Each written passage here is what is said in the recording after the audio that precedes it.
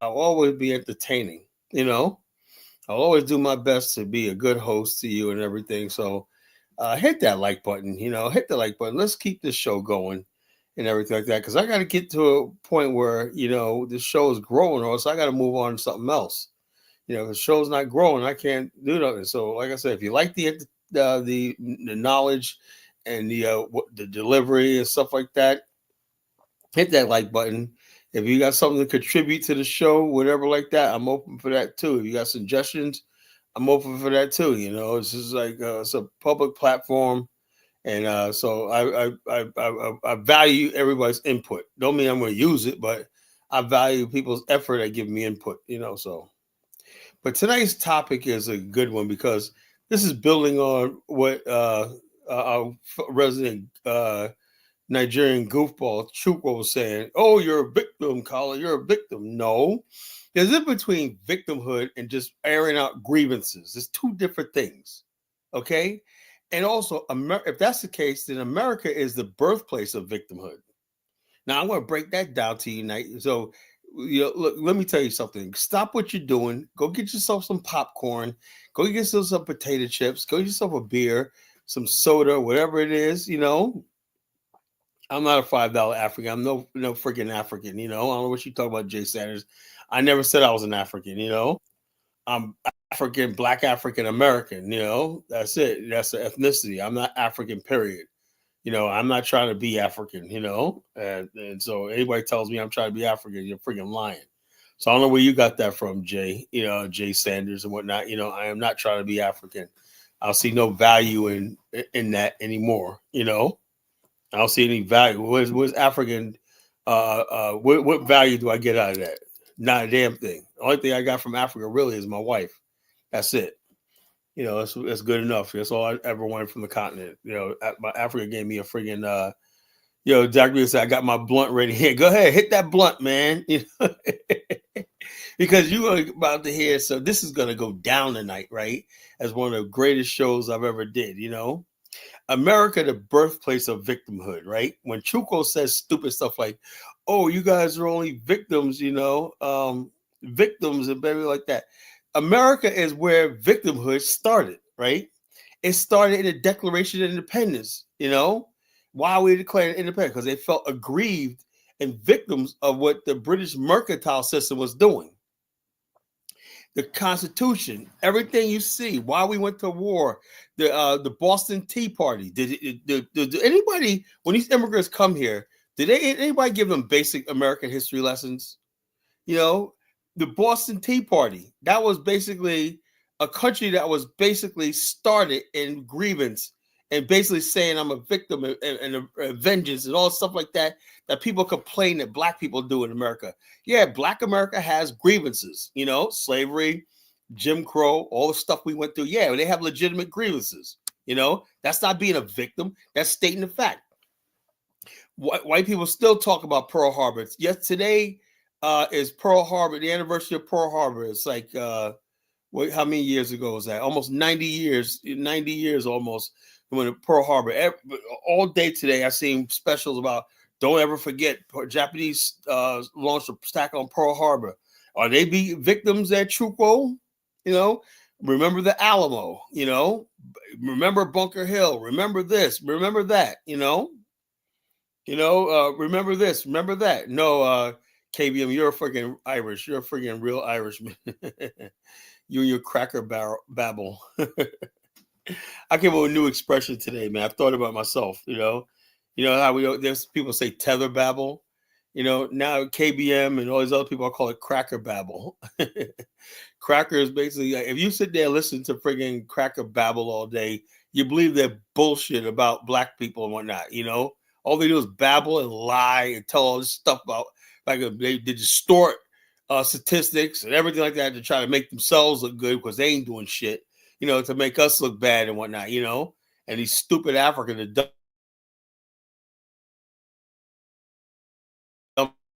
dumb, it's called the Black immigrant, We can't get over on Black America no more. They figured us out. We ain't shit.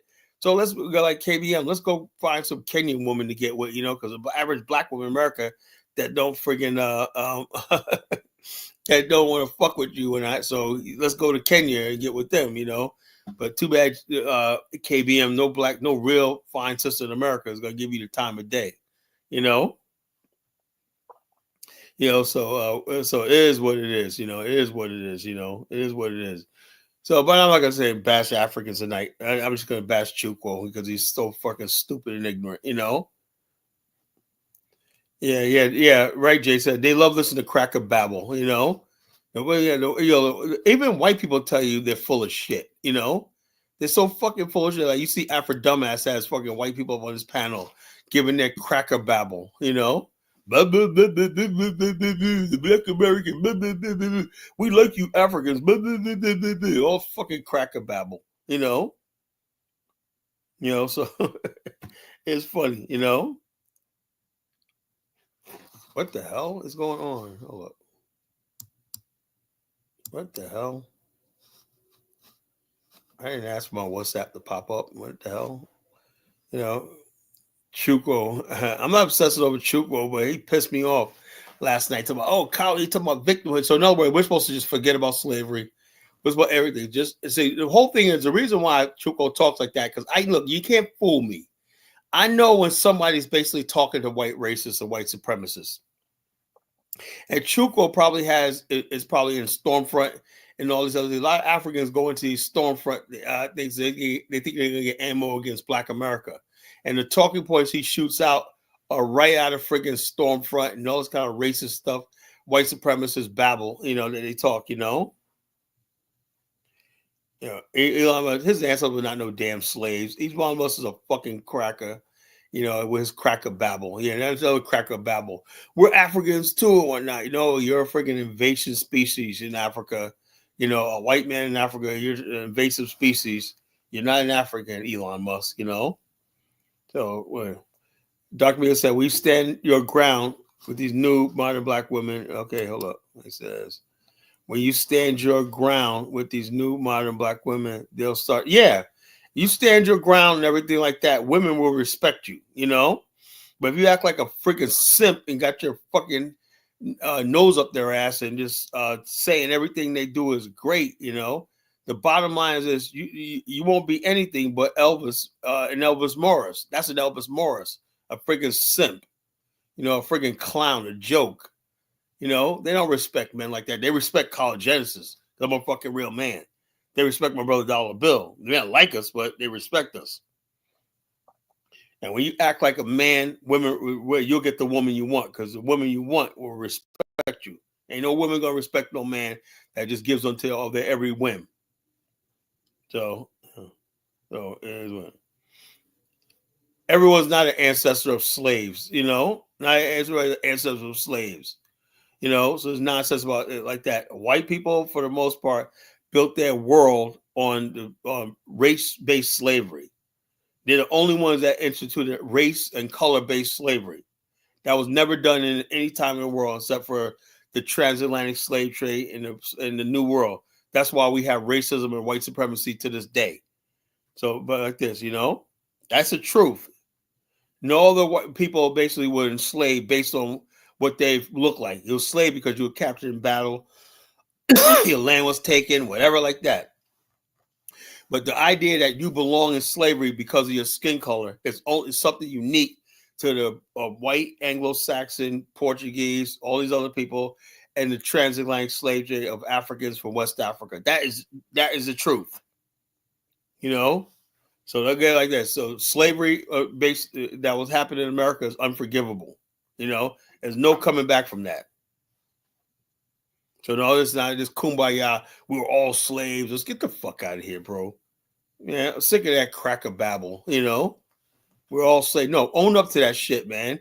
You guys used to boast about how you guys own the world and you can enslave anybody. Now you want to fucking plead for mercy. Oh no, we're not like that. Get the fuck out of here. I'm fighting for my ancestors. And you step in my way, I will crush you. Dark Migo, you go, Dark Migo. He says, I have a model right now. She literally told me they suck me because I don't support her financially. And like that, who is a slave in this world? I don't know about slavery in the world, but I'm just saying we were slaves based on our race. That's what I'm saying. Yeah, everybody was a slave, but we were the only ones basically singled out for slavery. Thing. I don't call into freaking Afro dumbass show. You know, I don't go to the show. I don't listen to it. I don't call in. What the hell am I calling Afro dumbass show for? You know, I don't call into his show. He'll call into my show. You know, but the bottom line, I will not call in his show. That's not happening. You know, if I call in show, that give him legitimacy. You know, he's not getting no legitimacy from me. You know. You know, I don't watch it. And what are you talking about? I watch it. Just people tell me what's going on. I know, look, I have not watched Afro dumbass show in like 2 years. You know, I haven't listened to that guy's show in like 2 years. So about like 2 years ago, I listened to the show and whatnot. You know, and the only reason I listened to it because of Cadola. You know, Cadola was fucking funny back then. He was hilarious. I said, "Who's this guy Cadola, man? He's fucking scream." That's the only reason I listen to Afro dumbass show. And listen to Cadola go at it, man. Cadola's fucking hilarious, man. He knows how to stick it to Black America. He's hilarious, man. Even though, he pisses you off for some time with that stuff. He knows so much about Black America. I give Cadola that with that. I'm like, how do you remember Teddy Petty? He remembers all the people I done forgot about. So I love Cadola, man. He cracks me up. He's a funny dude, you know. Chuko, Chuko's stopping channel. Yeah, go ahead, watch his channel. I wouldn't watch Chuko's channel. What are you gonna say? Simply talk about Black America. Look, bottom line, he's always talking about Pookies and Mukwishas, but hey, those Pookies and Mukwishas give our race beautiful children, so that's a good thing. Chuko can't give us no beautiful children. So the Pookies and the Mukwishas are more valuable to me than Chuko because he can't give us pretty children. It's just funny. So it cracks me up. Cadola is funny as shit, man. That's a dude. That dude's a comedian, man. But America is the birthplace of victimhood, right? And when you basically talk about victimhood and whatnot, you guys talk about what country you're in. The very essence of the Declaration of Independence was grievance. Let me tell you something. I'm gonna say something controversial right now. When really looking at history, right, there was no real reason for the American Revolution. There was no legitimate reason. The British established these 13 colonies. It was their possession, right? What gave the Americans the right to declare all the country you enjoy right now, America, right? Can we say that they had a legitimate right to destroy British property and declare themselves independent for the King of England? What was the reason? Because history tells us they had grievances. They felt victimized. Remember the Boston Massacre? The Boston Massacre is when the colonists instigated a insurrection in Boston led by a black man named Crispus Attucks, right? And the British retaliated, right, which they should have, right? And basically people were massacred, including Crispus Attucks, right? And that became the crowd. Remember Boston, the Boston Massacre and whatnot. They burned British tea in the Boston Harbor, vandalism, vandalism was celebrated. I was taught when I was a kid that the Stamp Act and the Tea Act was a good thing, because the bottom line is the British when we rebelled against the Stamp Act and the Tea Act, that was a good thing. We dumped British tea into the harbor. That was vandalism by any other such. If black people did that in America, you would call them hoodlums and thugs. So what was the Boston Tea Party? Hoodlums and thugs. Because you're so brainwashed by cracker babble, you're made to see that these people who are nothing but lowlifes coming out of the bowels of Europe was something to behold, But yet you people come over here and you want to pass judgment on my people who are real victims of all this shit. I'm here to freaking defend my people, right? And one thing I want to do is I want to teach my people how to hate. I want to. Black America has to learn how to freaking hate. We gotta start learning how to hate people, make people fear us, but through our hatred. When people start hating us, they'll leave us alone. They learn that we hate them, they'll leave us alone. So the bottom line is this: people basically don't know anything about our history, don't know why we act the way we do, why we think the way we do, and all this come out here and just give us some stupid advice about how to get along with crackers and the friggin' listen to cracker babble all the time, you know? Oh yeah, for black Americans was be like you Africans, good slaves and good boys, you know, good lawn jockeys and whatnot, you know. Africa was America's wanted independence. Yeah, but why would they? What would they need independence for? The Americas were English settlers. You know what made them? What gave them the right to declare their own independence?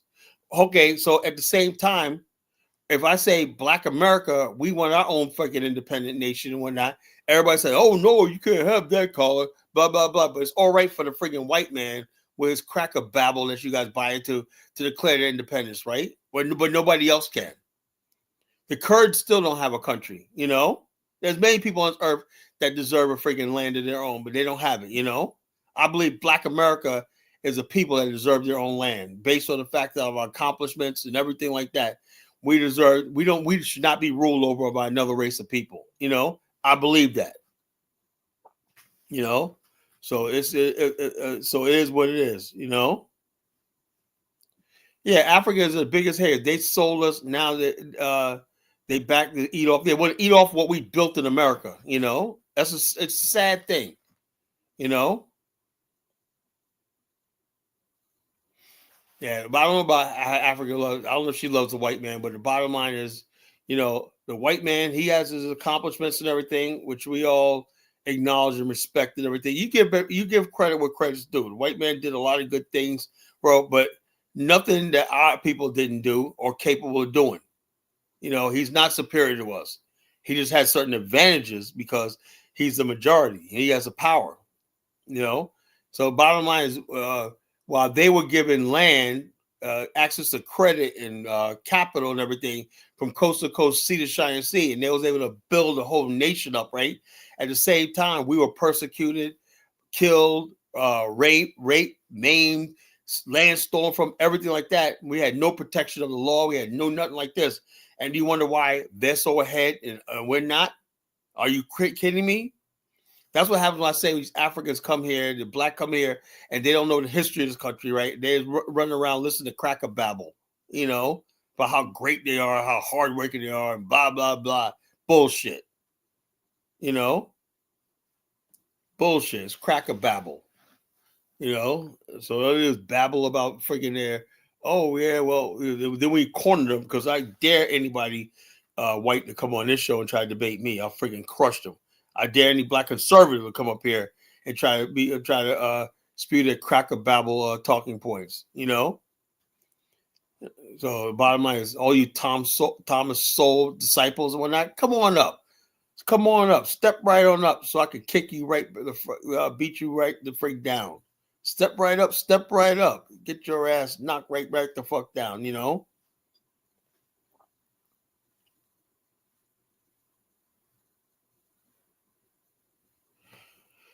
College 1619 process. Professor M. Jones. Let me see. Let me read this carefully before I say something that I want to make sure I got it right. The Professor M. Jones basically said that the Americans wanted the independence of Britain to continue slavery for, yes, exactly what it was, you know? So the bottom line is that American colonists, because remember something, right? To add to that, Baruti. So me and Baruti basically like this. Jesse's a good, great man. Of course, if you're a friggin' white racist motherfucker, right? Wearing a Kenyan flag, what the hell is going on in Africa, right? How do you get a white supremacist wearing a freaking Kenyan flag? I mean, what the hell is going on with this world? You know, I like my white supremacists back in the days. They stayed to themselves. They married their own women. They didn't believe in race mixing and stuff like that. And yet, so we had an understanding. So anyway, what Brudy's saying is, yes, the British basically at the time, right, black people in America, right, during the colonial era, were just British subjects, just like the white people were. White people basically say, you know something, we want a white nation. You know, yeah, you are white, bro. I seen your picture, bro. You are white. You know, whether you're a supremacist or not, I don't care. If you're white, to me, you're a white supremacist. Whether you whether you believe it or not, that's what I believe. You know, for the most part, you know. Yeah, you're a friggin' white man married to a friggin' black woman in Kenya, dude. Keep believing that stupid shit like you're black. I know who you are. Anyway, so the white people want to keep slavery going on and mass wealth at the same time.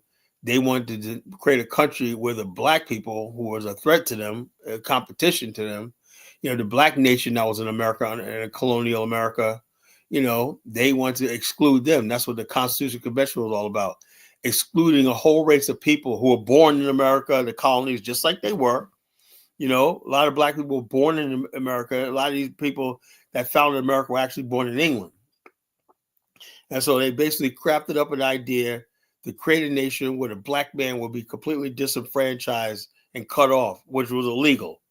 They created an illegal government and everything like that,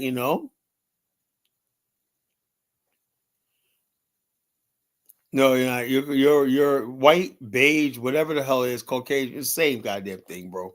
If you're white, just rep that shit. Say I'm white. Say collar, fuck you. I'm white. Go to hell. Just say it, man. Don't care, man. Hey, white, be white, man. Be proud of that shit, man.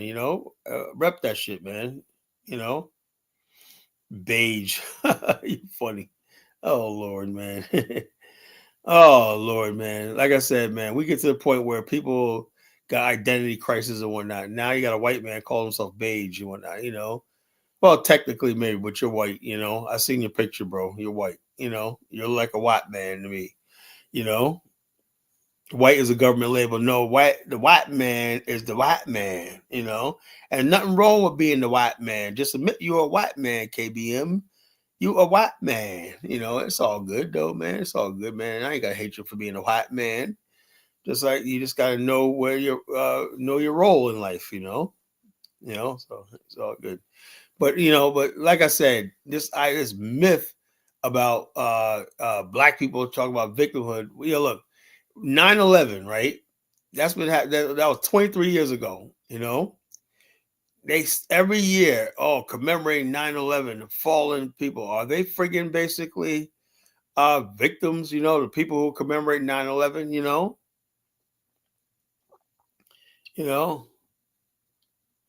Yeah, there is a lot of white people. White thing, Kenya. Look, I'll be honest with you, right?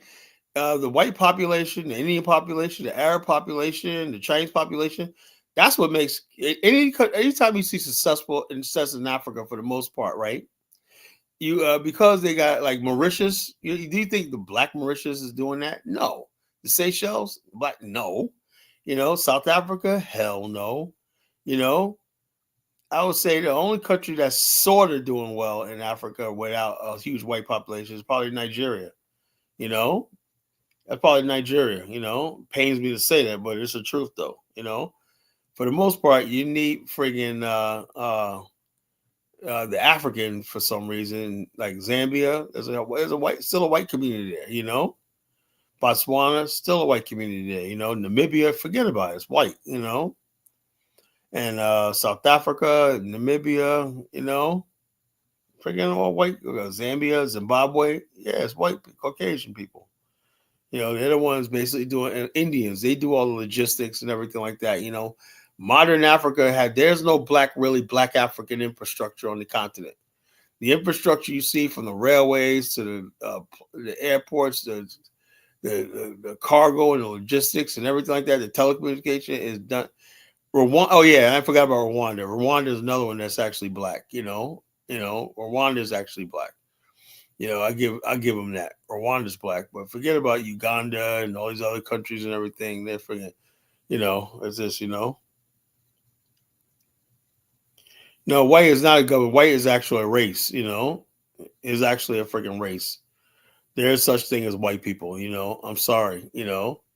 A bottom line, black Africans, black people who are black Africans, and you got people who are Caucasian. Ghana's a joke, man. You come on Ghana, Ivory Coast. Ivory Coast is like France South. Ghana that's another joke. Please, these countries are freaking impoverished. Yeah, Rwanda. The only thing about Rwanda, if it could grow, if it stays on the track what it is right now, in another decade or so, it's going to be a first world country.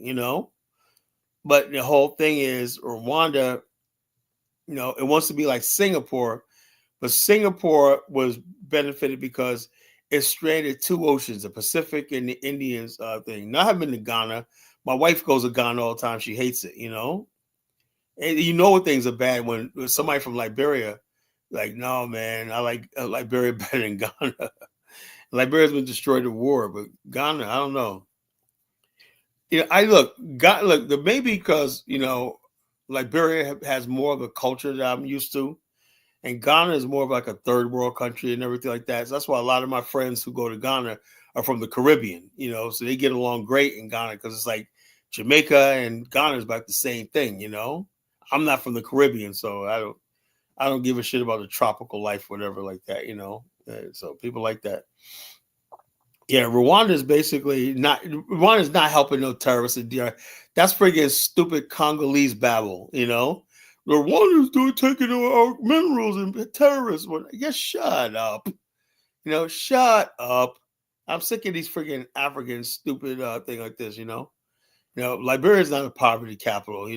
Liberia got a lot of money, a lot of stuff going around, and still our ancestors still left good infrastructure there in Monrovia.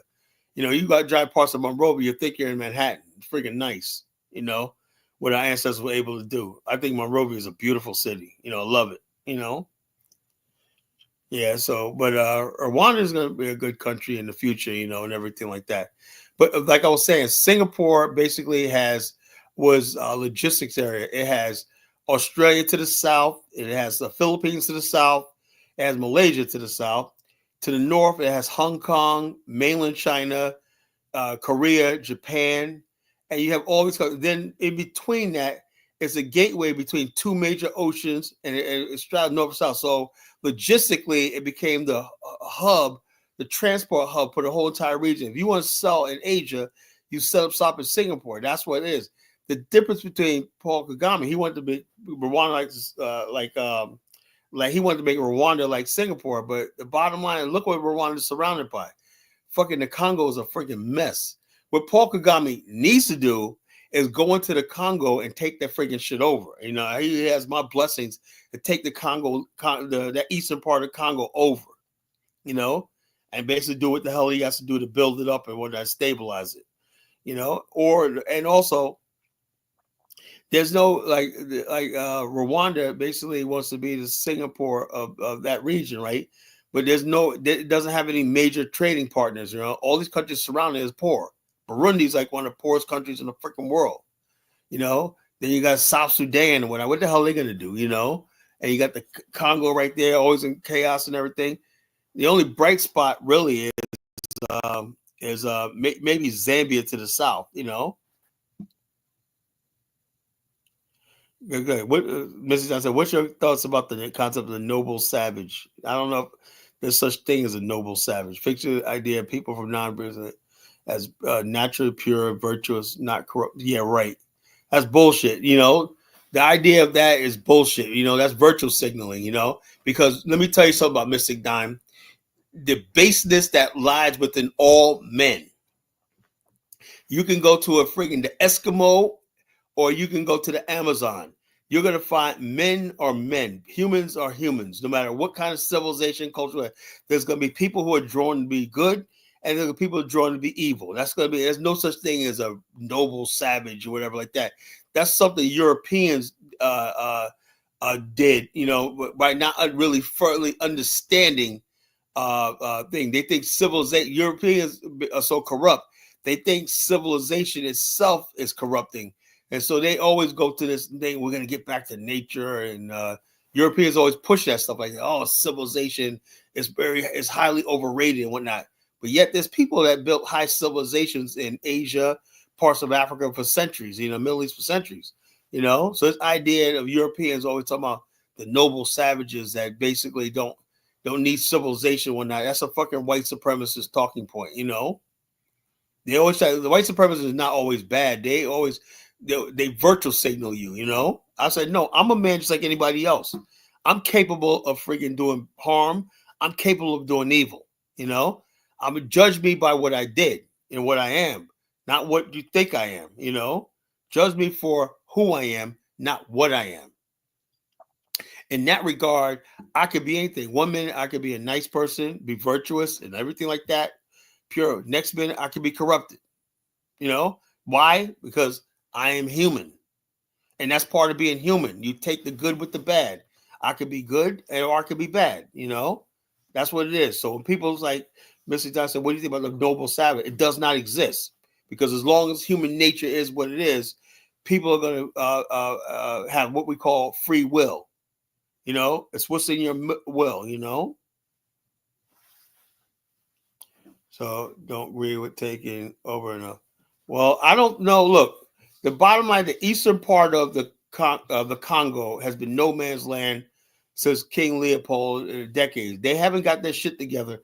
And the bottom line, as long as that region right there is unstable, right? They could really, that whole region could threaten the whole entire Great Lakes, the whole entire eastern thing. So at some point in time, Africa got to get together and say, what are you going to do with the Congo?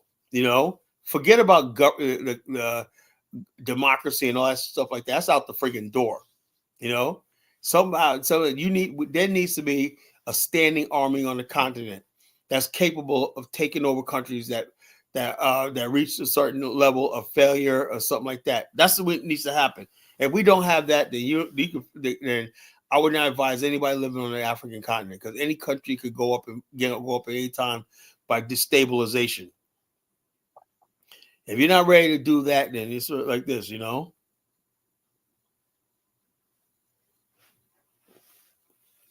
So, yeah, I know you're a great African guy, but the bottom line is, look, Abraham, what you're basically asking me to do is treat you like you're civilized and you deserve change. I'm sorry, I don't believe that. I don't believe everybody deserves to govern themselves. I don't believe everybody deserves this. I just believe some people are just hell bent on being primitive, being stupid, being backwards, and everything like that. And the bottom line, when you think like that, you threaten the whole entire continent. That you somehow the Congo needs to be dealt with. That's something like that. I've said that for years. Something needs to happen. You cannot let a country, a landmass that size, keep being destabilized with child soldiers and whatnot for decades. Because the AU is basically a dictator's club. The AU does not give a shit about Africa. It does not care. The African Union doesn't even define itself by race. It's decided by thing. It's just basically where people come in. The AU is not like the original Organization of African Unity. The AU is just something where people get together, argue over stupid stuff, and do the better than the Europeans and the donors who are supporting them. That's all it is. It's not friggin' a real organization. It's nothing. The AU does not have a friggin' standing army. It has nothing to do with that. It has no standing army. Has no. There's not one country in Africa. No country in Africa has ceded any part of sovereignty to the African Union. What I mean by that is this: if you're gonna have an African Union, okay, somebody has to have. Where's the African Union's airport? Where's his base camp? Where's this friggin' landing port? Where is his peacekeeping operations at? Somehow, some way, each country that's participating in the union got to sacrifice or its sovereignty, or some limited sovereignty over territory to make the African Union work. But they don't want to do that. I said like this, when you have what if the African Union had sovereignty over the African railway system? That would be a start. But the African Union has no sovereignty over anything, because African countries, basically, I have no idea what they're thinking. They could solve problems by having a unified shipping commission, a unified port authority for the continent, a unified metric system, whatever like that. All these things like that will basically unify the continent and make trade and all that's possible. But the bottom line is no country in Africa wants to see. Let me give you another example. Why is it that you go to Angola, they drive to the right, and you go to Namibia right next door, they drive to the left? So each cars can't go on each other's roads. So that's a legacy of colonialism, And in West Africa, Liberia, they drive to the right like the United States. But you go to Ghana, they drive to the left, And so therefore Nigeria used to be drive to the left, but legacy of the British, but now they drive to the right. I think a lot of countries in Africa are switching driving to the right, but the bottom line, that hasn't been official yet. Some countries will say, well, why do they drive on the left and other people drive on the right? Well, that's a legacy of colonialism. That should have been solved decades ago, because that's how you basically build trade and everything like that. When you have a freaking infrastructure where cars and everything like that got a database system where you track vehicles license plate from country to country and stuff like that to allow the flow of goods. But what do I know? I've been saying this for years. When the Africans, they say, oh, it's a good idea, Carla. Did they try to implement it? No, because Africa wants to do what it wants to do, staying backwards, staying not developed, whatever like that. So, like I said, I just say it's time for us, Black America, just to freaking forget the place. That's what I feel. Just forget about it. Just move on. They said they don't want to develop. All they want to do is be in endless conflict and war and hatred and everything like that. So it is what it is. So.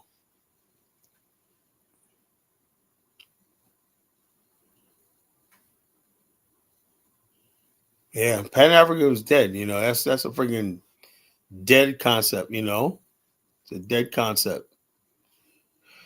All right, folks, I'm gonna open up the chat thing. Sick of talking to myself. I want to hear somebody reflecting. America. The topic is America is the original land of victimhood. If you will call, say, Black American victims, this is where we learned it from. We learned it from the friggin' all the cracker babble for years, talking about the British, everything from Paul Revere. The British are coming. Black people, America always sees itself as a victim, lashed out as a victim. So why wouldn't Black America if they do the same thing? Why white America, basically their whole culture is about victimhood, being victims and stuff like that, whether it's the Revolutionary War or the Declaration of Independence, or it's Pearl Harbor, whatever like that, or it's the Alamo, whatever like that. America has just basically always been about identifying as a victim, So this idea that, oh, yeah, man, Carl, you guys are just perpetual victims. Well, you mean to tell the white American that,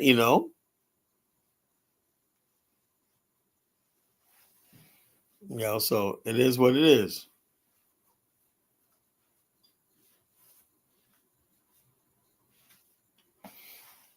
Colin Nation, you need to separate the ruling classes. No, the ruling classes are there, are there at the behest of things. Let me tell you something, African guys. I used to think like that, but here's the thing.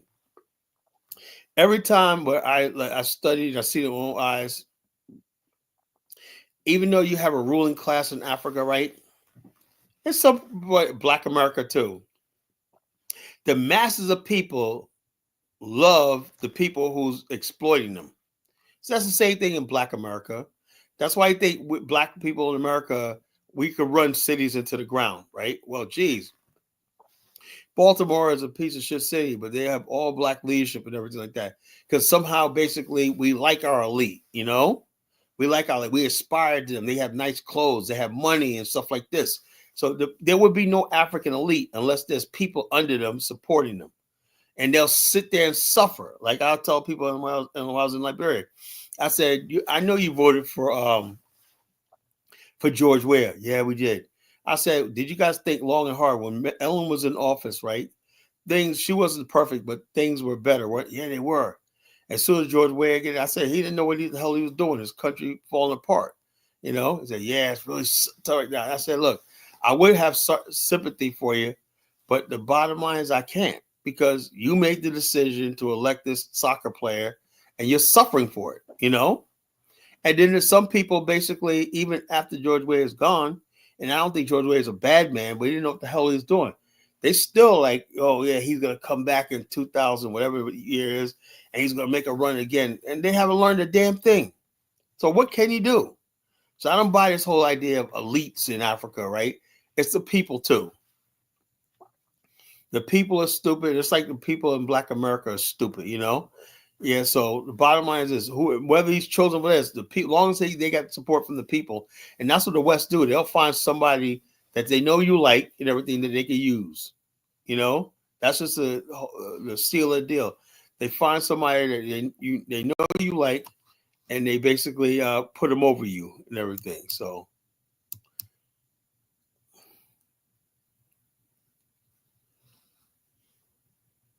I want to play some videos.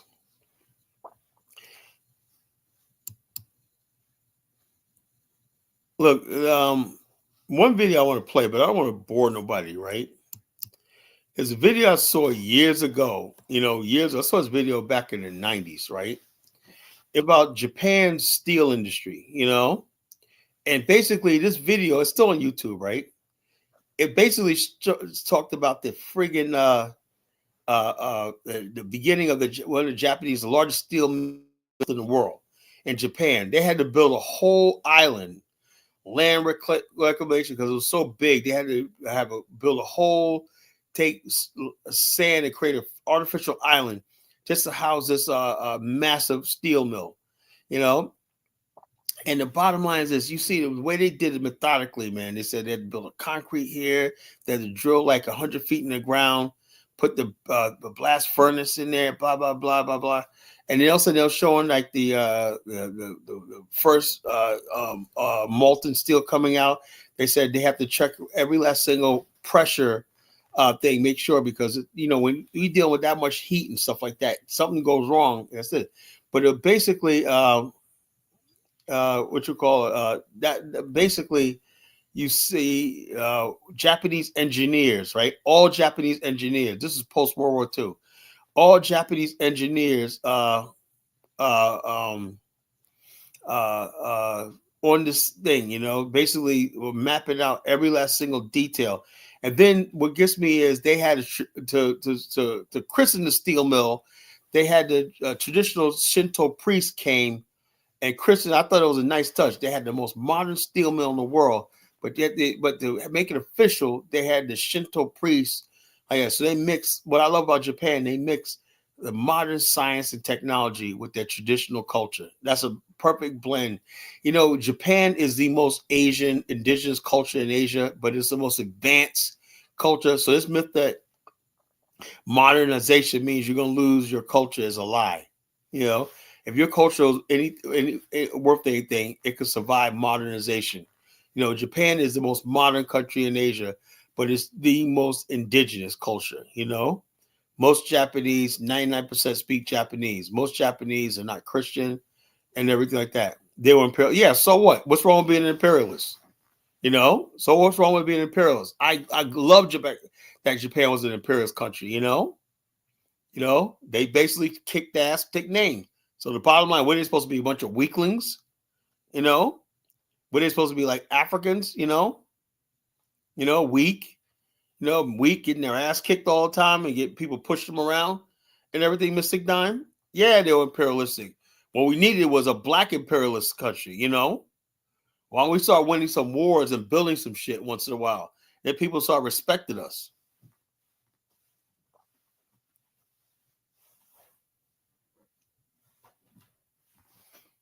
So, yeah, the Japanese gained respect and whatnot. A few bombs over Pearl Harbor. The Japanese military and the Japanese squadrons completely destroyed the British fleet in Singapore. It was clearly wiped out the whole friggin' the British Asian Command. Wiped them out, in like 5 months into World War II. Completely was running roughshod, man. Basically bombed Pearl Harbor. When today is the anniversary of Pearl Harbor, and that was like a masterpiece. The way they basically said climb Mount Nikitaka, and when they basically sailed across the Atlantic undetected, whatnot, and launched a freaking carrier-based area assault on the United States naval base in Pearl Harbor, whatnot. That was a brilliant military move, But it took them 80 years to get to that point. When they said Tora, that means we completed total surprise. And when the Japanese were basically flying over Hawaii and whatnot, knowing that after 80 years of humiliation by the West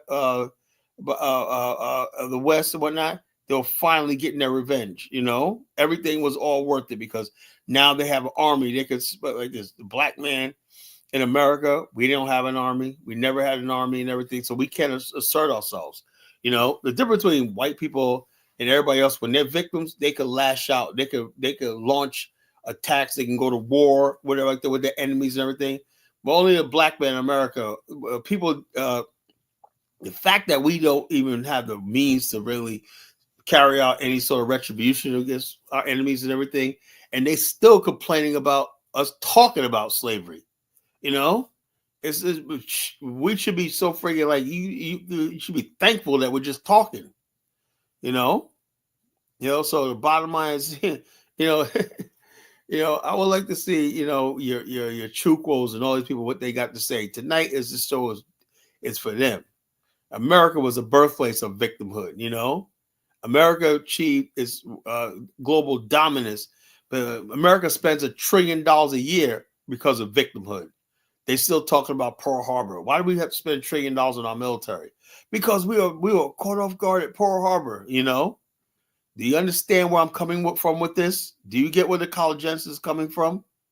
There's nonsense about white people don't consider themselves victims. That's a lie. They're the biggest victim mongers in the world. The difference between them and everybody else is they have the power to act on it. Black people claim victimhood, or we just a little grumbling and everything, and people don't even like that. But the bottom line, white people and everybody else, the Japanese, thought they were victims and everything. Guess what? They set off bombs. Al Qaeda took took out the World Trade Center. Other people act on their shit when they say they're victims. All we do is basically complain and blah blah blah. And we got to listen to people like Thomas Sowell and these stupid with his race hustling nonsense and everything. And we got to listen to friggin' cracker babble, and people who spew out cracker babble like Chukwu and Elvis and all these other people that spew out their cracker babble all the time and whatnot, talking about, oh, blah, blah, blah. We got to learn how to move on. Get the fuck out of here with that shit,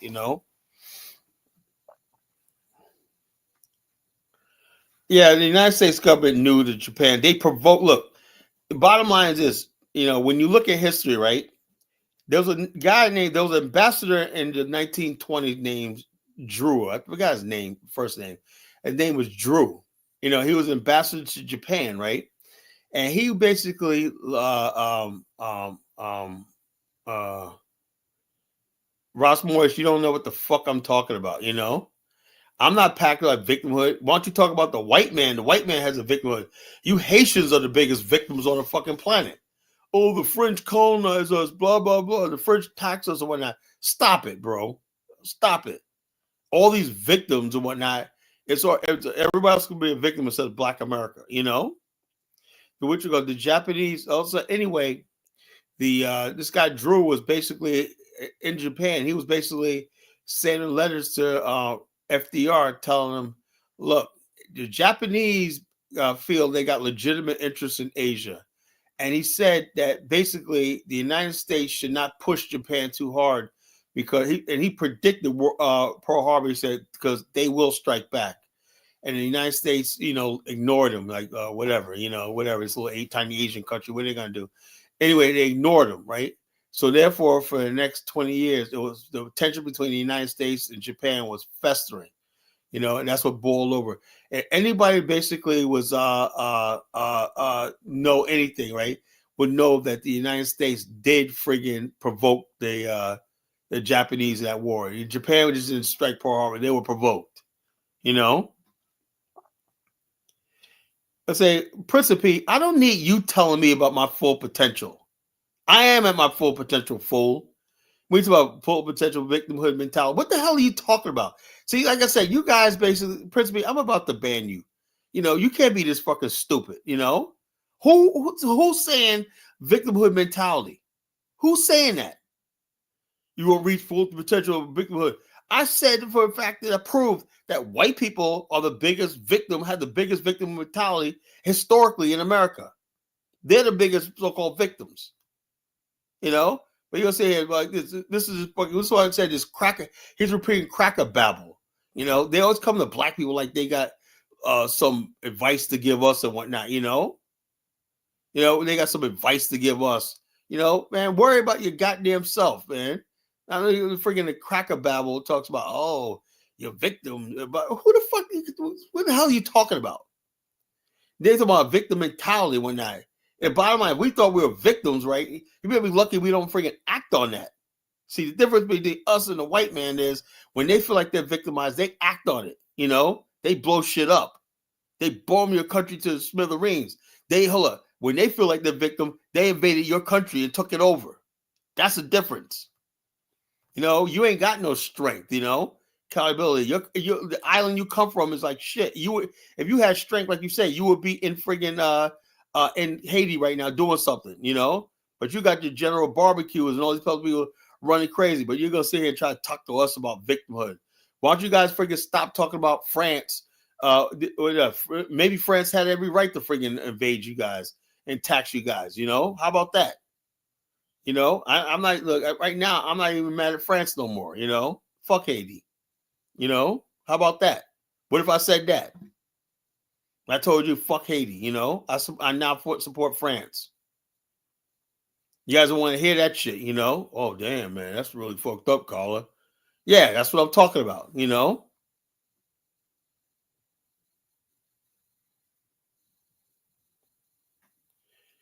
He said, why do you think? I have no idea. You know, I have no idea when I'm suddenly interested in concept. You know, I say a lot of truth, you know. I don't know what he gets out of it. I don't know. I just say what's on my mind. You know, I don't know. Like I said, sometimes when people like me, I'll listen to somebody I don't agree with and stuff like that. But if they say the truth, I'm like, okay, I can rock with that.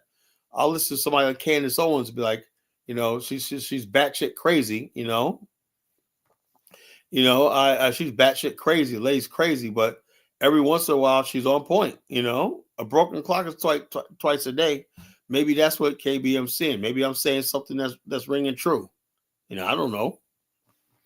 You know, just because somebody agrees with what you're saying, don't mean they support you. You know, I hope you understand that, Baruti. You know.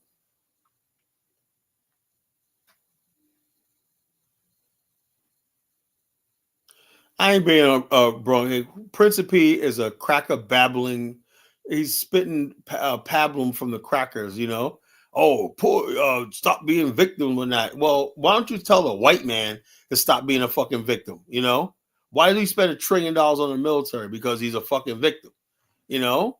He's still talking about 9/11. You know. He won't let 9/11 go. He won't let Pearl Harbor go. All day they talk about the bombing of Pearl Harbor and whatnot. So when is a white man gonna stop being a fucking victim? You know, it's about, oh man, they're coming across the border selling us fentanyl. So the white man's the biggest freaking thing. Now he's lashing out at the freaking illegal aliens because he's saying that they're freaking destroying this country when I. So miss me on that freaking we're victims crap. You know, principally you're just a freaking person who's been brainwashed by the freaking these white people, and they got you brainwashed believing their bullshit. You know. When you understand, like I said, I know a lot of white people will tell you white people are full of shit. You know, they got people like you, weak people like you, they're like they're just, oh yeah, black people are just victims. When I know white people are fucking victims. You know, they talk victim shit. You know, but the difference between them and us is they have power. You know, behind it. They're like Donald Trump just got elected based on victimhood. Yeah, white people feeling aggrieved. You know, so the bottom line is this: they basically they're going to basically act on that what they perceive as victimhood, that people are taking over their country and stuff like this. They have the power to act on it. You know, that's the difference between us and everybody else. Black people just freaking mumble and complain online and whatnot, but they have no power to act on it. So I wish you stupid simpletons understand that. You know, God, you people are stupid, man. That's what I said, man. The people that come here, man, you guys are lowering the friggin' IQ in the black race. I swear to God, you people are dumb. You know? Our IQ is shot down. Every time we get black immigrants here, our fucking IQ level just goes the fuck down. You know? Takes a nosedive. All right. What's up, Ahmed? Man, what's up, Kyle?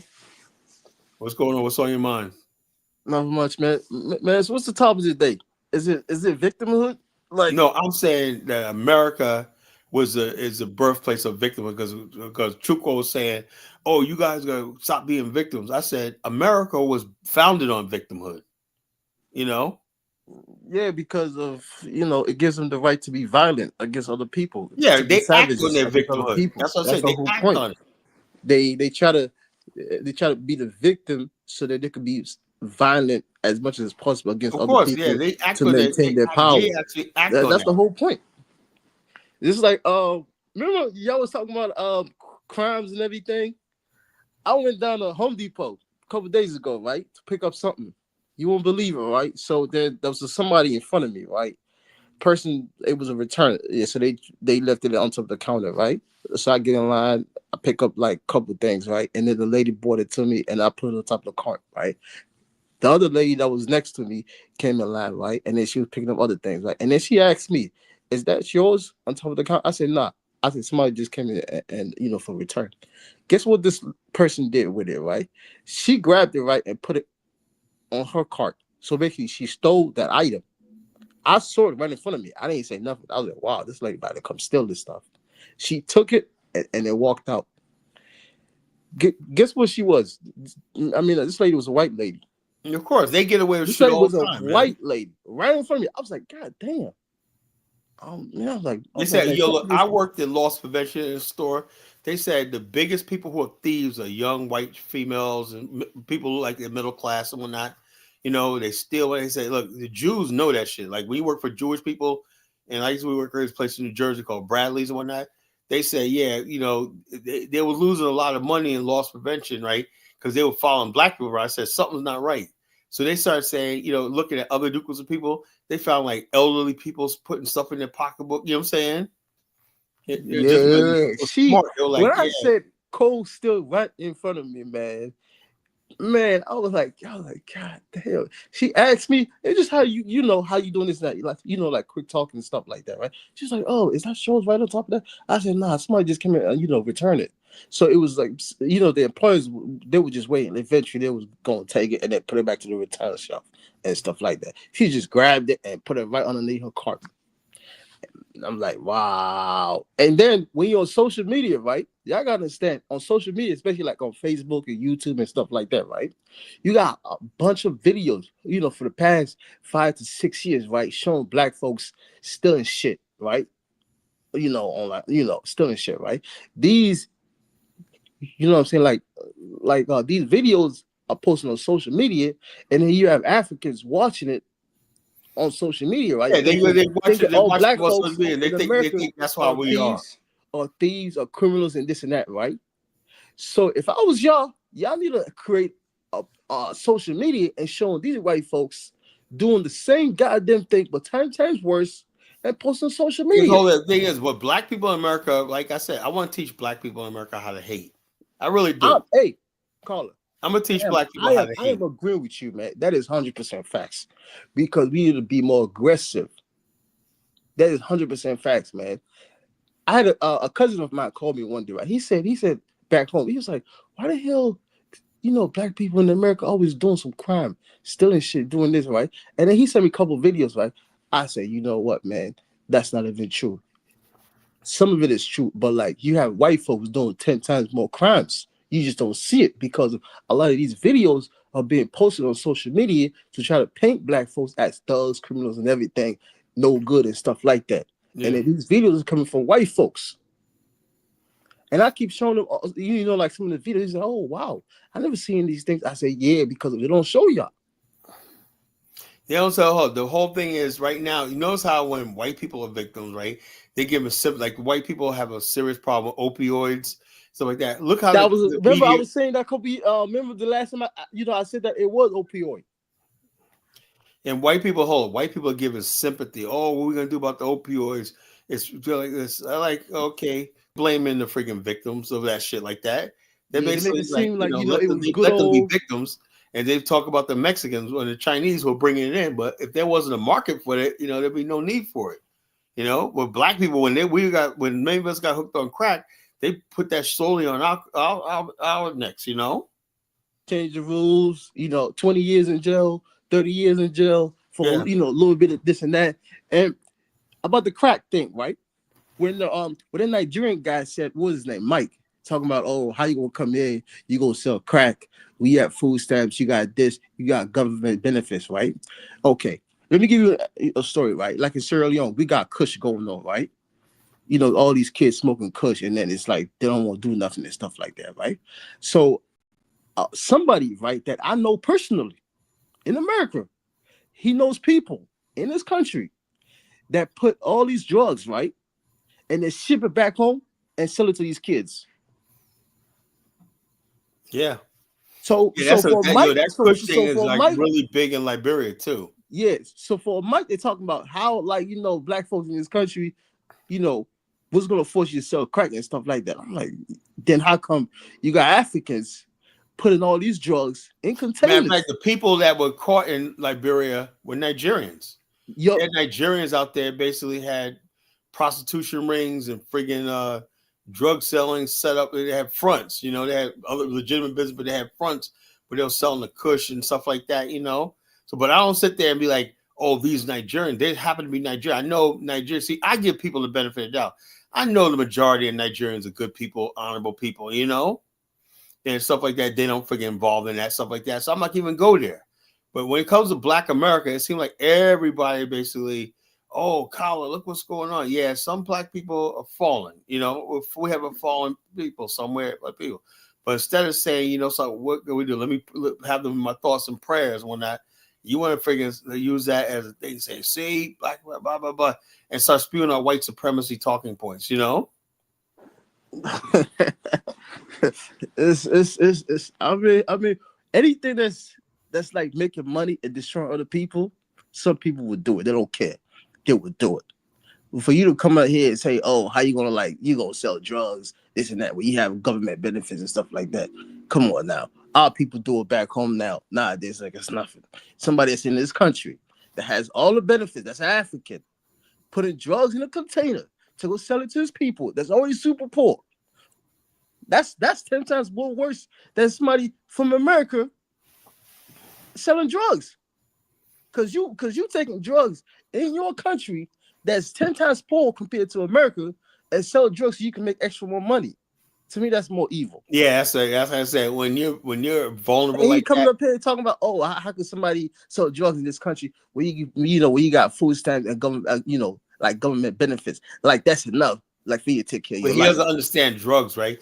People got into drugs because you know, like you said, people are trying to keep up with the Joneses. That's what me and Dollar Bill was talking about. Fancy life, the Mercedes, the S class. Yeah, people want people like that, you know. And then you got some people who on the lower level of drug deals, they're just selling that shit just to survive, you know. Yeah, yeah. The poor, the people who are distributing the shit, you know, they're making the real money. The people on a low level, street level, right? These guys are freaking out there basically just trying to pay their child support, pay their rent, you know, and stuff like that. You know, just they ain't really making any real money, you know.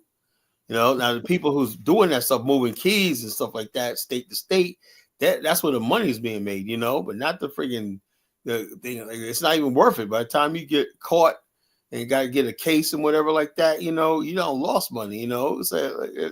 They say it's like, you know, so but people get caught up into it because you know the money's fast and everything like that. So like I said, you know, you got people the fast. Let me tell you something. When I was in my 20s, right? I had, you know how hard it was being here in Virginia, being a young black man at that time period, man. I was so friggin' poor, right?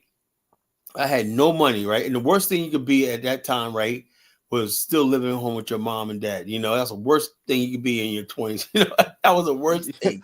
You get You no know, respect, man. You get no respect from you get females. no respect from nobody. You know, you not want nobody. You live with your mom, so therefore, you and your homeboys, y'all get an apartment together, right? But here's the catch. And I've thought about this because I had a client of mine. I went to her house to do a room the other day. I said, "Yeah, I used to live here years ago, right? And these are nice apartments, right? But you have 5 of your friends living in one place, but they only give you 2 parking spots. You know what that means, right? All the Yeah. rest of you illegally park, and you guys sit up there all night. One person sit up all night and stay awake, so when you hear the tow truck guy coming, you run out. You know." That's how we had to live, you know. And then Yeah, yeah, the hustle. Here's the hustle. We'll say it's your night to sit up watching for the tow truck guy, you know. And Yeah, so, just to keep up with the Joneses, man. that's the life we had to live. Just to pretend as if you living good. Yeah, and then not only that, the thing was, when you got your license suspended, whatever like that, and you're like, oh, it's 2 weeks I get paycheck, right? 2 weeks I get paid, whatever like that. You're just praying you don't get pulled over by the police, whatnot, you know. And then you get to pull over and you tell the cop, look, I'm sorry, I'm gonna pay it. And next thing you know, sorry, you got another ticket, drive on suspended license. Then you gotta do some jail time, you gotta do this, blah, blah, blah. You lose your job. When I had this one brother, right? He was telling me, it's one of our bigger brothers, right? He said, yeah, he was basically saying one of his boys got caught up, right? This girl left him, whatever like that, and he basically became homeless, right? He did like 2 months in jail. He came back, he was homeless. Girl bounced, everything like that. He was heartbroken, you know. Anyway, man. He said, bro, let me tell you something, man. He goes, he got a job, right? He said, look, get a job, you can stay with me and whatnot, and just for 7 months, save up all your money, you know? And that's what I say like that. And that's what tells me, man, we young black men, we only had each other back then, you know? Every time I hear that story, it brings tears to my eyes, man. Because when you know you're so down that there's nobody with you and you're just by yourself in this world, and the bottom line, you're doing the best you can, but nothing's ever good enough. You don't get no breaks in life. That's why when I get up here and when people start making judgments about our people, I hate that shit, you know? Because I know what it's like to have nothing and be down there. That's why I hate when people pick on poor people, you know? I hate that shit. You know? You don't know what people are going through. Yeah, because, those people, like, a lot of time people, I don't know, man. Something wrong with us, man. Something really wrong with us. It's deep, man. Something really wrong with us, man. It's just... What I hate is when people basically always judging people for what they don't have, you know? The bottom line is this, look, let me tell you something. I never forget, like, this one housing project in Portsmouth, Virginia, right? It's a real rough place, right? But these guys ain't really making no real money, but they got a lookout. You can see the lookout guy right there and blah, blah, blah. But anyway, I go in there, right? Because I have to deal with some of my clients, right? In the midst of all that, right? There's a friggin' black people in there having Bible study meeting, you know? Can you imagine that in the friggin' most dangerous projects where bullets are flying? They're sitting there having Bible study meetings like nothing's going on. I said, man, this is a beautiful side of Black America. I love, you know? And the bottom line is people would judge this place. I forgot the name of the place, but it's right there. Lincoln. It's called Lincoln something, in Portsmouth. I think it's called Lincoln Park in Portsmouth. Anyway, the bottom line is I said, these are the people I want to fight for, because I know the people give poor people a bad reputation, but I see so many good people, out there. They got two dimes to rub together, but they're the nicest people you're ever gonna meet in your life. God-fearing people, beautiful people, Hell That's yeah. why when people get up here and start talking all this blah, blah, blah, black people this, black people that, you don't know every black person. I deal with black people every day. People are good people. Just like you was mentioning, there's some Africans that come in this country that I said it before. They benefits off of Africans not doing shits, because of their family benefit off of, stealing the money in the country. There's some Africans in this country that I know of because of their family steal a lot of money back home, making sure that these countries are not developed. It's obvious, So yeah, that's some like, and then the other time I said it, somebody said, "Oh, this and that." I'm just making stuff up. I come from a family that's criminal, stuff like that. I'm like, nah, you don't understand. Anywhere you got poverty to that level, you got people that's benefit off of that. Which we go. Yeah, the bottom line is no one gives a damn. Like I said, I was one of these fools that believe, because I used to meet a lot of the same African guys, over here right now, and so you don't seem, they seem like they have a little bit of money, and they seem to be well connected with certain white people in America and stuff like that already, And I said to myself, what is going on? I said, so I'm like this, and they seem like they're not interested in what I'm saying, I'm like, so it dawned on me that there's some people that basically got their money, they got their whatever they back home, And the bottom line, they just, they don't care about, the people or whatever like that. They said that's the way, like this guy Amara, he's from Amara, right? He's from Sierra Leone, Who's he's that? from the Teme tribe, he could be coming on these platforms. He'd be on Dynasty Show a lot, Amara. I think he's back there, he's a Teme from the Teme tribe, Oh, I'm a Teme tribe, but I also care about Teme tribe. All they want to do man, is get in man. power so they can start looting, doing their thing. Of course. I mean, it's. Oh my God, this man. Africans are fake, man. Africans are fake. Yes, Africans are full of vanity. Are fake. It's vanity. I want to put this is it's okay. When this is what I've studied about Africans, right? When you look at African American in this country and Africans, right? This is the biggest difference in my view, right? What I've studied, right? Africans don't know their enemies, their true enemies. Right. See, like Black Americans know their enemies. They just don't. Yeah. They haven't come together and create a system to go against it. Exactly. The problem with Africans now, Africans do not know their enemies. That's very dangerous.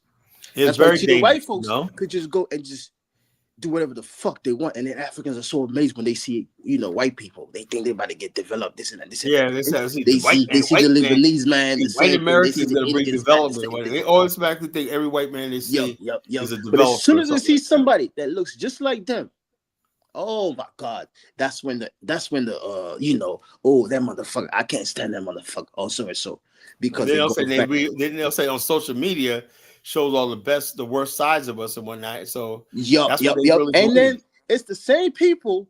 I remember that was African American in this country that told me one day, right? He was like, look, man. He was like, look, years ago, we thought y'all did not even speak English. We thought y'all talk to animals and stuff like that. We thought y'all live on a tree and stuff like and this and that. We thought that the whole Africa is a jungle. I'm like, what the hell you mean? The white people taught us. He said because of the white folks told us that. This was in the in the 70s up to in the I think the 80s. Black folks white people basically had it so that which we call white people basically, when people say, well, black people think we all like who they look. When I was growing up, man, I used to have arguments because I used to read encyclopedia. I knew about Africa, right? White boys used to call me the worst thing you could be called when I was going. They thought was being called an African, right? This one girl called me an African one time when I was a kid. I was like, okay, I'll own that one. But but Africans, they got the big stomachs. They're starving when they got flies all over them. When I said, dang, African, I would show them pictures and stuff like that. You know the reason why? Another cut you off, right? You know the reason why there's flies in those people's faces sometimes. Like a lot of people don't know about it. The reason why is because there's cows around it, like not too far. Because in Africa, wherever you have cows, there's a bunch of flies. Mm-hmm. So the closer you get to it, the more flies you see. Because Africans, the way they raise their cows is totally different compared to like America or like Europe and stuff like that. It's more open wise. So that's why you see those flies. So the closer you get to where somebody raised their flies, the more you see the flies. You know what I'm trying to say? I mean, the closer you get to basically white boys. Look, white boys. When I was growing, I don't know why people look at people like KBM and all that, and so like somebody said KBM says a lot of stuff on it. I'm sure he does. Says a lot of anti-Black American shit. Like, these guys think they're gonna win something or whatnot. They got Afro dumbass fooled and everything. But I know these white supremacists, right? They come in. The newest thing now is these black guys coming on black social network sites and whatnot, and they somehow get something out of the tension between Black America. But the bottom line is this: one thing I will be proud of, the fact that I got a organization, the BAL, and we got a huge chapter in Liberia, right? I was talking to my Liberian head today. So the bottom line is this: people like they could talk all they want. You could keep the Afro dumbasses, and all these other people are useless. We got enough connections on the continent of Black people, of Africans who know what the deal is, what time it is, as we used to say. And so I'm not even worried about that shit, I'm not worried about none of this stupid shit. They could try all they want with their stupid antics and everything like that. All they got things got the dumb Africans like True Quote. And they think they're winning Afro dumbass. They think they're winning something. Because Chuka, he's like one of the people that benefits of Africans losing. There's some, just as I just said, there's some Africans in this country that benefit off of the miserable of Africans and the lack of development of that continent. Trust Yeah. me. There's some people that's here They in look, Europe all that they do as is well. sit there and talk Yo, about, like I they're said, people, Truco. they're people run the I would love government. that Truco come on here tonight because like this. I He did the won't show come out here. with him. I thought he was I gonna wish be he on did. tonight. Because he was like saying last night, you guys can't be in victimhood. I said, when you really look at it, right? Do you have that same message for white America? White Americans are the biggest victims on the friggin' planet. You know, why do you think we're friggin' rounding up Mexicans? You know, It's not even why do you think that. we're rounding up all these friggin' people? It's not Look, even that. Like our content is poor because of these people that goes and take all our resources away. They don't that's what do I'm shit saying. in our country. Yo, How the hell can you come to this country right here and then you try to like praise these people when Black Americans not even in Africa? yeah, It's not bottom even line, that. Who controls our resource? White America, Wall Street That's is just what oh my financed god. all the friggin' exploitation and the exploitation of Africa. You know, Yeah, for decades. It's like, man, come on. yeah, They for don't talk 100 about years. race. Don't talk about race. Just go find yourself a white girl, have baby, make sure your son or your daughter have another baby that's by a white person. Then you basically becoming white. Yeah, exactly. You know what I'm trying to say? Then you basically becoming white because some of these Africans, man, their whiteness in them. It's dangerous, man. I'm Yeah, not gonna it's lie to you. dangerous because the It bottom is line is dangerous. It is they different from they've it been is put different up and from African pedestalized. Americans, man, in this country. Check this out. Like Candace Owens said something stupid. She goes, "Oh, I wish I admired Nigerian so much. I wish I was Nigerian." I was like, I would love for her to Man, say, she's a drifter, man. She's a drifter. Man, she's a yeah, drifter, she's man. a grifter. She's like that dude you was talking about, Thomas Thomas guy. Sowell. Yeah, she's very similar to him. Yeah, Thomas Sowell's worse though. Yeah, yeah. She's very similar to him, but what she does now, she just she's very similar to him, but Thomas Sowell is a little bit slightly more smarter than her. Yeah, she is very She's is, you know. she's very similar toward him. Very similar. This If is a you were drifters. Thomas Sowell and Ken Zolan, I would say to Ken Zolan, say, you want to be Nigerian? Why don't we take your American passport for a Nigerian one? And you go to Saudi Arabia with that friggin' Nigerian passport and see what the hell happens to you, you know? Go to Dubai as a Nigerian woman, you know? Go to Europe as a Nigerian woman. See what the hell happens to you, you know? And see, like, oh yeah, I'm a Nigerian. What are you kidding me? That's all because smack. That's all smacks of Black America, right? because It's she's trying to miserable. be in between. She's trying to be in between. She's trying to be in between, in between, in between, in between. She doesn't stand for the race. She only stands for the money and the But checks. she got the whole thing is reason why they say stuff like that is because what it is like Black America, right? Let's say we complain about shit like that, you know, they don't even think we have a right to complain. See, the difference between us and complaining and white people complaining is white people have the power to act on it. You know what I'm saying? Because we stuck on. I'm not even like we stuck on too much religion, man. No. I think what it is we're in a situation where we can't strike. Look, let me give you an example. In back in the when the United States went to war against Spain, right? You know what started it? No, we started. It was a malfunction in the USS Maine in Havana Harbor, right? And basically, American yellow journalism said, "Oh, the Spanish blew it up," right? Everybody from coast to coast in America said, "War be unto Spain," you know. And guess what?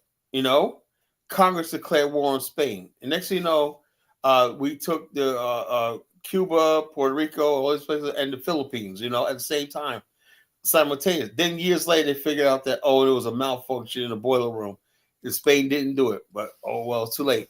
But the point I'm trying to make is, when the United States, when Japan was bombed on Pearl Harbor, right? Japan said, the United States said, "Look what you did to our fleet. They declared war on Japan. You know, we're gonna go to war, right?" Now, Black people, right? We had the Tulsa massacre, right? What happened? What was it? What was our response to that? Nothing. Why? Because we don't have a. We live in a situation where they said we can't have a government. I don't know what it is. I don't know whether they said that or whoever decided that we should not have a government and these people should have the absolute power of life and death over us. I curse them to friggin' to eternity. You know, I do. So we're in a situation where our worst enemies have absolute power over life and death over us, you know? And so people come here and be like, oh, you guys start being victims. Look, the bottom line, we never asked for any of this shit, you know? We never asked to become the Americans. We never asked for these people to rule over us and whatnot, you know? So there's nonsense people talk about. It's just so freaking annoying, you know? Yeah, but Carlos, some of these folks barely don't know really how the world operates. They don't know how. They don't know history. They So don't know anything. It's stupid. yeah. Some of these people I'm barely know gonna how the give it to world like operates. Principe that he's probably young and uneducated, and And ignorant. beside even that, even if they older, there's a lot of older people that barely know how the world operates, man. You got and then sometimes some people they've been suffering so much for the whole life, especially like if you come from the continents, you barely don't have nothing, and then you come here, you take that and then shut up. You know what I'm trying to say? Compared to where you come from, because of the difference of poverty rise. You know what I'm trying to say? Yeah. And then the opportunity. So then you just don't give a fuck about race, about where you come from. You just want to have a better life, simple life, and then have a job and then just make money. Oh So Lord. so at the end of the day, you don't stand Lord. for nothing. You just stand for, I have a job, I have this. The black Uncle Fester wants to come on. Elvis. Oh. You ever watch Adam's Family? Uncle Fester. That's man, who I don't know, man. Sometimes, man, we got to do better as people, man. The bottom line is one race of people got the power of life and death over us. That's just basically, they got the power of life and death over us and whatnot. And the bottom line is whoever decided this years ago to give these people this much power over us, that we're born into this shit, whatnot, they can go to hell, Bottom line is this, I've determined that the next generation will have an option, I don't think one race of people ought to rule over another race of people. I just don't accept it, Yeah, but some people do. Some people do, man. I mean, time I've walked into a store, people looked at me like I'm about to, like, oh, some other people, especially like white folks, and then how many times I've seen white folks stealing shit in the store. Yeah, some people think that's all right, man. Like I look at, I be seeing like people like either Caribbeans or Africans, right?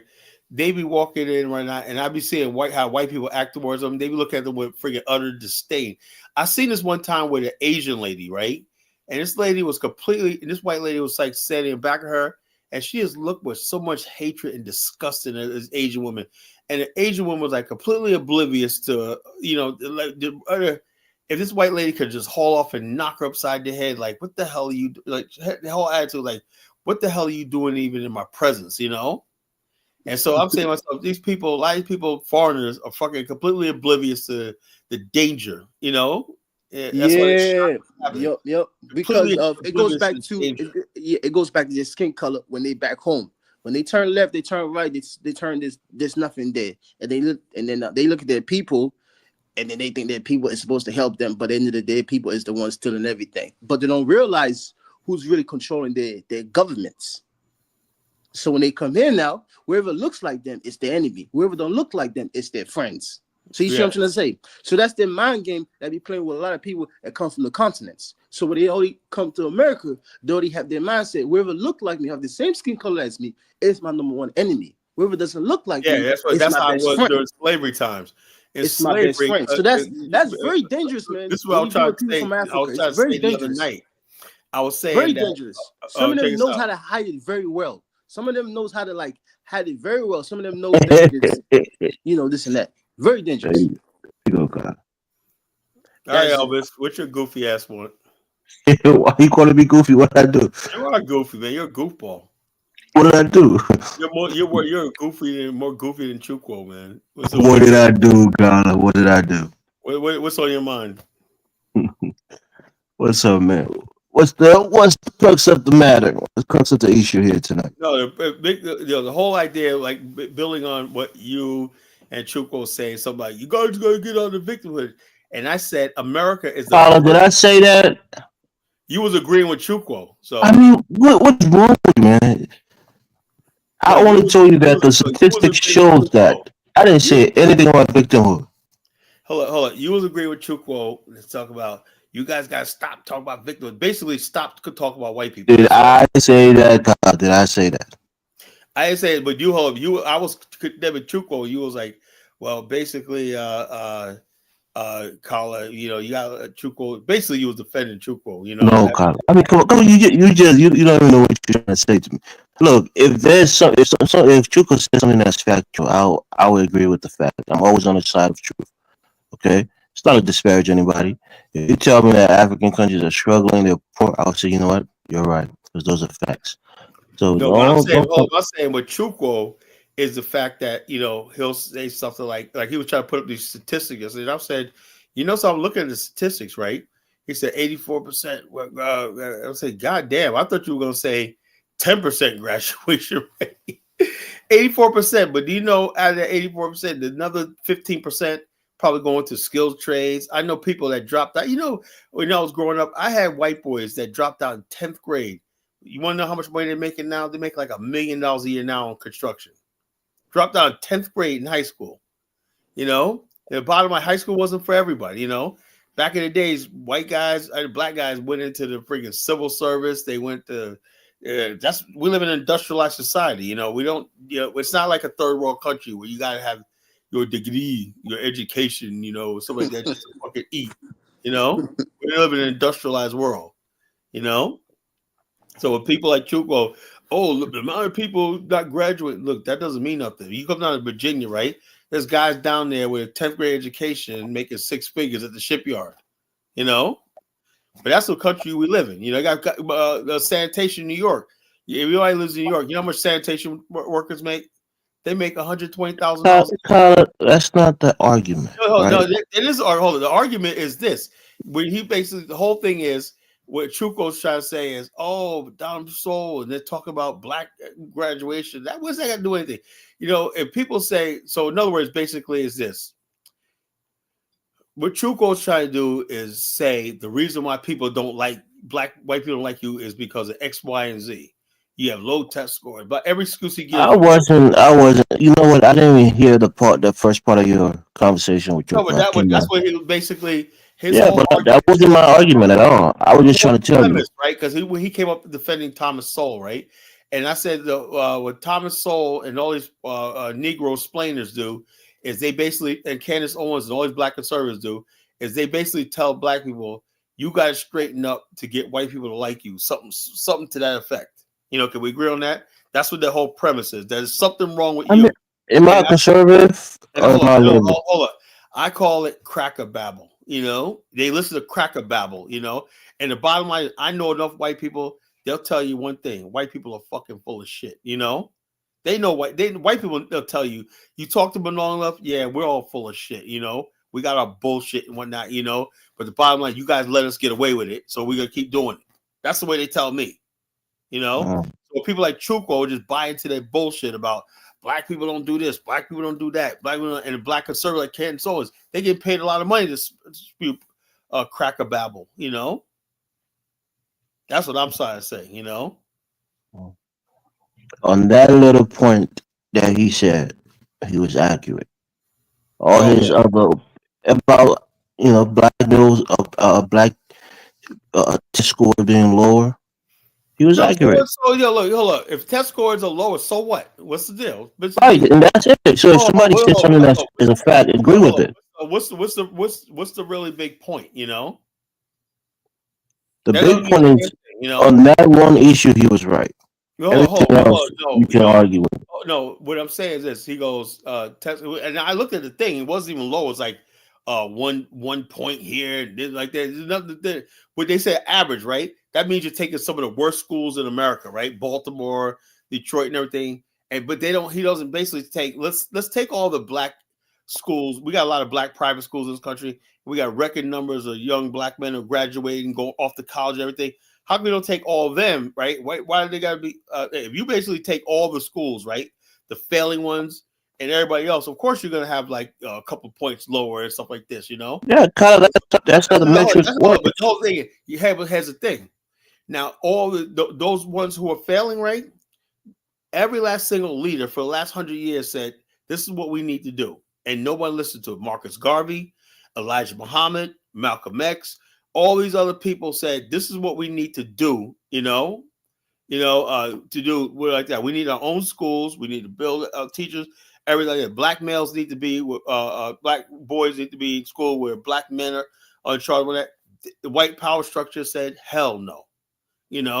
We got white teachers that need those jobs and whatnot. See, the thing is, white people. How many black schools do you have in Virginia Beach for high school and middle school? I don't know what you call a black school. We don't have any black so-called black school. We got in Norfolk. We got a couple of black majority schools, but they're not black. No, I'm saying what you're saying about what Garvey said and other people. No, what I'm saying is this though. What I'm saying is black people needed separate development, right? If those black schools were connected with black businesses and stuff like that, and we built the community like we wanted to build it, we would not have this problem. But we didn't want the powers that be said hell no, whatnot. All our resources when that goes back into the white community. So it is what it is. But you see the flaw in that logic, right?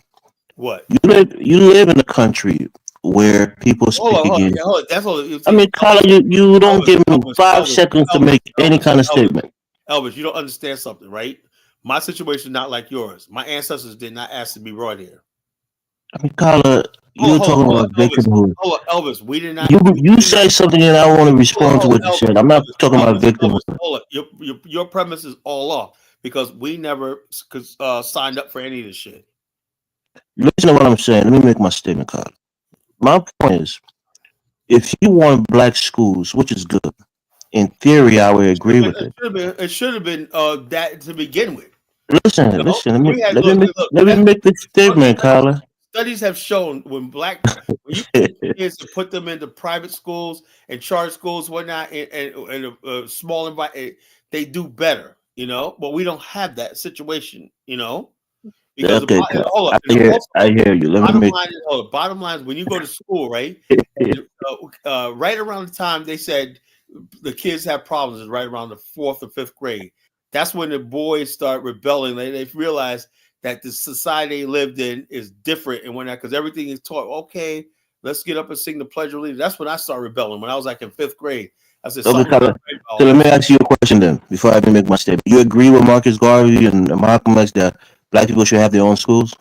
I think we should have our own nation. That's what I believe. No, nations. You agree about their own school? I do not believe white people and white people can teach black people anything. I do not believe that. I believe that it's a recipe for failure. And I do not believe one race of people ought to fucking triumph over another race of people. What you see in America is white triumph over me. When our kids go to school and they sing the Pledge of Allegiance, that's basically like friggin' almost like fucking a Jew singing the fucking Nazi anthem. That's what I believe. Tyler, you espoused on this channel many times. You're proud to be American. No, we're not American. No. We're immigrants, and you're part of America. I think you got me wrong, right? I'm proud to be a black African American, my culture and everything like that. Yeah, the key word in there is American. I don't know anything about that other side of America, right? I'm proud of what my people were able to build in America, right? When I say America, I'm talking about our neighborhoods, Harlem, all the traditional black areas that I'm talking about. That's my America, right? That's what I believe. I don't know shit about white America and what they believe. We have two different worlds. I don't know nothing about them. I wish them a lot of luck. Whatever makes them happy is fine. Who built the infrastructure in Harlem? The white man built the infrastructure of this country. Okay. And you're part of those neighborhoods. We didn't build it. We just have a few places that we basically gravitate to, like Sag Harbor and something like that. Places like that in Long Island. Places like we have little enclaves, Myrtle Beach, and stuff like that, where black people vacation and stuff like that. We had the Green Book. Black people basically have bed and breakfasts and lodging throughout the country where you could travel, black travelers. We had our own freaking shit inside this country at one time, And so the bottom line, we realized that America, for the most part, is a fucking white man's country, whatever like that. That's what it is, I just want to. Tyler, let me get 1 minute to say. When I say America, I'm talking about Black America, African America. That's what I'm talking about. I hear you, Tyler. It's a dialogue, not a monologue. Let me say something. So on that point, even though you disagree, I'm just gonna make my statement outside of your disagreement. Look, in this country where people talk about, equality and people wants to be equal with each other. No such thing. If you want your people as a race to have their own schools, one, they have to be a private school. They're not going to be subsidized by the government if it excludes other races of people. Well, it's like this. So that means that black people have to raise money and charge tuitions for their kids to go to school Hold in on. My order to whole thing sustain is, that school financially. my whole thing is, we're just basically in Black America, right? We're just in a freaking bad situation because even if you have your own schools, you still got to use their curriculum, So, There you go. the bottom line is, if you got to use their curriculum, then the bottom line is the way America. Like I said, that's one thing about CRT I did support. The critical race theory I did support. I just didn't like the way they were using it to promote all kinds of shit like transgender and stuff like that. And I'm not a racist or anything like that. But What the hell does critical race theory have to do with transgender? no, what I'm saying is, black kids like me personally, I knew about my history because I read a lot. And by the way, you cannot tell black kids, right? Let me give a perfect example of what I'm talking about. George Washington and Thomas Jefferson were great men. I admit that they were great men and whatnot. But at the same time, they were slaveholders, right? They were slaveholders. So right? Great men in what context? Oh no, great. They found this country. They're great men. I look at Thomas Jefferson's writings. It's like, we have a country right now. The country you enjoy is because of these men. You would not be here if these men didn't build this country. You understand that? That's what we're talking about. Oh, okay. So they enslaved Africans and encouraged slavery. The country, you're great men. Hold up, that's for me to decide. I'm black. You can't. That's not your business. No, that's it's my business too, Colin. The country you enjoy, right, was paid for out of my blood at my expense and everything. Yeah, those people. That's fine. My point I'm trying to make is this, though. If I'm going to teach black kids and whatnot, I'm going to say, something, you got a choice. Who do you love more, your ancestors, or you basically love Thomas Jefferson in America? See, me personally, when I was growing up, I was conflicted. Wow. Look, I was conflicted when I was growing up, and I had no one to talk to. I was in school, and my teachers, whatnot, they blessed their heart, did the best they could. They told us how to be patriotic, American, Thomas Jefferson, Abraham Lincoln, whatnot. But as I got older, I'm saying, my natural instinct, right, was to freaking hate. And like I told people, like I said earlier tonight, I want to start teaching black people how to hate. I think that's going to be a survival mechanism in the future. I'm saying to myself, why was I forced to friggin' love and respect people who actually it gets to the point where they make you hate yourself and love them. And that's what a lot of black immigrants have. They hate themselves and they love the white man. Me personally, I'm like this. If I'm going to hate somebody, it's not going to be my own people. It's not going to be myself. So by default, who do you think I'm going to hate? It's going to be the white man. Simple as that. And his government. I agree. It should be the opposite. This is our problem. People.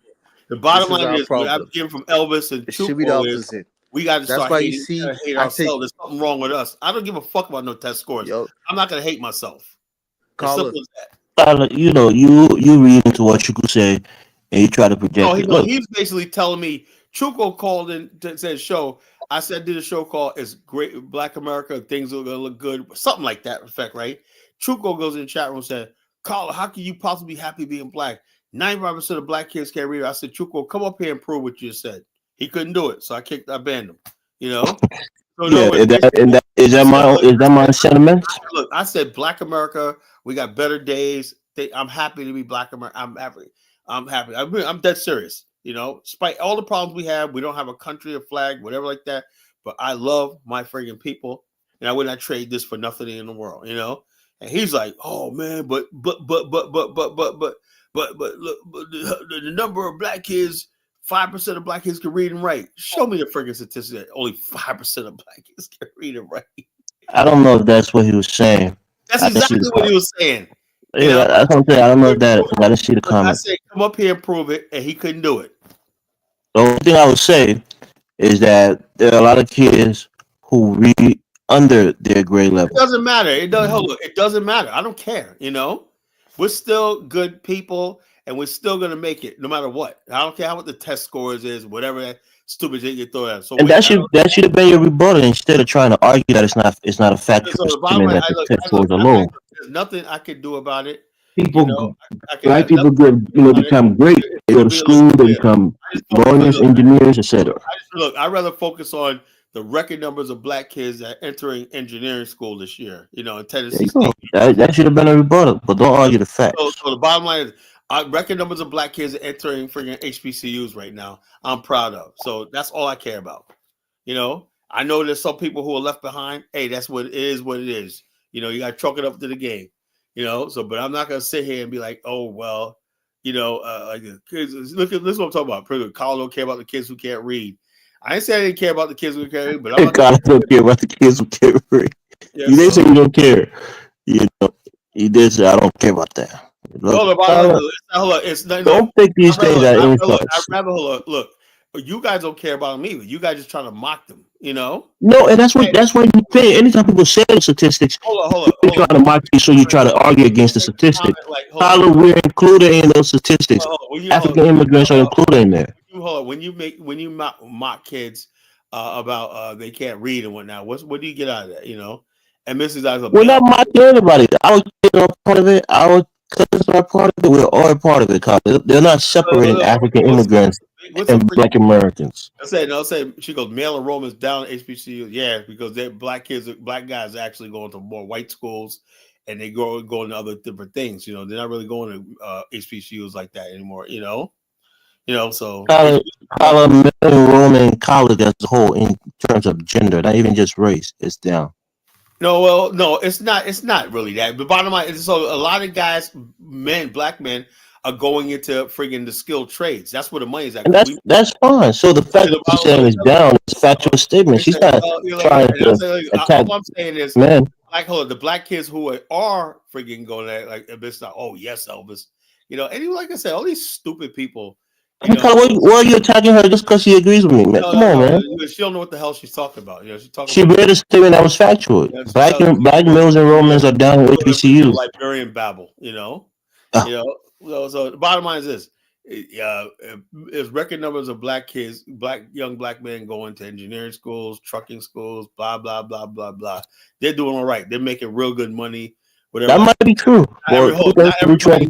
Not everybody. Look, college basically is for men have been going down lately. Because it's really, of course, and that's what she said. So men in general, not just black men, white men have the lowest percentage of college because there's more money out there in the corporate world and fucking skilled trades and all stuff like that than men do.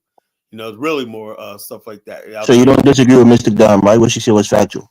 Well, yeah, black male enrollments probably are down, but the bottom line is it's not because they can't get in. It's just because there's. She didn't say anything about they can't get in. Like you said, it might be a myriad of issues. They might want to go into trade schools. They might want to go to more white or integrated colleges. It could be a variety of issues. What you're implying is that she's not implying anything. Carla, you get insulted when people say facts. Somebody just because nobody is not in college do not mean they're not doing well in life, She's not even saying that. No, but that's what she's implying.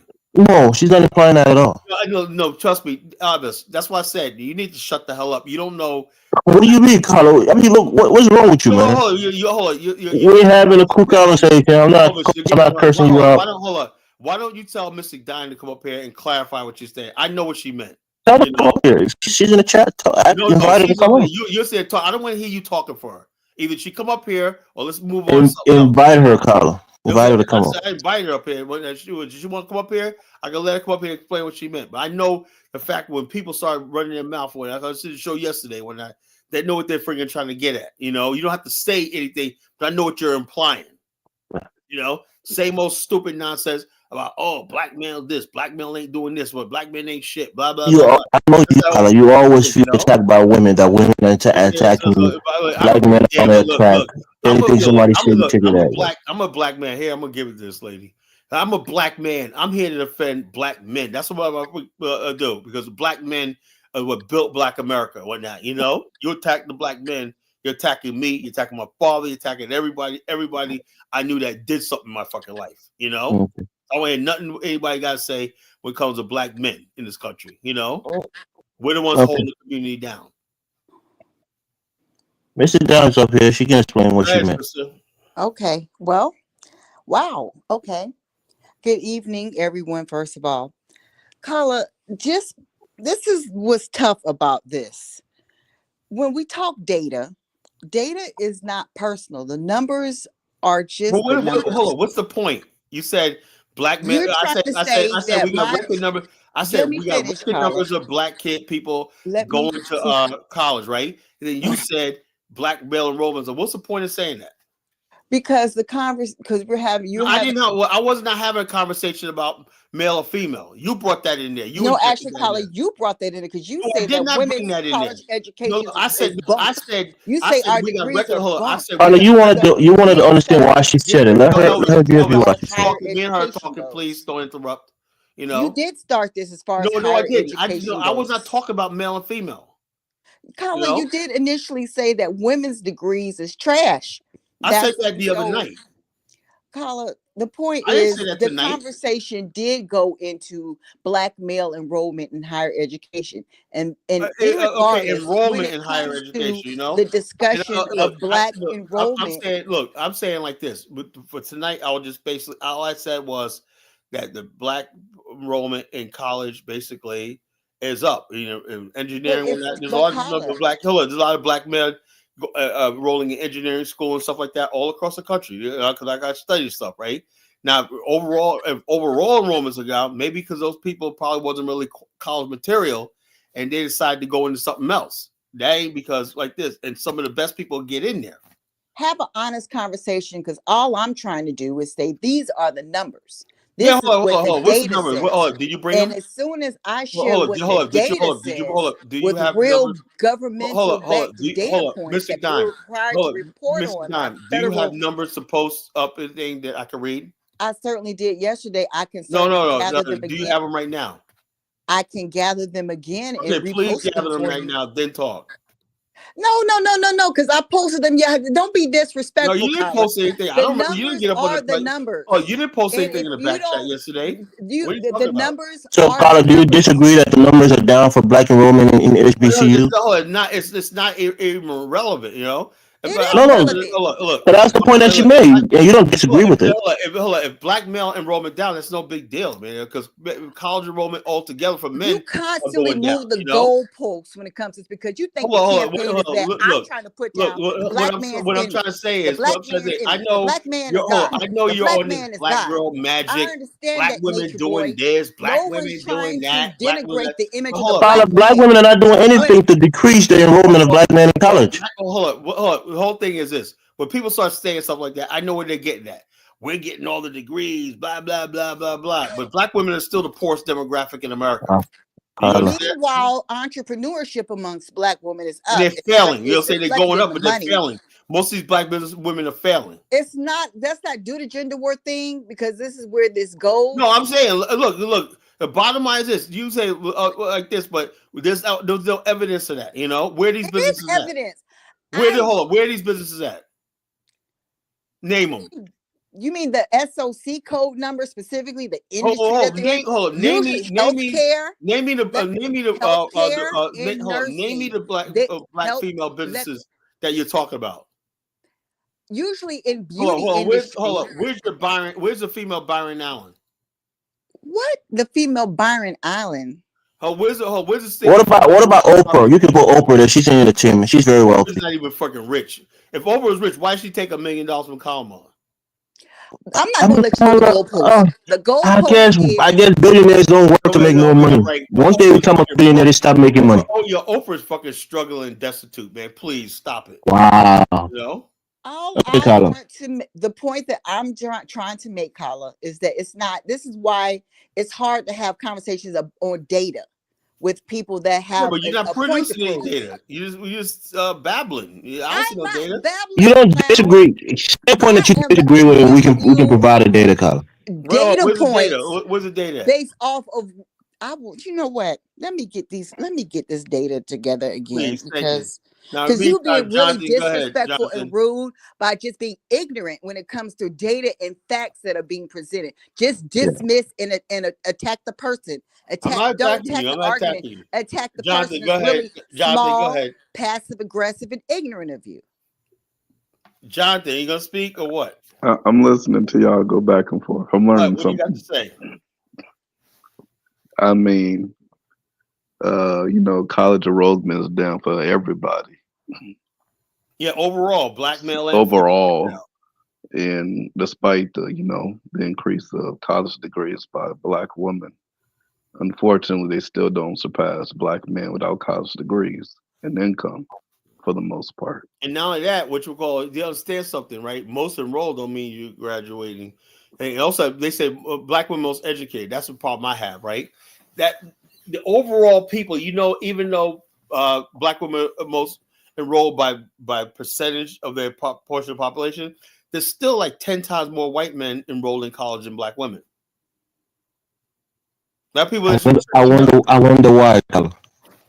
well, yeah, but like I said, but people put it out there.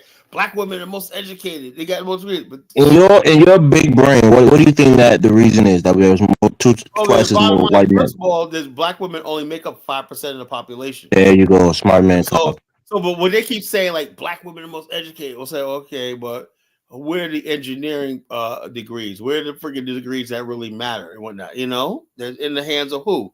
White males. That's what I'm talking about. So, but I'm saying, look, I give the sisters props for enrolling in college and getting themselves together. And Tyler, do you have a college degree, Tyler? What? No, I never finished college. Okay, so I'm sure you understand the dedication, the hard work that it takes to get a college degree, even a bachelor's degree. Look, if I had to look, so anybody that goes to school for 4 years and get a bachelor's, when I was young, in my 20s, when I had to drop out of college, when I had to support my family, So the bottom line, I couldn't finish college. I had to give it up. So the bottom line. Good kudos to the people who could finish it. Even go for higher education, undergrad school. Let me tell you something. Also, a lot of females I knew at the time, they basically black women have a support system in our community no one talks about. They have their aunties, their grandmother, their grandfather, their uncle. Everybody's giving them stuff or giving them a place to stay on that. When you're a young black man, you are on your fucking own. I guess this is anecdotal, but my father and mother told me once, as long as I'm in college, I can always have their support. Well, but I did not have that. I have a thing for myself. I did not have that. I had nobody basically saying, look, by the time in my family, once you turn like 18, 19, the girls in my family, they got taken care of. My cousins and everybody else, they all got taken care of. But us boys and whatnot, we were on our fucking own. At 18, we were on our own. Ain't nobody putting us up. Nobody giving us money. Nobody giving us a free room and board. None of that shit. The girl, they did that shit. So please stop preaching to me about what black so-called women are doing. They got privilege in our community, and they got privilege. Carlo, you can post about black men income and also be proud about black. That's right, Carlo. I second that. It is a truth. Growing up, all the black females I know, they had all the support, and we niggas, we had to figure that shit out on our own. So we had to figure out shit on our own. So please stop that nonsense. A black girl stays a child till she's like fucking 30. She got their daddy, their uncle, somebody taking care of them or not. Please, I've been around the block. Can't fool me. So what you're saying is that families had. They gave black girls deferential treatment. And we have the most backward community. That's why I always get confused, Elvis, when people be like black women are treated badly. By who? That's what I'm saying. That's a good thing. My father treated my sister different. Elvis, you're not in our culture. You don't know. Carla, I'm not trying to be in your culture. This could be true on both sides in different cultures. So stop with this. You can be united. I'm giving you my personal experience. Yeah, but that's your experience. That you're not right. So what the hell does that have to do with being in your culture? I'm not in your culture. What the hell does that have to do with being in your culture, man? I'm telling you what my father did. He gave my sister more than he gave me because he told me she's a woman. And he's as a father, he has to take care of her. As a man, I need to learn that I'm not equal to my sister when it comes to what she needs. Fathers have no relationship. So I don't look at it as a bad thing. Even when you got father in the home or not, the bottom line is you like competition to your father almost, and they take care of my daughter. My sister's got real. I have 3 sisters. I'm the only male for my father and my mother. My grandfather, man, especially my other sister Trina, because she was light skinned. My grandfather treated her like freaking like a little goddess or whatnot. But us boys, man, we can go kick rocks or whatnot. And that's good. That's fine. Did you resent? Did you resent that? Or you want your sister to be treated the same way as you? Yo, check us out, Ben. Go ahead, Ben. I just wanted to say, first of all, none of these people like Oprah, like Robert Smith, are self-made. These people got bosses. They got a boss. They do what they're told. They do anything for $1. They say, okay, we'll give you this type of money. Okay, go do this. Who's Robert Smith boss? What do you say? Who's Robert Smith boss?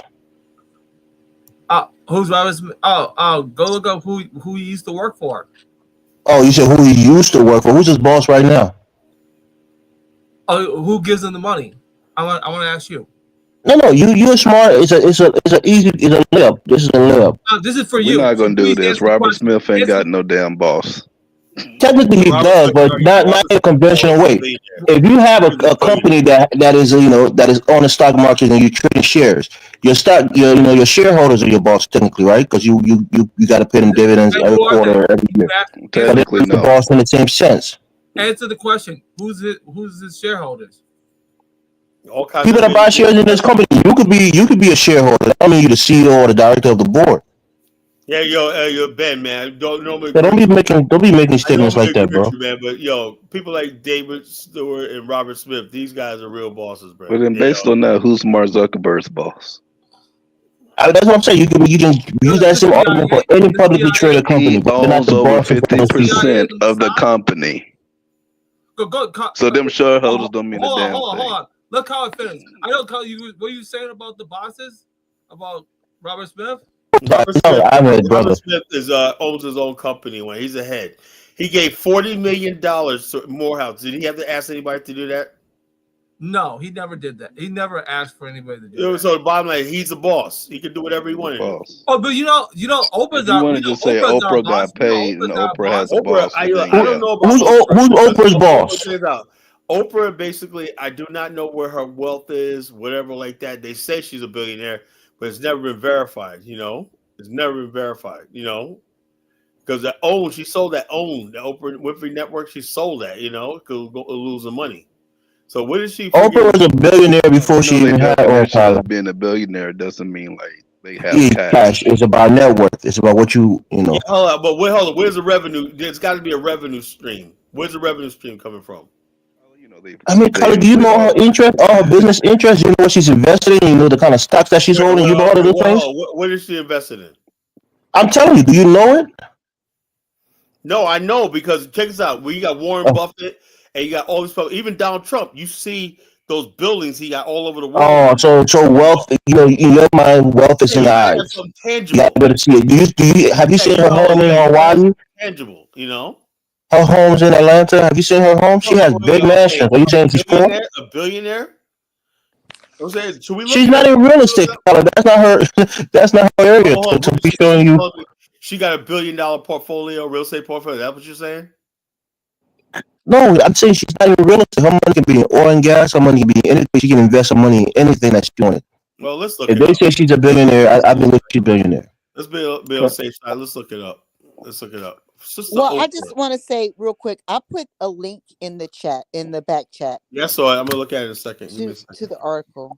And I just want to say too, this is the issue we have in higher education and all the leadership conference rooms and their meetings. We cannot make change if we do not acknowledge what the data shows.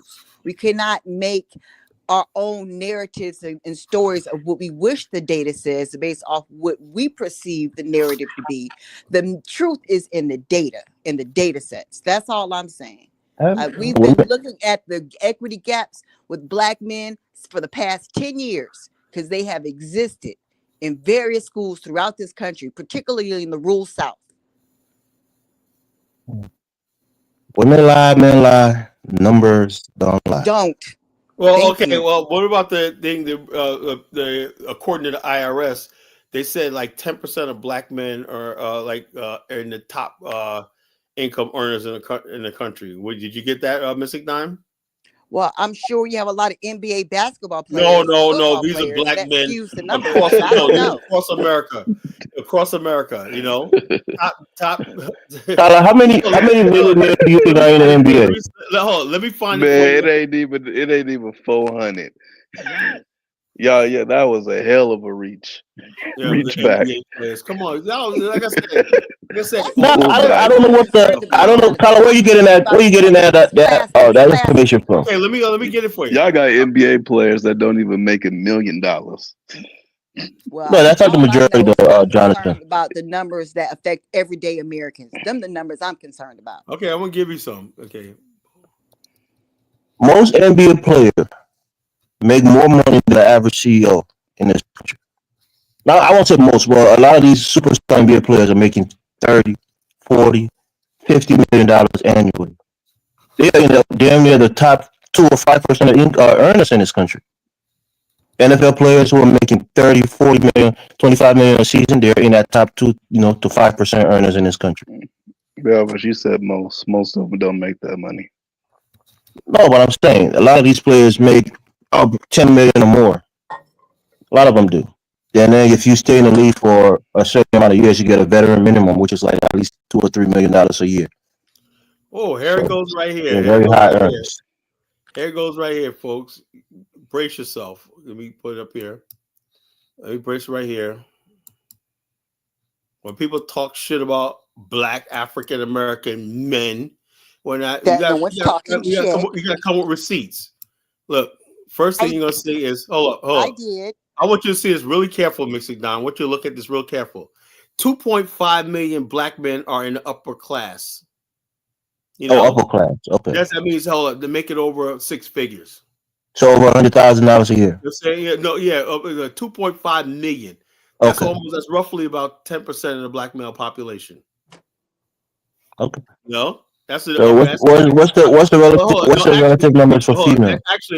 Actually, I want to get it better accurate because it's actually the truth is it's actually in the top income bracket. It said black has another one.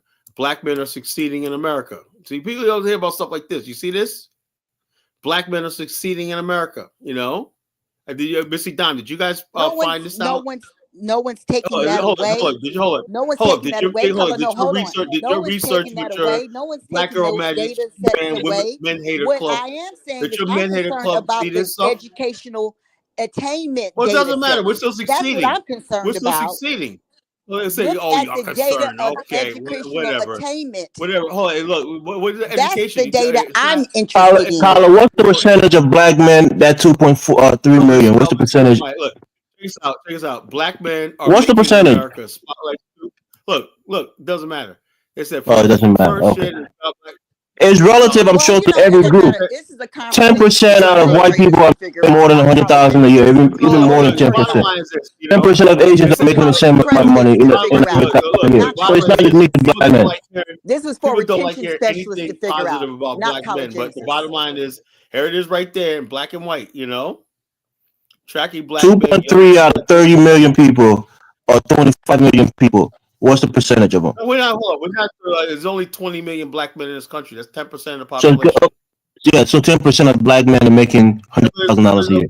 That's actually good. Hell, not making 100. That's making like at least $200,000 a year. No, you said 6 figures. 6 figures is 100,000. 6 figures when but actually when the 6 figures actually higher.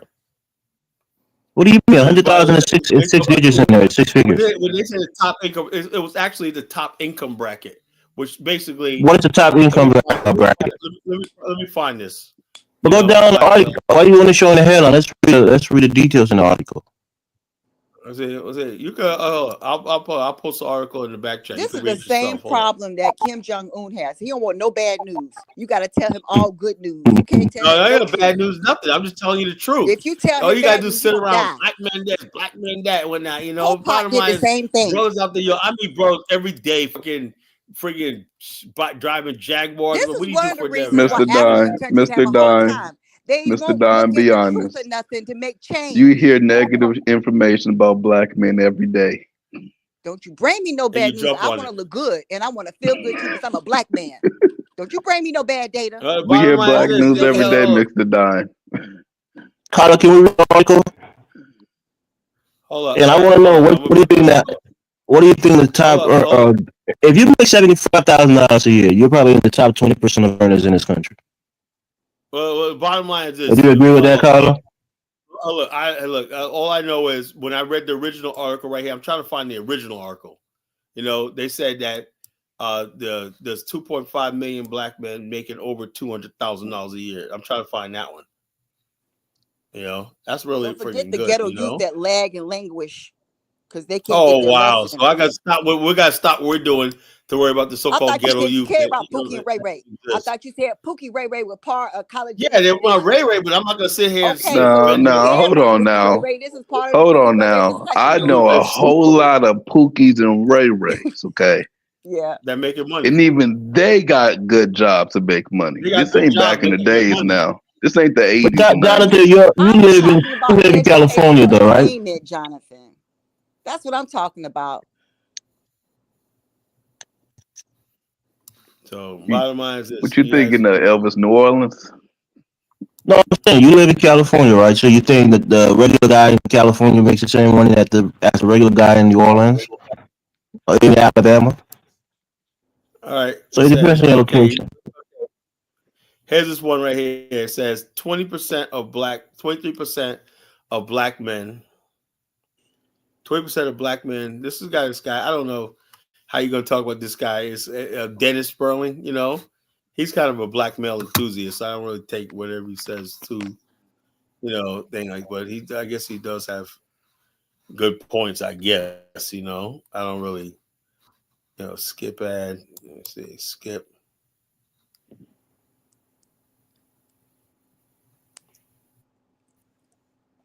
The guy that said Oprah has a boss, Robert Smith has the boss. I don't get it. What's his point of his argument? Are you still on?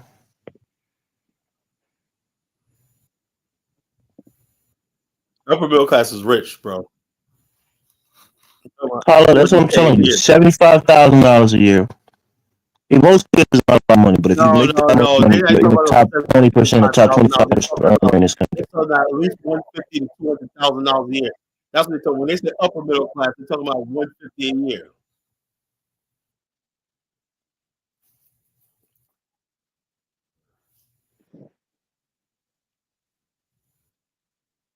Are you in that class, Carla? Not yet, but I'll be there. I'm on my way. Give me another year.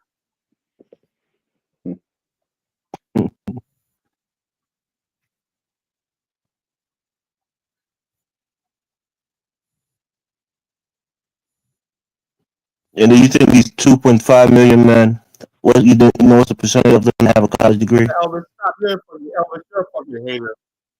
I'm just asking you a question. What are you implying? Majority of them ain't got no college degree. Being a hater. Yeah, I know a college degree is not all it's cracked up to be. This ain't like back. I'm just asking Carla a question. I'm not putting anything behind it. I'm just asking that question. It's cute to have a degree, though. We just want the numbers to speak. One day I'm gonna go back and get me a college. Give me one of them. We're not going to get into. When I turn like 50, I'm gonna be bored and I'm gonna go to school. We're not going to get into the data discussion about the difference it makes when you have higher degrees in terms of your prospects for your job market and the money you earn. That's because we all know that data story. I don't want to go down that road because there's a lot of data, but it's true. I mean, there's definitely data that says that if you're going to be in a particular field, you're likely better off having a college degree. But unless you're going to be in one of those fields that overly requires it, you just went to school and got a beautiful piece of paper and made some friends. That's about it. No, Jonathan, don't diminish it. I mean, you're doing pretty well without a college degree. Y'all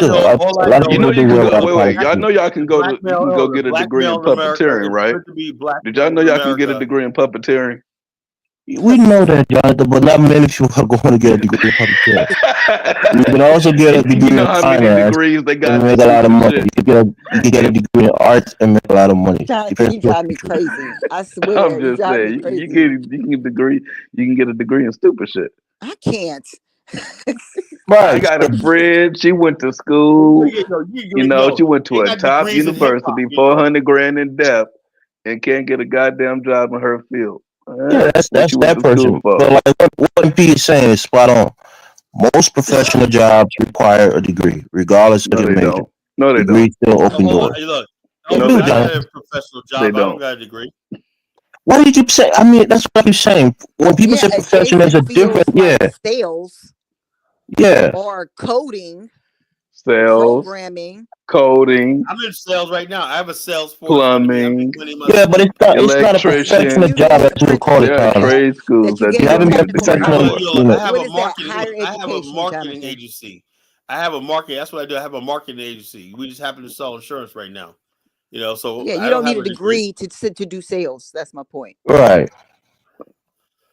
You don't need a Well, degree the to be bottom an line is, entrepreneur. You hold up, don't we're need the a top. Hold degree up, to start a I cab run. business, I'm partner with Uber. Yeah, one but of the top some of agencies these in the nation. entrepreneurs do have degrees, and they probably have a higher rate of success when they Yeah, have very either few of them a though. marketing degree or finance degree. They can use their education to help them succeed in that field.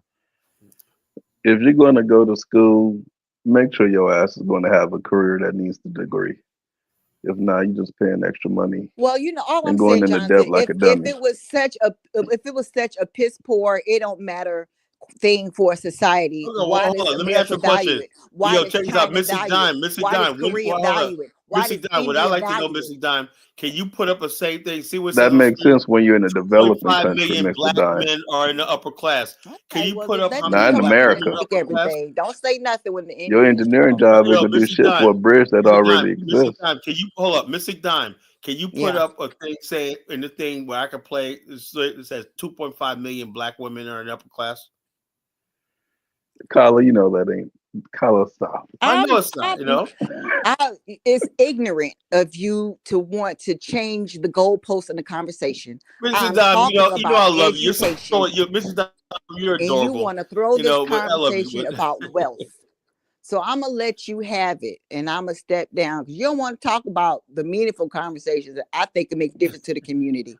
But So I don't Mr. love worry Dime, you, about Mrs. it. Dime. that is an Mrs. Dime, actual I I'm gonna love let you. you meaningful have I it. love you. conversation Mrs. Dime, I love you. because wealth makes the difference. Income makes the difference. Okay, well, why do nations put value in higher education then?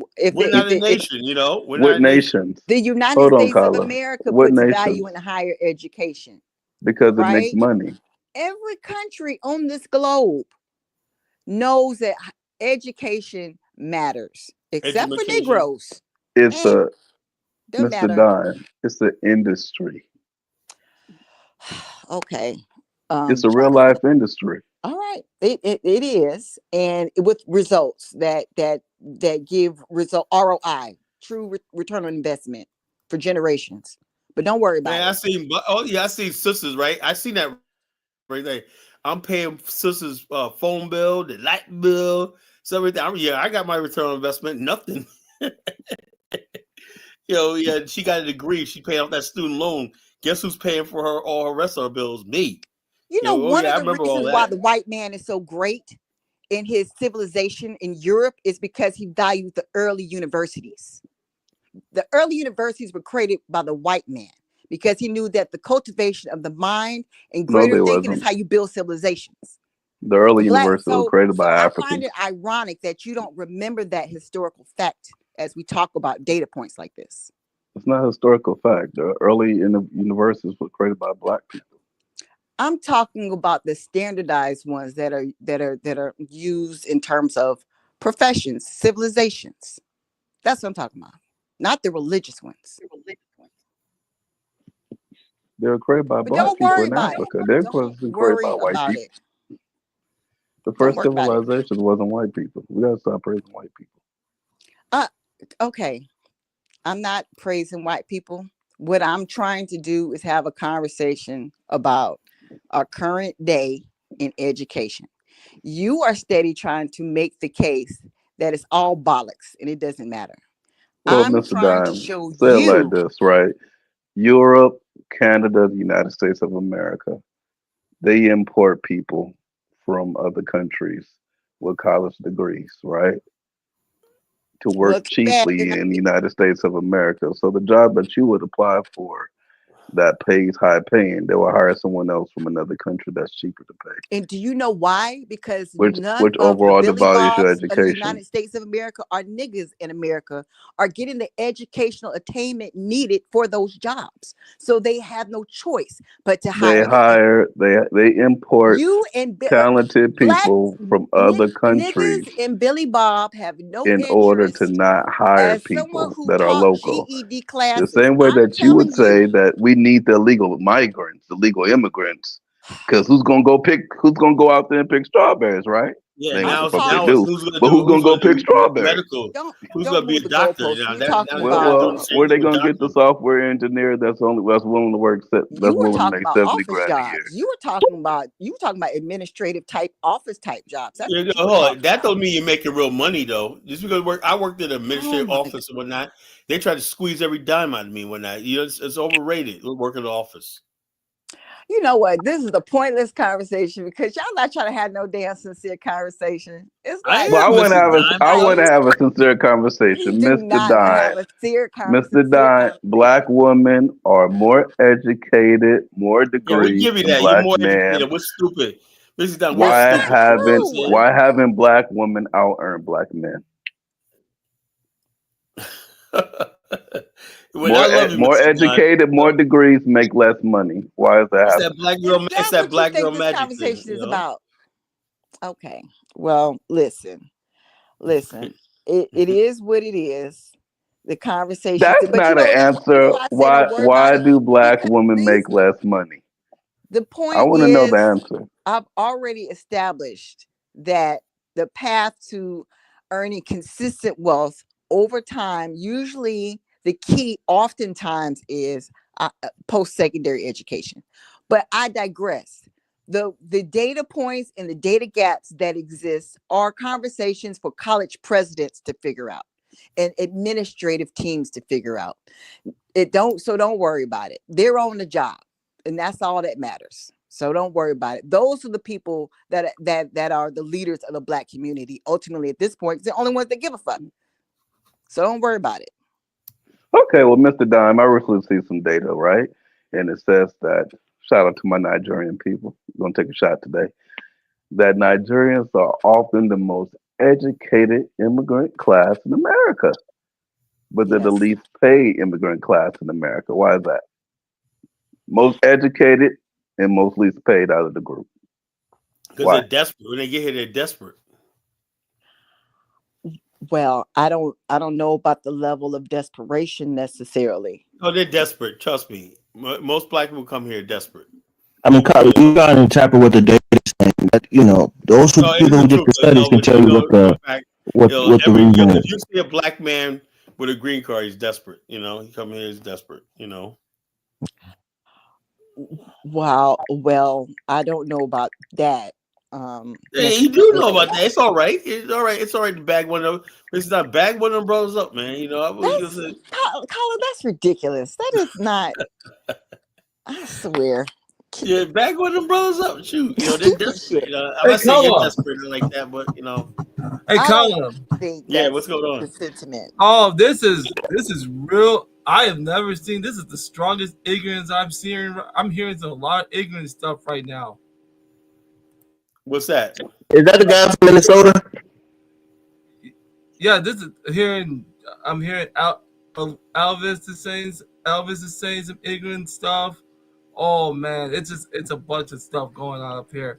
It's great foolishness. The whole world's watching this foolishness go on.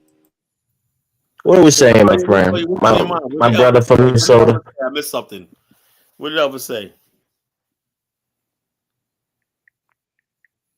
Ben, what did Elvis say? I didn't Oh, hear that. he was saying that blacks are not doing well certain things that I was just hearing.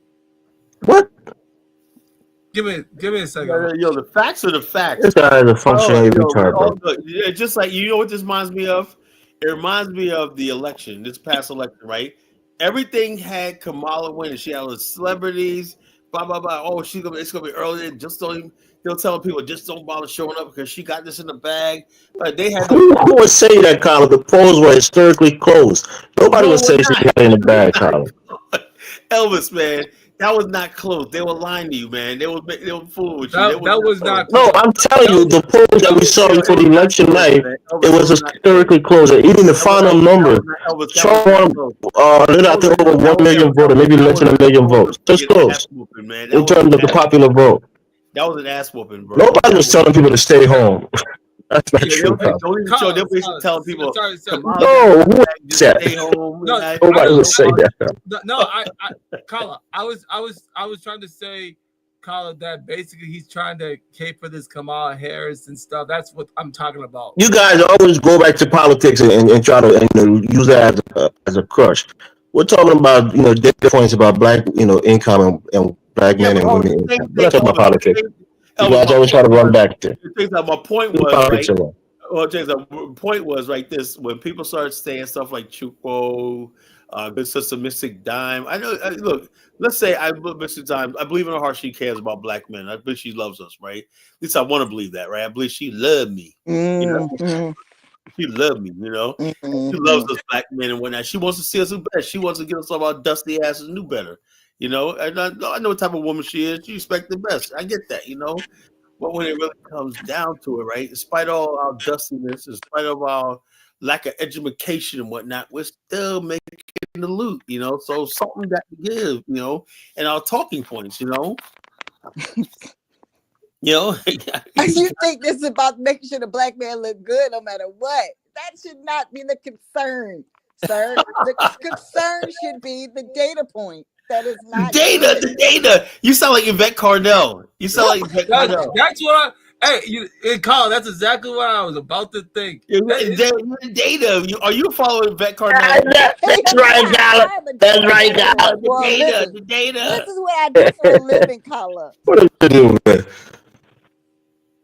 And it's just funny because this is actually how real meetings are at work. Like this is the kind of not to this degree, but like there's a conservative movement and then there's a radical movement. Let's do something about it. Then there's like, no, ain't no problem. So I see this all the time. I don't know what to say. It's a phenomenon. You're like the data shows on that, man. I had look, Mr. Tell me, I had a funny skit one time, right?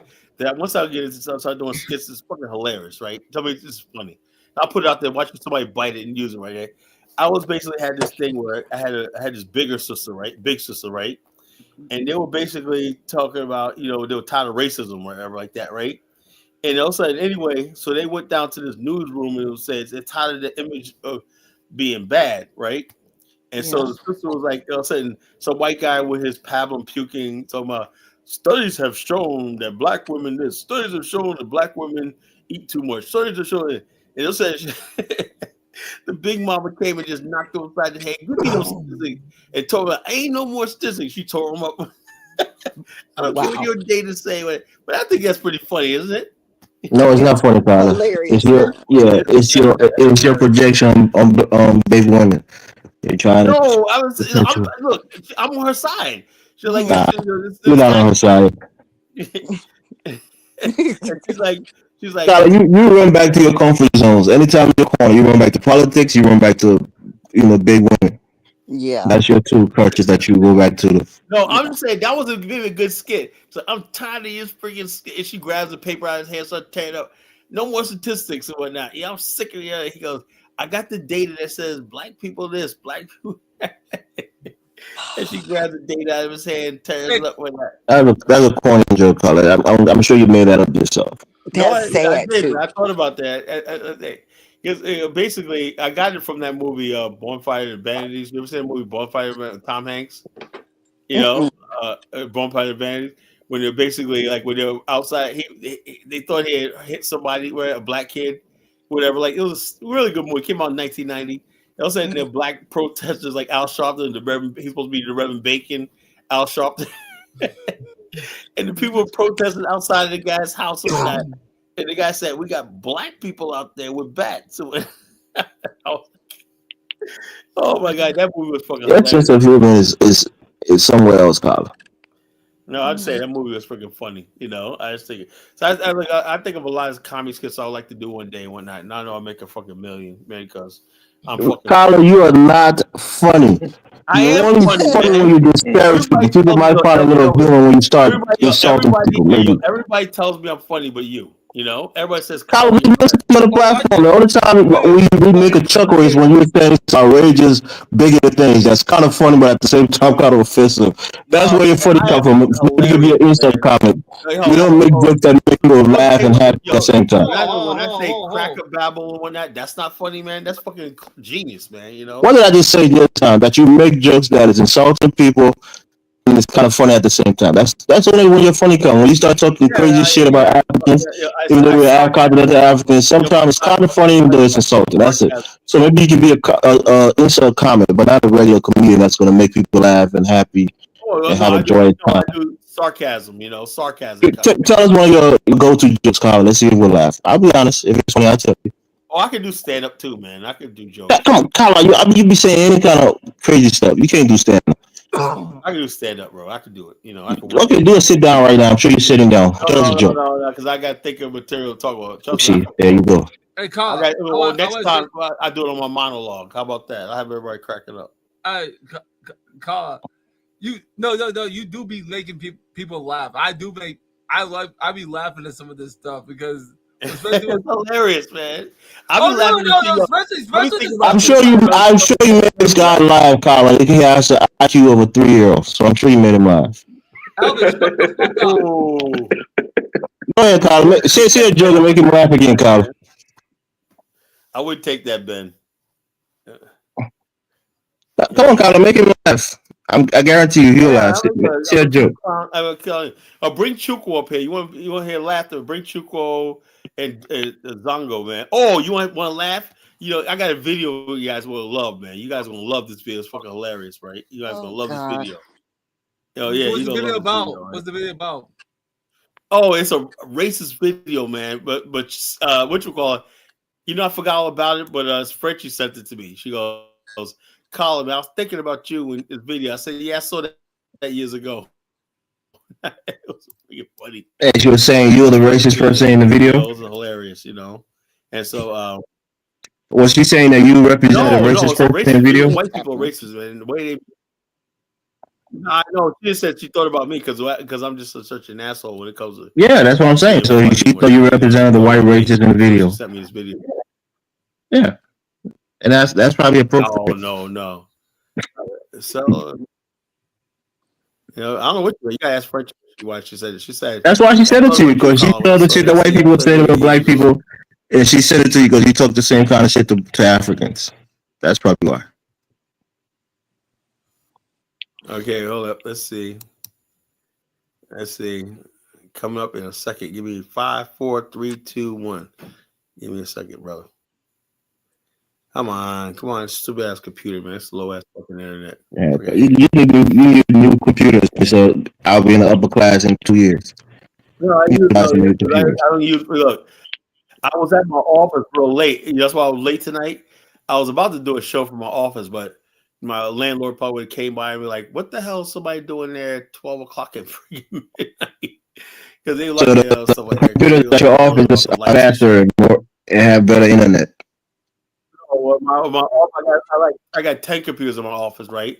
So it's a real nice 10 computers office, and it's faster and stuff like that. I can sit at my desk, whatnot. You know, I would love to do a show. You know, you get faster internet at home, I was like, I got. No, actually, my office internet is faster. No, I'm saying you can get faster internet at home. Yeah, my office internet is faster. No, I don't know if it's the internet. It's probably just a Wi-Fi. Yeah, bit rate is very low on these videos that you share. How long you had your computer, Colin? No, it's not me. That's YouTube. Because I never have any problem with anything else. The only thing I have a problem with is YouTube, you know? Only thing I have a problem with is YouTube, you know? All right, folks. This video is funny. Bringing Frenchie sent this to me. Hilarious. You know? There you go. That's why I said you need better internet at home. What the hell? What's your internet provider, Colin? One of the big ones or a local one? I got Verizon. That $50 a month Verizon.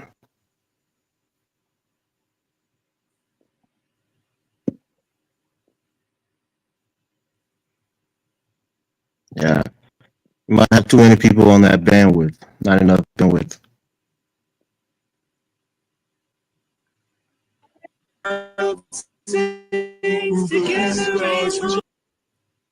You guys see that? It was hilarious. I mean, we're not Oh seeing my anything god, it because was the internet is hysterical. so That's the bad. It's not racist, even loading racist the cartoon I've plane. ever seen. Okay, hold up. Let me play it again. It's up there now. Let me play it again. Let me play it again.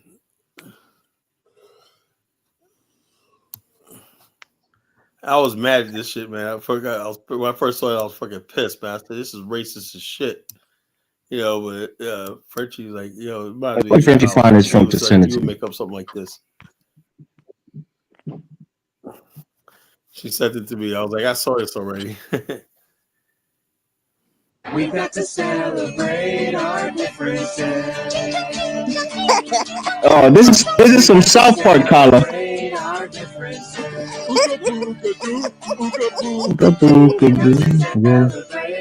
Yeah, I think this is from South Park. I've seen it before. Look at Mr. Dime cracking up. Cause it's beautiful. This is the Mexican guy, The whole world chimichanga, sings. nacho grande, chimichanga. That's Cause it's beautiful. Man, Colin, your internet is so bad, The bro. world sings together. Yeah, I know. Wow, No, this is a I 30-second got too many clip. tabs open. Your internet can't handle it, I bro. think it's great. I think it's great. This is multiculturalism at its finest. So you think this is racist, Colin? When you talk about African speaking Tagalog, and that's the same premise, right? They're speaking Buddha, right? You say that all the time on the show, so I guess you're a racist then. It's not racist. It's No, I'm saying it's not racist, but Colin said it was a racist cartoon. They're just making the stereotypical fun of Africans and other people from around the world. it's diversity. It's encouraging diversity, which makes sense for America, right? Except for Colin wanted to teach hate, so I don't know how that's going to work. But yeah, Colin went off. His internet kicked him off the show. Uh-oh. Colin. Yeah, I thought it was a cute video. Yeah.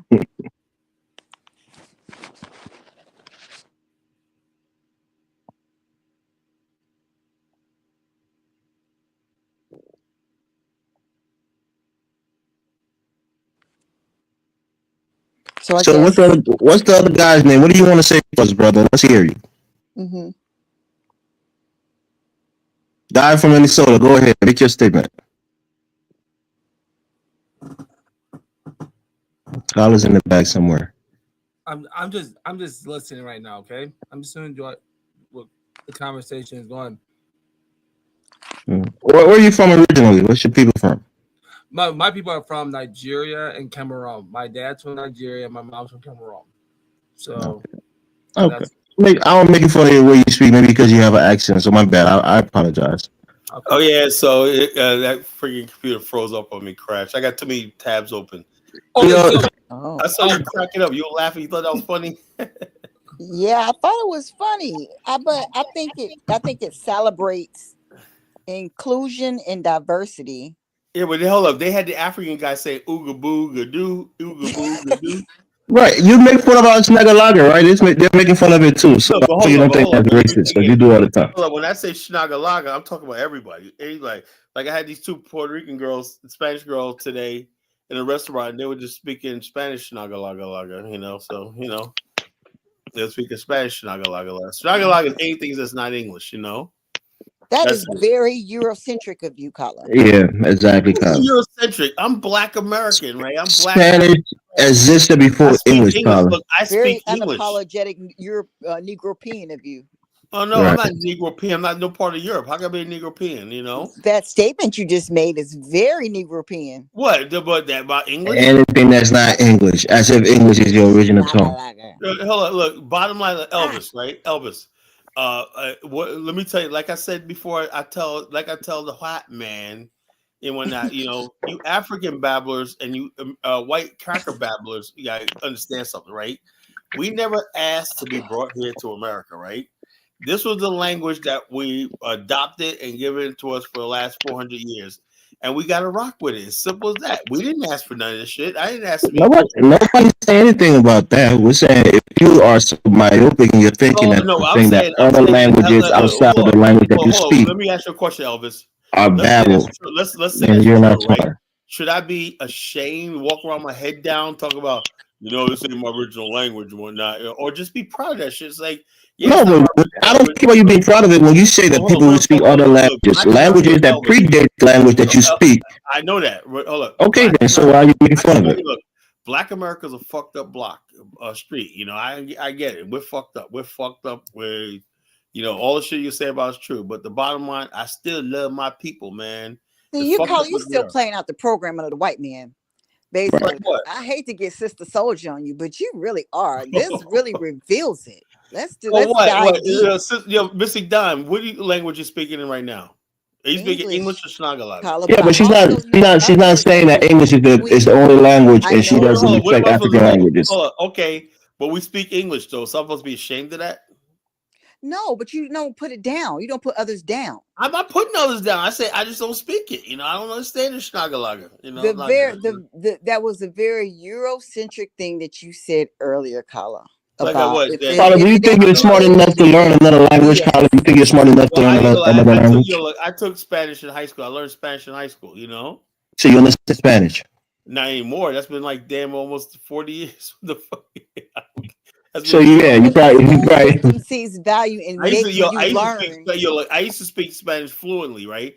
And Carla, nobody who speaks Spanish fluently will lose his even the understanding. Look, you know why, Elvis? Right? You know what, Elvis? Because I had no intention after I graduated, right, to ever talk to a Puerto Rican or interact with them, so I did not need the language. So it's not true. I'm trying to tell you something in general. Unless you had a massive brain injury, you're not going to lose the understanding of the speaking of a language that you spoke fluently. I'm like this. I live in the United States, right? I live in the United States. If I went to Puerto Rico or Dominican Republic, I definitely will learn Spanish. I'm telling you what you said is a lie. That's all. You never learn Spanish fluently. You don't forget. Good enough. It's like saying you forgot to speak English. You went to Germany and you never spoke English. I spoke it a little bit. Okay, so maybe a little bit, and I doubt that too. Hold on. Definitely not fluent. Even to this day, if people talking to me in Spanish, I know what they're saying. I can pick up words and whatnot, how to say words and stuff like that. Like, okay, yeah, I'm sure everybody can pick up a couple Spanish words on somebody who speaks Spanish. I know gato means cat, and blah blah. Tyler, that's ABC level Spanish, bro. What are you talking about? I did one time. Look, I graduated from high school, right? I never spoke it again. I'm sure you know. What Bertini and Roja and you know all those things, right? Look. The bottom line is I passed it. I took 4 years of Spanish in high school, so I did study it when I passed. I graduated, right? But we're not Spanish, Colin. We're African. And what's not cool, we're not Spanish, we're African. And what's not cool is you denigrating the language of people that come from the continent of Africa. That is unacceptable for you talking about. I don't denigrate nobody's language in Africa. You can. You do. You say we speak Okabuga, we do guns and shit, and you make fun of it. You can talk reasonably about building anything on the continent of Africa, and that's the attitude you have about the language. Exactly. Oh, let me ask you a question, Missy Dime. I have nothing against the African language, right? But I said, yes, look, you all do, I asked for. If you go to Angola, you gotta communicate with them in Portuguese, Carla. Can I say one thing? But before you guys rip my head off, can I say one thing, right? Like a white man. I believe in a written language, right? A language has to be written. Can we at least have that? I mean, Carla. God, it's ridiculous. You sound like a And I white mean, man Elvis's now. language, man, You sound they like a do clicks and colonizer. grunts and whatnot. You know, they don't have a language. Oh my God. You sound like a colonizer, Carla. So what's your language, Carla?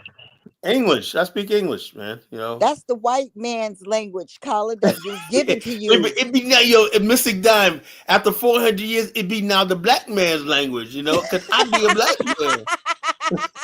man. We're taking it over. We ain't giving nothing back to the white man. We all took this shit over. We got our own way of saying this shit. We say mofo. God. You know, but Well, you know, see, see, mofo means mofo boa. means motherfucker, right? We say mofo. You know, show enough. You know, Word, that sir. thing. You know. Here's water. Well, all I'm saying is it's rough to hear a black man sound like a white man when it comes to talking about African languages.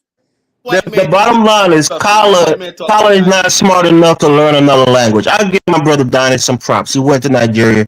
He tried to learn Yoruba. Most people say of the three main tribes, Yoruba is the easiest to understand and speak. At least Donnie makes it. He can have. He's not fluent, but he can have conversations with people and respond back to these people who come. Donnie should do that. Carla could never learn a basic Nigerian language. Yo, Elvis, right? When Diane does his show, does he start off with that? Hi, my name is Diane Smith. That's not what I'm saying. I'm not saying he speaks it fluently. I just said he speaks it with people who come. He makes an attempt to try to engage with them in their language. And what you need to be asking is Jonathan Miller, right? He spent time in Nigeria. Does he speak this language fluently? You know? Nope. I'm sure Jonathan give a couple words if he wants. Why are you not getting on Jonathan? Jonathan said, nope. Well, no, because the thing is, it's hard to learn another language, Carla. It's hard. That's why I don't bother, man. You know, I don't bother. That's because you're not smart. People who are smarter can learn 2-3 languages. Now, hold up, Elvis, right? Look, when I talk to my Portuguese speaking people from Angola or whatnot, we have a translator, you know? I have a thing where they say things in the word, it translates right to English. That's how people are talking nowadays. I don't have to friggin' do all that. When I talk to people in Portuguese, whatever's French, they have a translator software, you know? And I even do you think people who speak multiple languages are smart? I don't care what they do, you know. All I care What's about. Your question? Do you think people who speak multiple languages are smart? Oh, that's good. That's brilliant for them, you know. I think okay. Nice there you go. You can't speak more than one language. You can barely speak one language. Look. That's good for people who speak multiple languages. But if you want to get along with me, you better learn how to speak English. You know, that's what I'm saying. No, that's why nobody's trying to get along with you, because people who want to get along with other people, they want to speak multiple languages. English, right? Or you just keep the Shinagalaga to yourself, you know? That's like, let's see. You mean it to be an insult, Carla. I'm clocking you.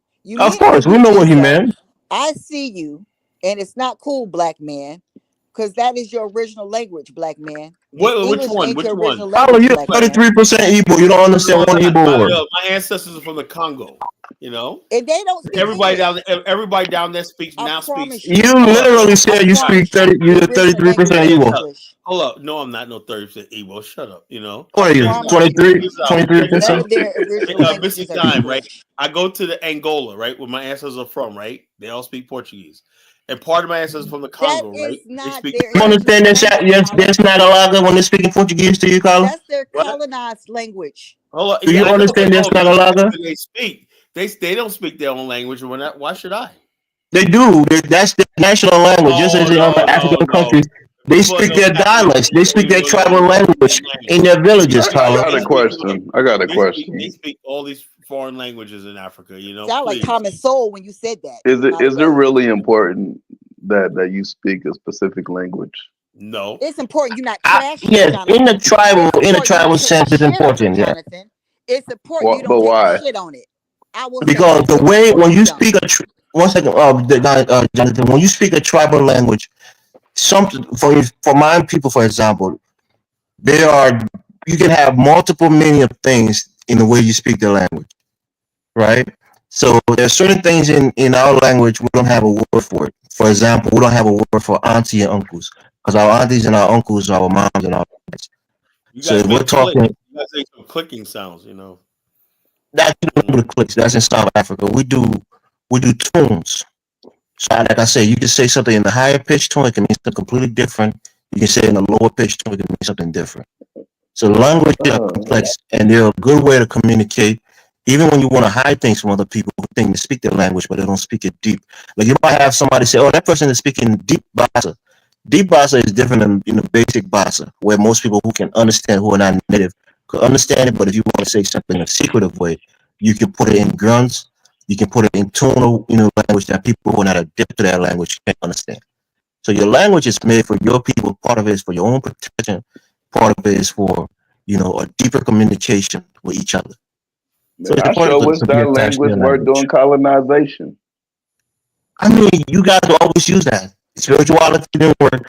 Language is not there Yeah, to, it didn't work. I think language is nothing more but just a tool to communicate with people. I don't think it's that special as many people try Now, to put see, on what's it. sad is that for the Yoruba people, that is particularly not true because the language also relates to the spiritual practice. So I would say, Jonathan, I'm not even from there, but please ask somebody from there. That's not true.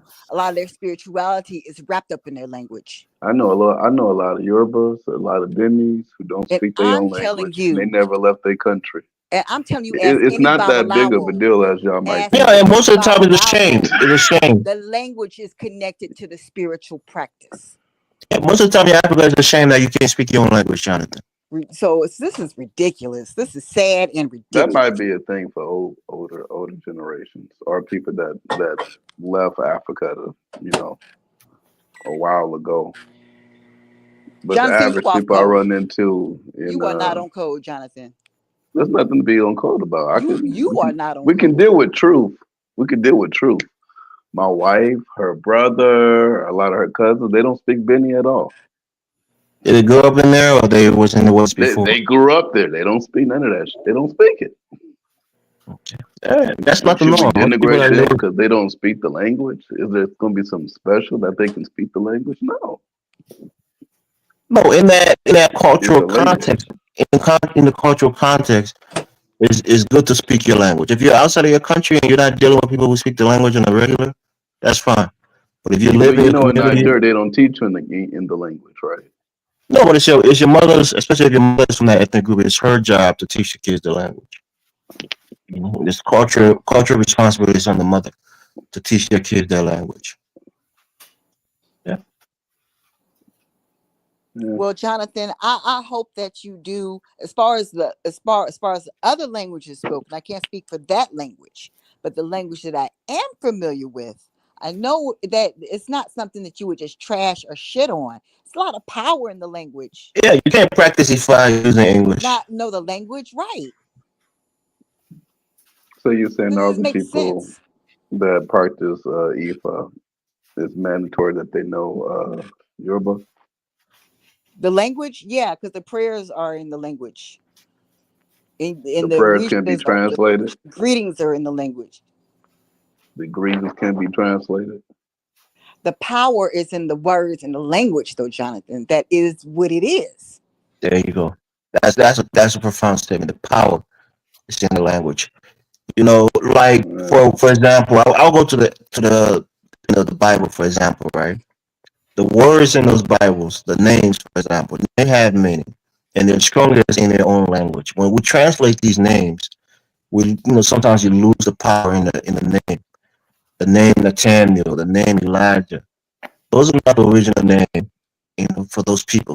Just for example, in the Hebrew, those names are more stronger and they have a stronger meaning because they're spoken in the language, that the names come from. And usually you don't translate names like these Nigerian names or even Igbo names like Chukwumeka. They won't tell you my name is God's, favor or God is good, whatever it is. They will call their name to you in their language because it holds the power in their own language. You can translate it, but it loses its value when you translate the name. So it might be the same thing in religion. I know a whole lot of people that got some very, translated names that means, God is good, peace be upon you, prosperous and blessing. Man, if all of them names is translated into results in real life, that would be nice. Yeah, I mean that's the thing, Jonathan. When you're detached from that society, you don't see the value in those things because for you it don't mean anything. But people who are entrenched in it, there's value in having and naming their kids in their own dialects, their own language. It's very important for them. Yeah, I Yeah. agree. I mean, it's Well, important to a lot of people. Sometimes I think people put value into shit that's really not as valuable as they might think it is. On a oh, grand, on a global It's stage, like probably not, holding but on in to their something conflicts, and you don't it want to is. let go of it, even though it's probably hurting you more than it's helping you. so Jonathan, how do you explain Bob Lowell's, whose practice has been for at least 1,000 years now, specific words of power which we are not allowed to know that have effect in the world? Those are words in the language. What about that? Well, until the Babalawas can get their areas into modern standards and they can protect their own countries and protect themselves from colonization, the hell with that shit. Oh, here we go. You sound, oh my God, Jonathan, you're killing It's me. not. It's not about sounding. It's just about results. You know, you go to the But average Jonathan person is and saying not. If culture. you go to the average person right now in Nigeria, and you talk to them about all of that good shit, they're gonna look at you like you stupid. Not all of them. What are you talking A about? good amount of them will look at you like you. You know, they kill those kind of people too. You know that, right? That might not be talked about on these platforms, but you know the That's Babalawas not get killed true, too. because of all the You want to elays we bet have in on it? Atlanta. They all stream back to the elays in Nigeria because they do spiritual work at the same time. Yeah. From Atlanta, So yeah. You know, a lot of times, I mean, even a king recently got killed. And I mean, these people are. I don't know what y'all be. Who's the king that got killed? Yoruba king or Oba? This was a no. This was actually an Igbo king. Slaughtered them. So So Oba fucked up. They slaughtered them. is But silent for it. don't know. Don't know. You well, know, they got a lot of issues right now in Igbo land. my point is It's not really language looking is good. not trash, Jonathan. It's a lot of power in the I'm language. not saying it's trash, but it's not translating. It's not translating Well, the okay, let me give way you an that we example. needed to translate. Most people I know that received a name from their godmother or godfather, those names have spiritual meaning and a spiritual power. And everyone that I know That ain't translating to nothing. it did. It has In the real spirit, effect yeah, in in the their spiritual lives. sense, it translates in the spiritual sense in that culture. Their You know name what? has Whenever I talk to significance. people about spiritual shit, especially in Nigeria, Yeah. or just even people in Kenya, it's really nothing positive. And a lot of these religions or these spiritual things that y'all praise, it's really nothing positive about it. Like I've been to a Buddha festival. They were celebrating killing people, but we will be so dumb and want That's to be the so. myth of the noble savage is not a myth. You can fuck around and find out in Africa. Absolutely. No one denies how primal things can get, especially when it's a matter of life and death. Yeah, but So what happens no is one's we try to phased by focus that. on only the good shit and don't talk about the primal shit that takes place. How many babies get sacrificed? How many women are killed and raped? I mean, we it's like we downplay that shit because we don't want to say anything bad about the spiritual things in Africa. I think that's fake in the motherfucker though. If you're gonna talk about it, you gotta talk about both sides of it. I But respect Jonathan, what you're saying. I agree with what you're saying, right? But in that same token, Europeans who have quote unquote, ascended in terms of technology and development, they practice savagery in their own, way. The Vikings, they kill a lot of people. The English, they had 100-year war. They did a lot of savagery, but they came out of it. And even right now, you saw what happened in Iraq. The US went and killed almost 1 million people in Iraq. That was savage. We look at it as a civilized society, a forward moving society. So people, you can develop and still be savage in your nature.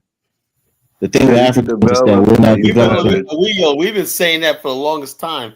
If you look at early writings of a lot of black people, what they thought about America and stuff like that, a lot of people don't understand this. Most black people consider America and white America in particular low. They used to call it low American, and they used to call Americans like black people America when they had, especially when they came back from France, whatever like that. They said, white people are not globally like this. They said these people are savages. They said the white American is nothing but a savage.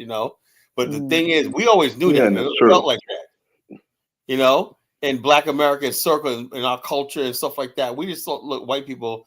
They say when people come to America, they turn into like the base instinct takes over. You know, people come with white America. You're like an animal. Yeah, guarantee when white Americans feel attacked, they get into No, savage look, mode they don't real have to. quick, and Hold they they don't go have and time. bomb a country, Yeah, kill hold on. thousands They're and hundreds of actually thousands of aggressive. people. It's The look, atomic bomb. hold on, check this Yeah, out. I Check this out. agree. I agree. But if the spiritual savageness is not working in Africa, then drop No, it. I mean I don't get it. You think these Americans develop because of their religion? You think it'll develop them? No, definitely not. Okay, then. So you can keep your religion because for you might find benefit in it.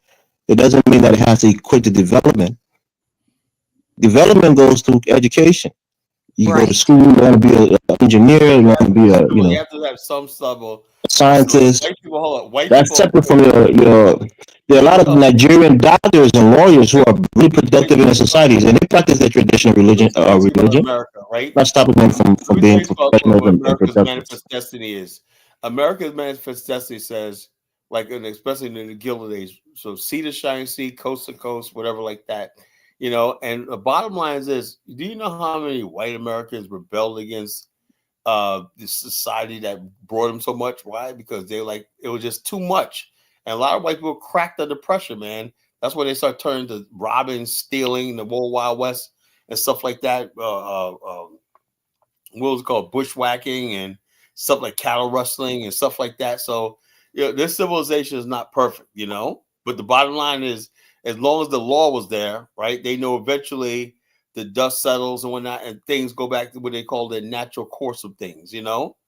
That's Europeans. It doesn't matter whether that's why all they had to do was bring people over here and they're going to adjust. Now, it won't be all pretty all the time, but they knew eventually these people will be somewhat American and somewhat civilized because the way the infrastructure in America was set up, they had no other choice. So, and that's all America required. You know, if you can sell, that's great.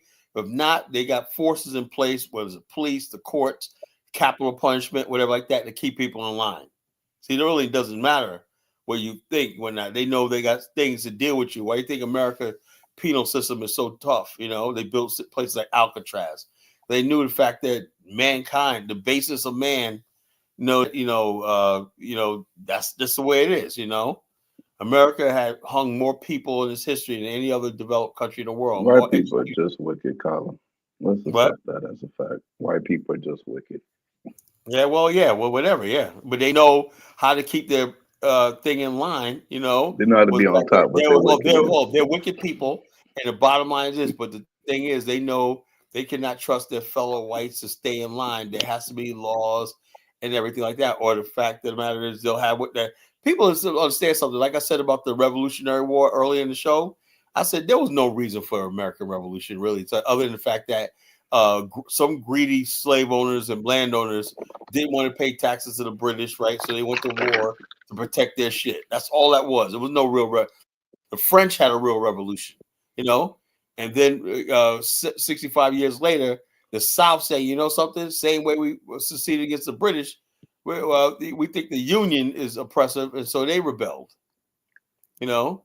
But the bottom line is, everybody always claimed to be victim. Showing that claim to be victim before they act. The difference between them and us is we claim we're victims or whatnot, and we just say, please gives us thank you, Ben. I'll see you later. Thank you, brother, for joining. We just say, give us a reparations check or whatnot. See, white people, when they're victims or whatnot, they take what they want, you know, by force. They have the power to take what they want, you know. We've never been in a position where we could take power by force, take anything when we want by force. You know, so when people talk about black people, you know, people like Thomas Sowell want black people on their knees. You know, you have legitimate grievances. Everybody, and no sane person thinks that black people in America don't have legitimate grievances, you know? And so when people like Thomas Sowell comes around talking about, oh, well, apologizing for America, that was only a blip in the time period of human specter. Okay, if that was only a blip in the time period of human specter, that means we're not obligated to this civilization then. This civilization is just a little blip then we can move on then, right? No, we're Americans, blah, blah, blah. You're here, that's it. So you just said it was just a blip in civilization. So in other words, basically, before we got here and after we leave here, it's no big deal. We won't be remembered anyway. Just a little blip history. No. See, they're all fucking hypocrites, When you start talking about nationalism to these people, no, you can't do that. Why not? Because we got to make it work. You got to make it work. Well, you just said lay down the gauntlet that said that the only white people were gonna thing and black people have to always be subservient. So if we say we want out of the situation, now you're telling us that not only are you not gonna let us be a part of civilization, but we have no choice in even. Hello? So in other words, you're gonna force us to be in your civilization, and it's just a mess, Black America, all we're doing is hanging on to what we got in this country, and some of us basically got to talk up America because let me tell you something, Elvis, because black people really have no choice. That's why you see people doing FBA and all stuff like that. Why you gotta call my name, Carter? What did I say? No, I'm answering what you were saying. Elvis. You asked me. Yeah, everything goes back to me. You asked me earlier. You asked me Carla. earlier. You told me earlier. You said, "Carl, didn't you say you're American, right?" Look, it's all fucking survival. If white people believe that I'm American and they leave me the fuck alone, I'm gonna keep saying that. I know in my heart I don't believe that shit. That's just the way it is. We've been like survival. WB talk about the dual personality. We've been like that for a long time. We know. And for the white people, we got to put on our American face. Well, that's what they all want to see. And then when among ourselves, we're like, yo, fuck these crackers, That's But how not we their always language, though. But not their language, Yeah, right? about language. I do what I got to do to survive, Why would I be singing, Well, why would I be singing Shnagalaga in the middle of Times Square and whatnot, Wouldn't that draw suspicion, Mr. yeah. Don?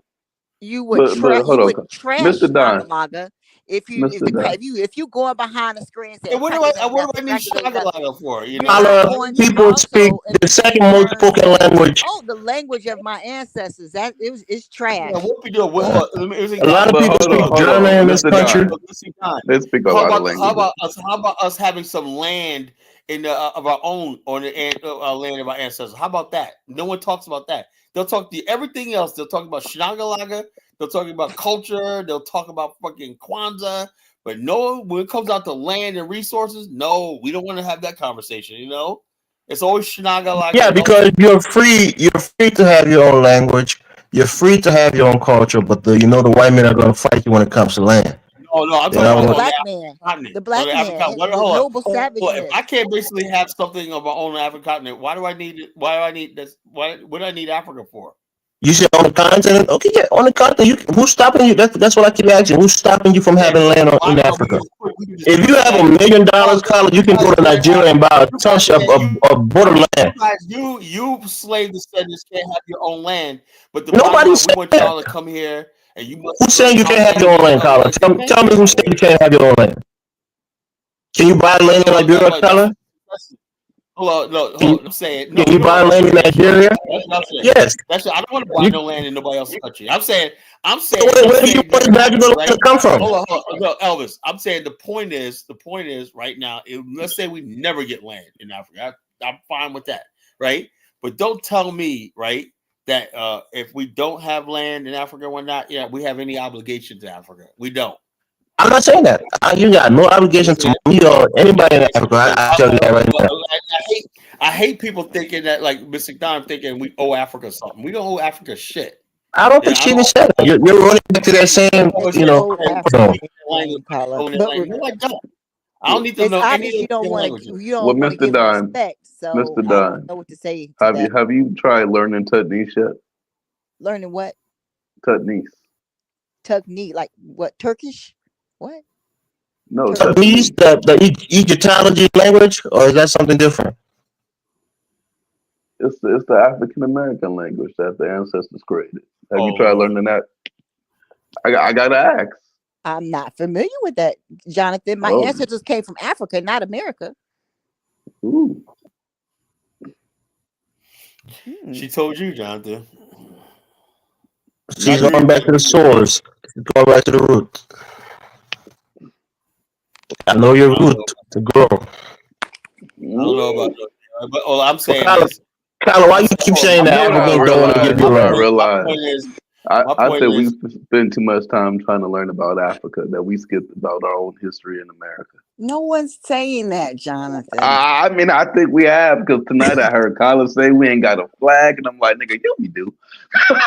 and then I'm just, some people be like, we ain't got a language. I'm like, yeah, we no, I'm do. like, hold on, look, Jonathan, I'm this is just what I would confused. say. Like y'all just said, fuck African America. We This is African. what I will say. Goddamn. This is what I would say. This is what I would say for talking purposes right now. Since we don't have one, that I have no choice but to be like, you know, so all beautiful, all spacious, and I gotta rock with America right now, man. And that's not even true either, Tyler. You have the black national anthem. You have black songs you be saying. I'm doing my American thing, man. 4th of July, I got my hot dog. I'll be called Jamal right now. I said, Jamal, put the rib down. I know you got that rib in your hand, like enjoying himself for that 4th of July. Negroes, man, talking to those Black Power, somebody out there with their waving the American flag, doing stuff like that, shooting fireworks and stuff. Yo, bottom line, I gotta rock with America right now until something else better comes along. And right now, what I'm seeing right now in Africa, it ain't it, man. I'm sorry. I'm sorry. It's not it. You know, I tried, man. Lord knows I've tried, man. I still don't give up, Kyla. I talked to my Liberia chapter president today in the BAO Liberia chapter Thursday. We got big things going on. Liberia tourism thing is really booming right now. We're really booming, man. So, you know, so the bottom line, I can't wait for that tour next in 2026. But the bottom line, yeah, tourism is growing. I'm being part of that. Yeah, as soon as I get to 1,000 subscribers on this channel, right, I could really start monetizing. I could say things like that. Our next goal is to build an office and base camp in Liberia. Once we have an office and base camp in Liberia, we can do all kinds of shit on the continent. You know, that's what I'm trying to do. But like I said, the reason why I love Liberia is because our ancestors founded the country, whatnot, and I pretty much get along with the people on the ground and stuff like that. So it's an excellent place to basically launch, you know, whatever we're trying to do on the African continent, right? Does not mean I want to take over Liberia. I have no intentions of ever holding office or anything like that. Let them Negroes rule themselves, you know, whatever they want, man. I mean, I look, man. I realize Thank you, Carla, for letting us rule ourselves. Yeah, I know. Yo, look, I told you that, man. Rule yourself, man. Look, I don't know the Liberian mind, right? I think I do, but I'm like, look, y'all people got to find somebody that fucking can reach y'all, man. My boy Ross, he's good and whatnot, but he's too. Ross is like you would think Ross was from New York, the way he talks and everything like that, because he spent years in the West and Ghana and stuff like that, you know. But he's Liberian, but he lives in Liberia, but he's like, you know, I don't know, he just like Americanized basically. You'd think he's a brother from the States, you know. But the bottom line is this: he could talk to people. He knows. Am I Americanized, Carla? What? I don't know what you. Am I Americanized? You're no. You're A1 hater, Carla. You're Elvisized, you know. You're Elvisized, you know. You Chukwo, Zongo. I don't know what that. I got to sit back and long think about that. You got what? The African guy said, "Kyle, you don't understand the African mindset." I don't, you know. I really don't. Like I said, I want African goddess to come here. She's a very smart lady. Maybe she can drop some jewels, especially when it comes to the African mindset. For me, let me think I'm very qualified to speak on because I left Africa at 10 years old. African American mind are two different things, bro. The two can't mix. You know, we're not gonna see African goddess, come up. Post the link, Tyler. She wanted to come up the other time, but she can come up. It's wasting your time. She can drop some wisdom. She's our elder. She ain't drop. What do you mean she ain't gonna drop that? She probably knows more than you, Colin. Colin has a bit of a hard time with women sometimes that I do not articulate thoughts. I big up a woman. He's trying to put her down. Yeah, I know. Look, I love our sisters, man. Are you kidding me? When you're in a place, not when they're elevated. In a Kim Jong-un no. kind of I love way, my sisters, man. But I tell you what, when they're freaking, when they're cooking and making a sandwich or when on the stove, there you go. That's what it is. There you go, Colin. See, yeah, I rest my case. I'm just kidding. No, You know, you're I not. gotta split Missy Dime. Missy Dime is like You're kidding, but there's a little bit of truth in there. A lot of truth. she says a lot of truth on that. She's a little, I mean, she's wide eyed and whatnot, but that's I'm like a big brother. I'm trying to look out for her, So, Oh, no. I'm trying to look out Okay, for her, I appreciate. Yeah, because I Mr. Don appreciate. needs saving. Jonathan. Jonathan, you are funny. Don't No, save I'm her. funny. She don't want to Y'all be know I'm funny. saved. I'm the funniest, man. I'm funny, I'm the Y'all are both funniest guy funny. around, man. I'm hilarious. I mean, you're so jealous, bro. Why can't she say Jonathan is funny and you're funny? I mean, he's all right, man, but Johnson's not funny like me. Come on, man, please. Don't put Yeah, don't Carl, put you're your a hair on bona fide Jonathan. Leave me comedian. alone, And man. you're a stand-up comedian.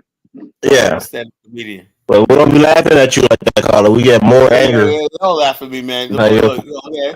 Ask Amari Shy one night. She was like, "God damn, me cracking up, man. I love it. I love making people's Yeah, day." she like the I she not had, gonna I lie had to her. some, look, That's I about had it. some random chick came up, commented second. I never seen her before. I said, "Yo, I was cracking up all day at work listening to your show," and I was like, "Thank you, sister. Thank you for the support." She goes, What? Yeah, a random person come to your work and tell you they listen to your show. "Oh, in the comment section, fool. In the Oh, comment okay. section, somebody I Yeah, never but seen." you wasn't saying because it was you. It could have been because of anybody on the show. It could have been Dollar Bill that said something No, funny. because of me. Could have been Jonathan that said something funny. Because of me, Okay, Colin. because I am funny. All the time you're giving yourself high blood pressure on the show. You're not saying anything funny. You're angry. You're aggrieved. I'm funny. People think Nobody's I'm funny laughing when I'm at that. angry. No, they're probably laughing at you, a ridiculous person. People think it's funny when I get Not because angry. you're being funny. People think I'm funny when I get angry, man. They're like, Yeah, because it's funny to see an old person get so worked up. you know what I'm You saying? don't laugh at that. I get angry when people like freaking Afro dumbass Chukwo and Zongo call in, mess with me and whatnot. They get on my nerve. Yeah, you know, Mike Carl, I think Mike gave you the business all the time. That dude. Michael Wale, man, he pisses me off because the stuff he says and whatnot. Chuku is calm. Chuku don't really attack you, but Mike, Wale is just a bona fide asshole. That's all he is. he's He's a funny. bona fide asshole. I think when Mike comes on the show, Carl, you get nervous. Because you go. No, I'm nervous, nothing. Because how can you want to argue with somebody? I played a video for him about Nigeria and whatnot. He's like, I disagree with everything said. Mike don't take any information in it. He just say what he wants to say. I guess he said for the white man, for Al Jazeera, the Arabs, anything that goes against his narrative, right? I showed a thing of Makoko. So this is white people like, no, the guy was just showing people how you live Makoko and whatnot. And this guy's like, oh man, you believe the white man's part? No, I'm living a video I'm watching. What did he do? Pay those people to go down there and dress up in like this, swim in ship water? No, it happened, Mike. African goddess said that Mystic Dime is studying the culture and assimilating. The two of you are coming to Africa from different viewpoints. Okay. See, Mystic Dime will probably thrive better in Africa because she's studying the aspect of the culture. I wish Mystic Dime a lot of help. Thank you, Carla. I have no intention of assimilating in Africa. None. No humility either. There's no just. I have no intention. My wife's African. That's as far as it goes. Okay. That's all I care about. My honey went. By the way, Monday is both her and mine's birthday. We're both. You guys got the same birthday? We have the same day. Yeah. That's why we're meant to be together. That's the only thing. I'm guessing everybody that don't have the same birthday as their spouse that are meant to be together. Huh? I don't know, man. All I know is we're meant to be together because we're all. You're a girl, man. This life is not a fairy tale, bro. Don't be fairy tale nonsense. Carl, it's okay to say that y'all just met each other on your birthdays, and that was that. So, bottom line, we have the same birthday, so I was like, that's it. We're soulmates. It was meant to be. Carla, you believe in soulmates? What? Don't be a child. You can't believe in soulmates. So, soulmate, Elvis, are you in love with your wife? I love my wife. Yeah. But I tell her all the time. He said, "Are you in love with her?" No, listen. I tell my wife. 1 second. I tell my wife all the time. Our marriage more than just love, because love can fluctuate. But our Oh, commitment, that's sad. Shit. hold on, our commitment to our kids, our commitment to Elvis, each other give me is them more than divorce love. papers and stop trying to hold it out. That's what I'm No, for saying, real. Elvis, man. I Let tell me them all the free. time. You know how many times you love somebody, Elvis, how about you this, love them man? with You all and your your heart, boy, but you don't love, you Elvis, don't think with your head, and that relationship don't work out. and hold up, you and Mr. Don hook up one night, get married one night, and I'll officiate your wedding. He's married, Colin. What? I mean, Yeah, I'm where's telling that, you. No, where's that no, coming from, Mr. Colin? Don. You can have another He's one. throwing his wife under the bus, so Mr. Don, your You can turn. have You're another not one. hearing what I'm saying. This is the stupid shit that people does all the time. 50% of people who get married, you think they don't love each other? They love each other. Sometimes they're deeply in love, but after a couple of years they get divorced. What do you think that is? You think they just stop You loving can each have other? another wife, Elvis. Damn. No, my point is, you got to understand your commitment is bigger than love. You know, it's bigger than that. I love my wife, of course, I do.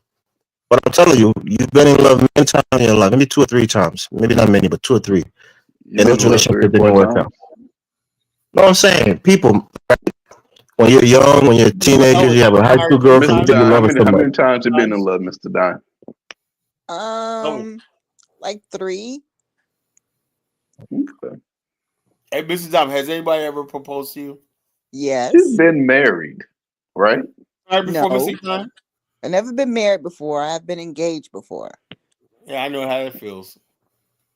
You've been engaged before? Yeah, of course. I told you I was engaged for years, 15 years. Damn. I thought you said no, she didn't want to marry. Okay, she accepted your engagement ring, but she didn't No, want to no, marry you. no. Elvis, he actually did say that on the previous show. It ended. He went to Liberia, and Yeah, then I he thought fell in somebody love with else. the woman that he's with now. Not just like that, not just like that. But Kyler was tripping already, bro. He started right in the wars and knew no, your I ass didn't. was green in Liberia. It was like at least a year and a half gap. So That's too short time. Oh, That's okay. a 15-year relationship, Kyler. Yeah, you've been talking to your wife now before then. You guys were communicating. Oh yeah, we were friends. Even though you said it wasn't going there, but you know. It was just friends online. That's it. It wasn't nothing like that. It was, it was friends online. So, Kyler, if you don't love your wife the same way you love her now, are you going to divorce her in 3 years, in 5 years time? Why would I divorce her? Why would Kyler get That's a the divorce? point. Because love is not the only thing that should hold you two together. That's the point that I'm making. Well, I'm in love right now. You know. That's what I'm saying. So that change, you going to divorce her? No, it's only Okay. So there you go. There's my point. Prove my point. No. Hold up. Right now, Go, all I can think of is right the now. mindset is you should only do with people who you're in love with. You're so crazy over. If you're not feeling that same way in a couple years, you gotta leave them. I'm crazy. It's not how it works. I'm crazy in love with her. Every time the phone rings and whatnot, she's on the phone whatnot. I'm just like, well, You're just like a kid. You're twirling your fingers and your foot is kicking up in the air. Yeah. So bottom line, so that must be love, right? So. Right. I mean, you're grown. You know what love is. I'm saying I know what love is. I know what. Tell you what, man. You know what real love is, right? When you basically could mess with other females, but you don't. Because like I said before, I'll be honest with you. It's called having integrity and having a character. It's not just love. I could not resist temptations and whatnot. Hey, y'all start talking shit about the people in the Bible. So I couldn't resist temptation, but so I know this is real. Now I can. So knocking Solomon and David. So but back to the topic. Do we all agree that America was a birthplace of victimhood? That they taught us how to be victims? Yes, bro. 100%. The difference is America doesn't stay being a victim. Well, America doesn't stay being a victim. White people are the realest victims. America basically like you victimize America, guess what? They got a bomb coming for your ass, like that. That's the difference. Black man in America, they burned down Rosewood, Tulsa, Oklahoma, Wilmington, Durham, North Carolina, Forsyth County, Georgia, and we didn't do a damn thing but get up a couple of years later, talk about. You know what, Carla? That was the African in us, though. That's what that was. Being a coward. Yeah, that's what that was. So you're trying to say you gotta think about it, Carla. Africans are cowards, and we inherit that coward gene. How the hell do you get colonized by a teeny weeny amount of people? The whole damn continent. Yeah, that is something that needs to be discussed. I mean, hell no. I mean, the Yorubas and the Fulani, they were going to war with each other, but once they realized that they were going to war with each other, and Jonathan, then go to war with white people too. superior I mean, weaponry. goddamn. They had superior weapons. And it was too Elvis, we're late by not then, doing Jonathan. that. By the We time ain't they doing that. We ain't realized, doing that. by the time they I realized went. what it was, I it was too studied in late. school. Them bullets, they shot one bullet every 2 minutes. What y'all talking about? Yeah, you can shoot one bullet.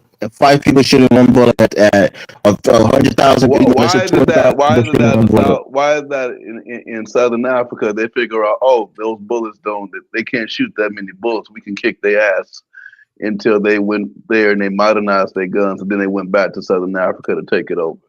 Yeah, they brought the Gatling So what are you guns. saying? Yeah, don't do that now. Look, when I they brought may the not act Gatling like guns, an tougher than that's the when they hit Eurobats? intellectual everything across nigga up Southern here, Africa when they brought the machine but gun. I can if we want to. No, I'm saying Not all of Africa was you're just making getting a their ass point. cheeks bent over now. Other people was working alongside those white people to help, subjugate those Indians. Sellouts. It was sellouts in Delta State And it's not just that sold out the Benin Kingdom.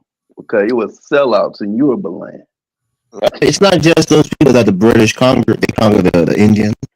They conquered the Chinese. At the end of the They day, conquered Elvis, we great have to be civilizations. honest. It wasn't a bunch of them. That's what I'm saying. But I'm saying, whatever you say, Jonathan, they conquer all these other people. Don't just point on the Africans. They conquer the British. No. For hundreds of years. I don't give a fuck about the other people. I only care about the Africans. Right, but I'm saying They can go bomb the shit out of those Asia people and the and they Middle East conquer tomorrow. I everybody could give else. a fuck. I mean, we like to think that we're the strongest group of people on this planet, but we're not. We're not. Well, Physically, we hopefully, might be And that's stronger than what the I'm white man. saying. Y'all saying that here's we the had problem. all of those Jonathan, numbers, all that here's the spirituality, problem got with our ass Africans, handed right? to us. Because let me explain that Here's the again, problem with Jonathan. Africans, right? Hold on, The this is Don. African brought it on himself when he chose trinkets, mirrors, and cooking pots from the Dummy. white man over No, it was solidarity something and more than saying that, something's Mr. Don. up. It was something more than that. I think No, what that's a happened. Hold large on. part of it. They collaborated with the white colonizer in sale of slaves for so long. No, By the it time wasn't the white man colonizers. It was said the no more transatlantic slave slavery, trade. we're not buying no more, the African countries could not pivot. And they still wanted their rum and their liquor and their mirrors. So that's also part of it. There are many parts to it. Don't think that's not a part of it. Yeah, I agree, Mr. Don. I agree 100%. But check this out. Here's another thing people don't talk like. Now, back in the time of the when the Greek states were being threatened by Persians, right? They hated each other. Spartans hated the Thracians. They hated the Athenians. All these other people, right? The Cretians. All of it. But they basically said, "Wait a minute here. We may hate each other, right? But the bottom line is we have a friggin' greater threat. If the enemy from far away, Persia's threatening all of us. So they had to basically come to consensus. And then Sparta led the charge against the Persians. Same thing will happen with the China and Mongolia, right? These Han groups and whatnot and were under siege from the Mongolians, Genghis Khan. They say, you know something? We may hate each other, but we got a common enemy. Boom, boom, boom. Same thing happened with the Gauls in France, against the Romans, and other people in Britain, with the warrior queen. She rallied all the Britons and the Normans against the Roman invasion, right? She lost, but that is. But somehow, when it came to Africa, when the Europeans show up on the African coast, the Africans took the Europeans as a friend and their neighbors as the enemy. Exactly.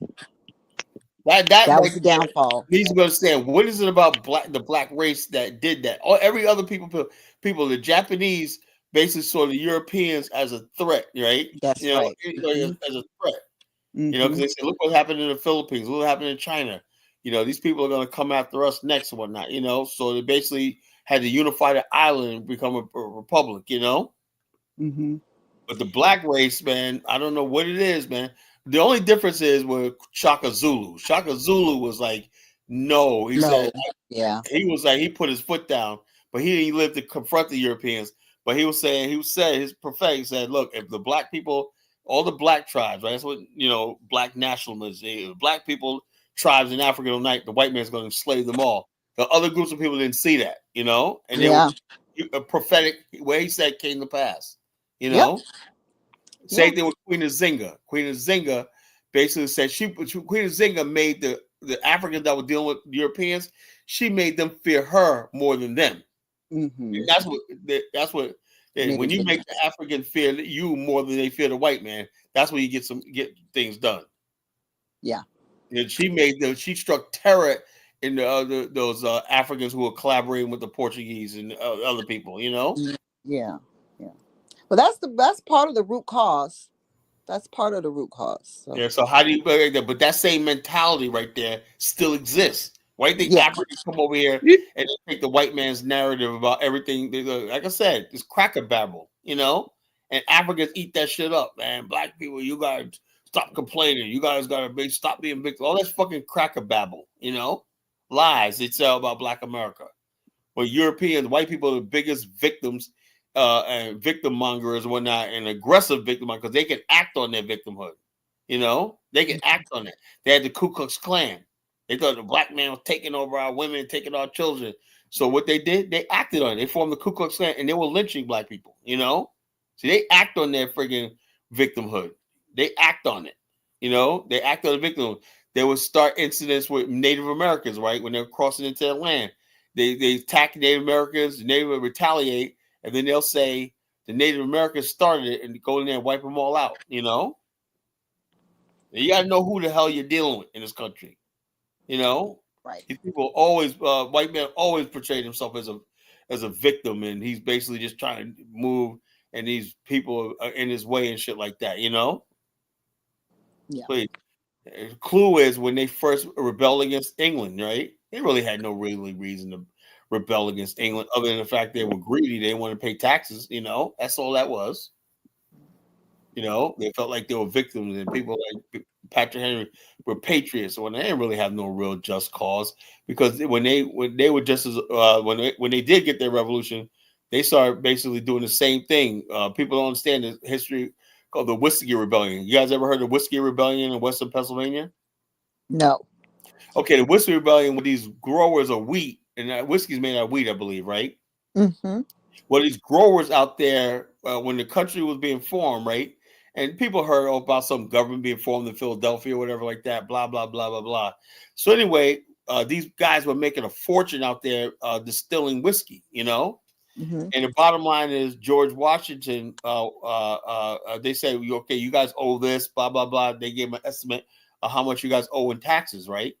And so basically when the tax revenue came out there, they didn't recognize the authority and they began shooting at tax collectors. So George Washington sent out an army to collect those taxes, you know? Say you're now part of the republic, whether you like it or not. You're going to pay these taxes. As simple as that, you know?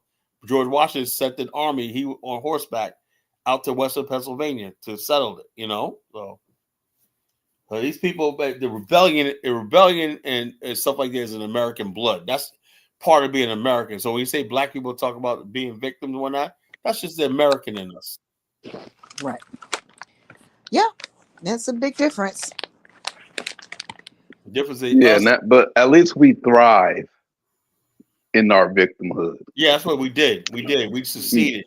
Among everything else, everything they threw at us, we still thrived and built the middle class and we able to educate, pull ourselves out of poverty and slavery and whatnot on our own. Not with that, not with their help. They want to credit white people. The white people didn't do shit for us. Really, they really did nothing for us. You know?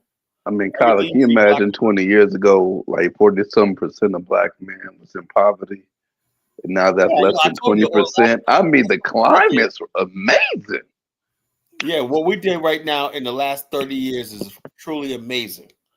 How it happened, but like I said, you know what happened? Because when you study martial arts like I did, they understand that no matter what system, whoever you fight, there's always inherent weaknesses. White supremacy in America had inherent weaknesses. That's why we was able to fill in voids and cracks and slip through the doors and whatnot, because it's not invincible. You know, we knew that. The white man's not invincible. His system, because he really wanted to starve us out economically in this country, but he failed. You know, failed. Now he's one more last attempt. We tried to do that with the friggin' the illegal aliens, and that's not going to work. You know, so the bottom line, he's back to us now. Everything they try just fails.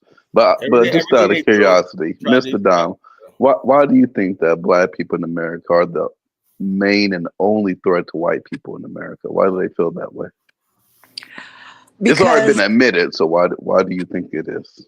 right. Let me tell you, I've kind of been having my ear to the street on that. And this is what I can tell you. It might be two things. One, we can't underestimate the serious impact that white guilt has to the society and the community for white people. That white guilt is really eating up younger white people, especially white boys. So that's detrimental. The other thing too is they're seeming to think that it's lending itself to a lot of a rise of socialist kind of sentiment, which is dangerous to America. So that's what I would say. I mean, what do you think? I don't know. I agree with you to a point that some of them have the white guilt, but I think a lot of it might just be more fear. Yeah, well, that's leading to the It, socialist sentiment. Yeah, I think it's a lot more fear in there. yeah. Yeah, a lot of times white people understand one thing, right? They see the fact that it ain't like it was 40 years ago when black people were confined to ghettos and areas that what I'm saying. Now they see black people on their blocks and neighborhoods, their jobs. Your boss could be black. The whole country's changed over the last 30 years, So they're basically like, look, we can't keep going on the way we got everything. There used to be a time where white people had everything, right? Well, Carla, I think you might need to black this person. I mean, he might be a white guy masquerading. Who? This fall from grace guy. He says, "You're an effing barnacle attached to a ship, man. You're evolving into a parasite. How many years does a fish in a No, don't block them. takes to Don't change? block them. None of us are benefiting from knowing black people. What do you mean by that, Okay, man? You have a black man picture on your And here profile. What do we you mean by that? are. Hold on now, because white people Oh no, can't this is do a white. anything This is a without. white guy. Wow. This is a white guy. He's But not even black. no, you have to educate these dumbass people. Okay, these white people couldn't do anything without black people. That's a historical fact. They needed black people, and when slavery ended, they needed African people. Huh? White people What are you could never talking do about, Rob anything by Maurice? This is a themselves. black man. This is not even an African or a black person talking shit. He said he figured he was already black because I guess he's been saying a bunch of shit. I just saw that shit when I came back. That's crazy. Being a barnacle attached to a ship. The fuck is that, man? I guess Collar, now we need you, fighter Collar. Tell this white cracker off. Tell him. You gotta tell him, Collar. Get him, Collar. Are you calling me a racist? I'm not. You call me a racist? Look. The bottom line is this. Look. Okay. I wasn't reading his comments, but let's say he says, "Okay, I see the one. None of us are benefiting from knowing black people." Okay. Look, if that's the way you feel about it, right? Tell him to come up. Tell him to come up. Put the link out. Let him come up and tell us. No, that's all fine, Danny. But the whole thing is this. I want to ask Fall from Grace. What do you think about us, right? Do we benefit from knowing white people? I mean, to me, a person's a person. If you benefit me, you benefit me. I like that. If I do business with you, whatever like that's fine.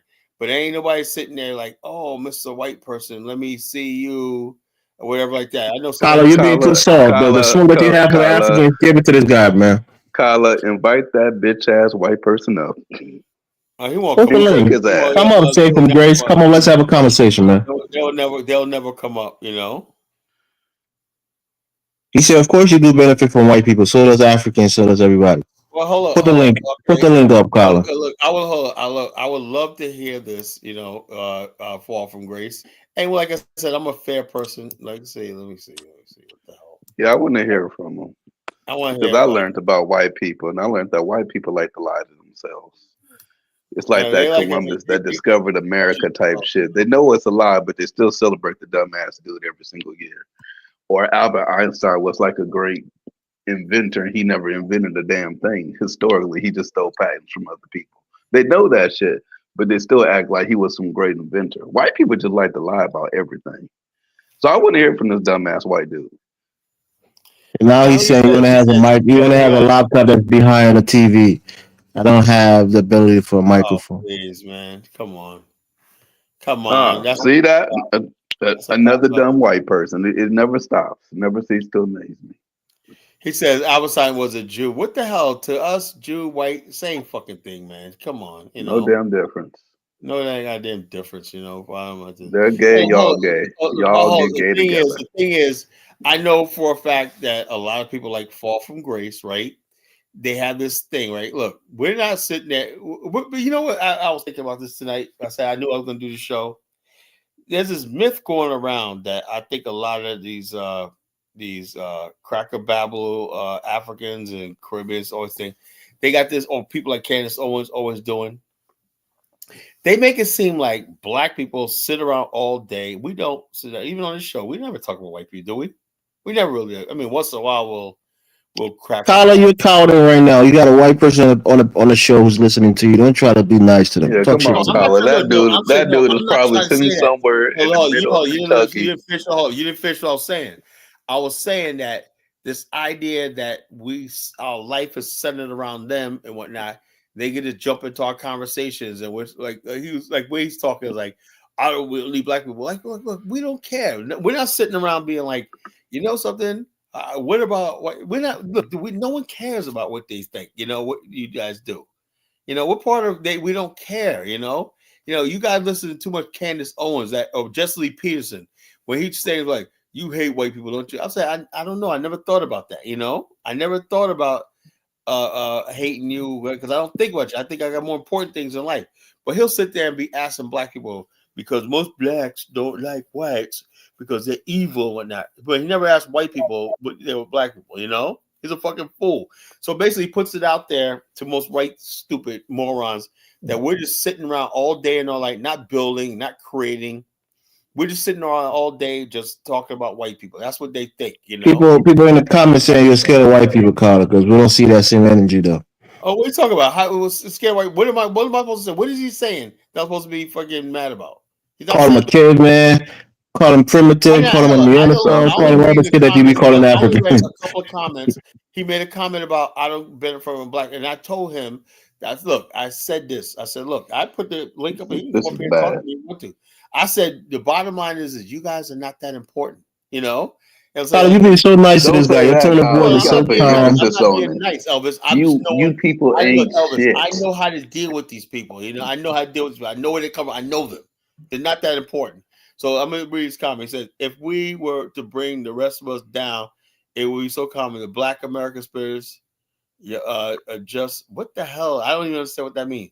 You need our advice. We could take it from enlightened black man to know what we said to truly begin with. I don't know. He needs to come up here and say what he's talking about. I'm trying to basically have a civilized conversation, and stuff like that. He's not saying anything insulting to me right now, so I'm not going to give him that same energy. He just basically saying the same white cracker babble, about how they're so important and stuff like that. A lot of them believe that. Tyler, you're showing. Last time you had smoke for other people, we know you ain't got no smoke for the white race. Hold on. I have smoke when you come in here talking shit. He's not talking shit right now. He's just saying a bunch of stuff. Like I said, I can't tell how. That's why look. That's how not 90% of them feel. So we're gonna have a conversation. Let's have a conversation until he starts basically insulting us. Then you're gonna see my thunder.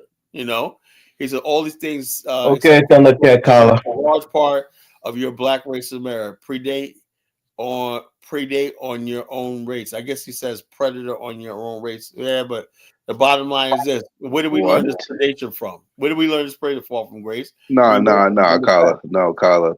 These motherfuckers were so unsuccessful. I mean, we're talking about white people that got everything in front of them. They got the white benefit.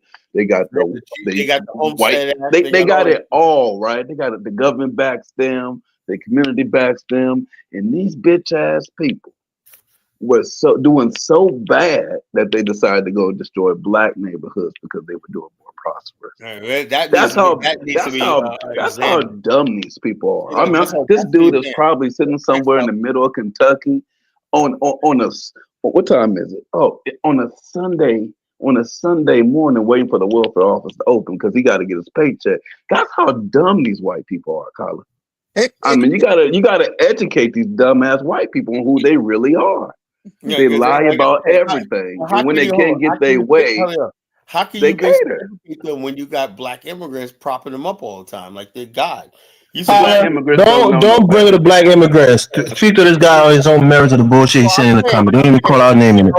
that's why they're so emboldened. They're emboldened because they That's got not true. White people was racist long before we started coming to this country, Kyle. Come on, Carla, don't do that.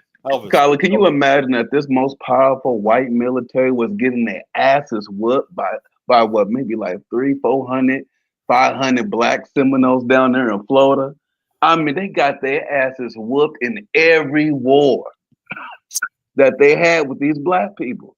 These all supposed to be almighty white people. I mean, damn. They just trash. They just trash, Colin. Well, check All this right, out. now we can stop Check this out. responding to the weak ass dude. My whole thing is this: when you look at the way the Asians came at so-called black people doing the affirmative action thing, like they bought the whole white supremacy narrative that they were being discriminated, and they got fooled. It wasn't whites didn't give a shit about them being discriminated, whatever it was. What happened to those spots after affirmative action struck down? They're all with the legacy students, and alumni and everything. And Asians didn't benefit; they actually lost out, And so the bottom line is, why is that happening in the first place? Because Asians have a fundamental worship of white people and everything like that. When they come here, they worship white people. A lot of black immigrants, brown immigrants, everything. They have this idea that if they play white, like Bobby Jindal. Remember Bobby Jindal, governor of Louisiana, whatever he was? He said if black people basically became more like white people, they have better. Look, what the fuck you mean? Even Indians were condemning him. What the fuck does that mean? His name was Rala Haba Boom Shakalaka, right? But he said he liked the Brady Bunch so much. Yeah, he's an Indian immigrant. Oh, he came from an Indian immigrant family. So Bobby, after Bobby Brady on the Brady Bunch. And so the bottom line is you got these people coming over here and they worshiping white. And that's the dangerous part about it.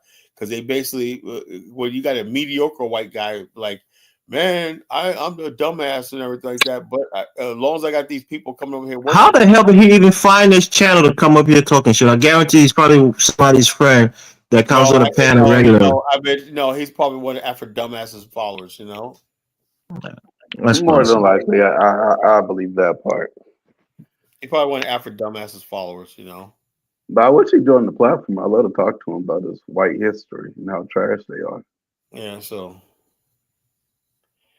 Chris Big goes, college scared of what, I'm like, I put the link in the chat room. Anybody can come up here and talk to me. Dude's a coward. He said he doesn't have a laptop to come up, or his microphone is not working on some bullshit. They just block this motherfucker, man. If we can't come and engage with them, block him, call. I don't be blacking the African brothers, but black this motherfucker. Fuck him. But look, the bottom line is until he says something belligerent. Oh, really, Kyle? Until he says something, that's the only time you're gonna block him? If he says something belligerent, he's gone. But Kyle, you block black people and Africans over smaller shit. Over weekend shit. You block African young lion. FBA young lion said something about my wife. He had to go. He said something about your race, Kyla. He said you're barnacles on a ship. You know what that means, Kyla? Barnacles on a fucking ship? Who's he talking about? Black people. He said black people are barnacle on a ship. Let me go back and read that comment. Racist. And what? Well, who's talking in the back? Oh, that was me. Sorry. Oh, sorry, my bad. I was like, I thought somebody else. Okay. I was just listening. I was saying, well, yeah, that is racist. It is though. It is racist. I forgot I was in the show. It is racist. Really? Okay. So what you saying? I should No, when you say he didn't say anything egregious, I'm telling you that's fucking egregious. He said, here's his comment, Collar. He said you are fucking barnacle attached to a ship, man. You're evolving into a parasite. He's calling black people a parasite to the ship that is America, who you're attached to the bottom of the ship as a barnacle. Oh, and I will hold up. You know, a barnacle is a parasite that lays on whales and other animals in the sea. Yeah, that's not nice. That's very, very descriptive and very racist. Argue, but who's the real parasite, right? Every time, look, Black America, right? White people, black people, we give 99% of our money back to them. They spend almost no money with us, right? we break it down to this guy fall from grace, right? White people basically. He's calling you a chimp now. He said chimp out, man. Why don't you just back with that black? Right out 201 in the comment. He said chimp out. He's using the word chimp. He said chimp out, man. Yes, okay. Why don't you come back with that black Jesse Lee Peterson shit? Okay, bottom line is why you black Ron Moyes? It's not Ron Moyes. It's fall from grace. Shit! Don't be nervous now when the white people come up. Don't be so nervous. You black the wrong people. I'm disappointed in you, Carla. Yeah, Carla. I'm shaking right now. His whole body is juiced.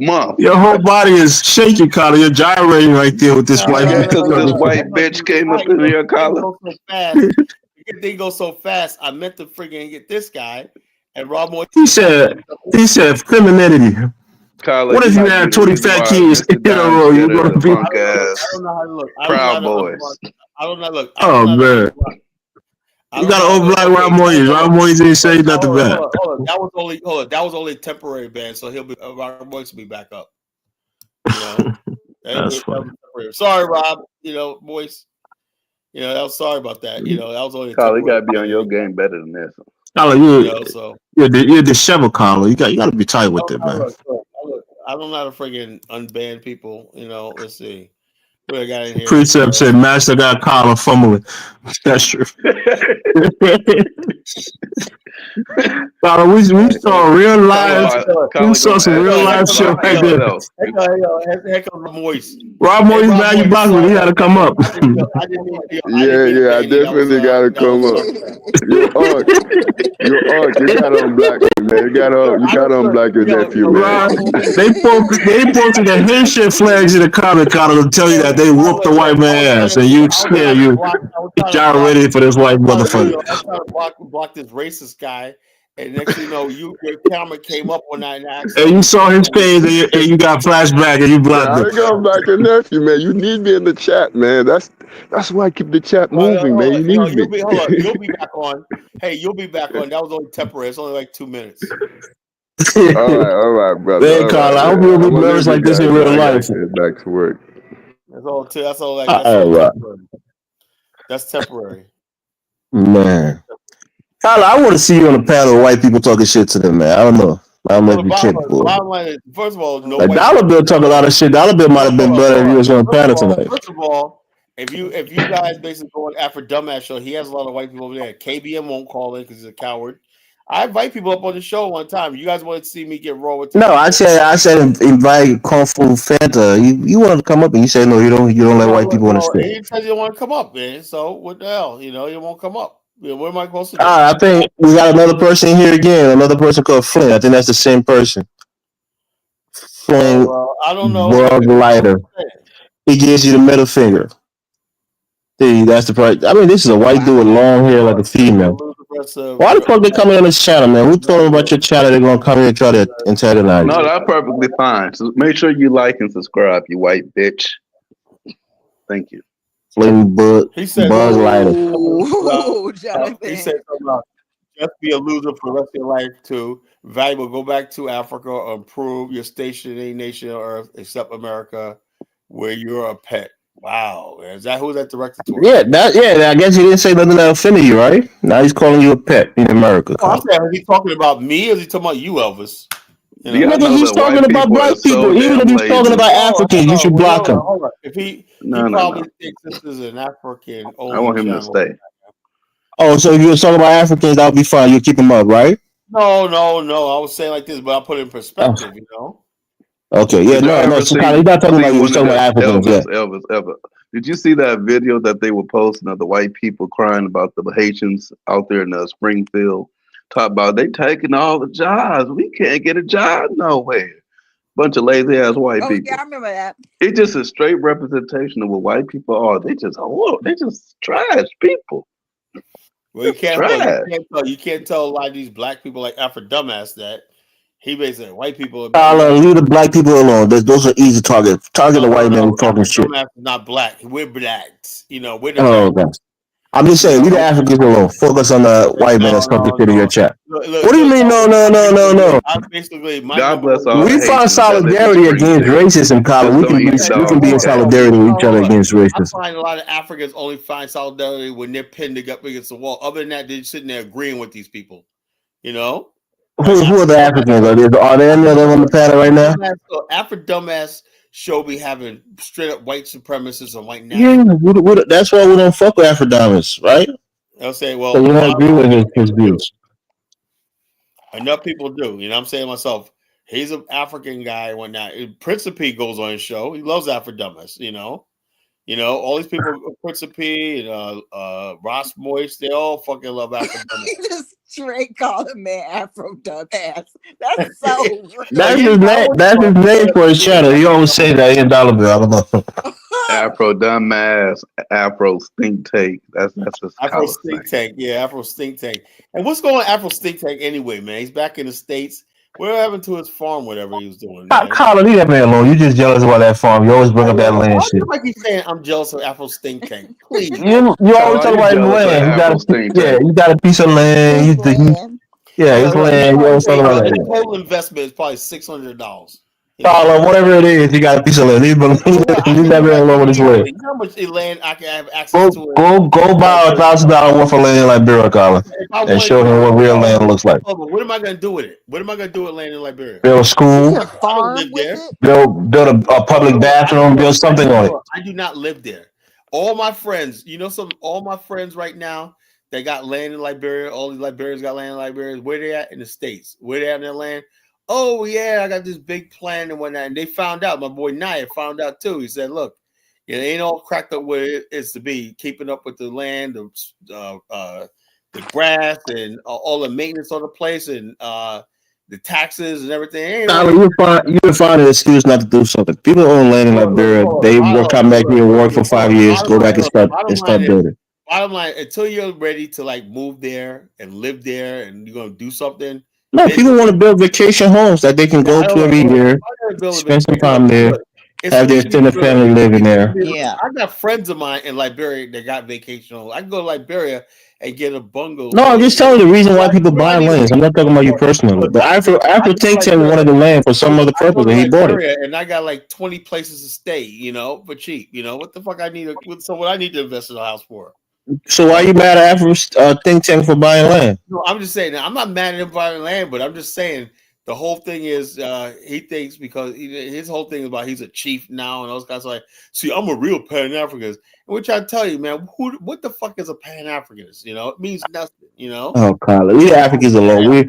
We're taking away. You're talking shit on African cars right now, Colin.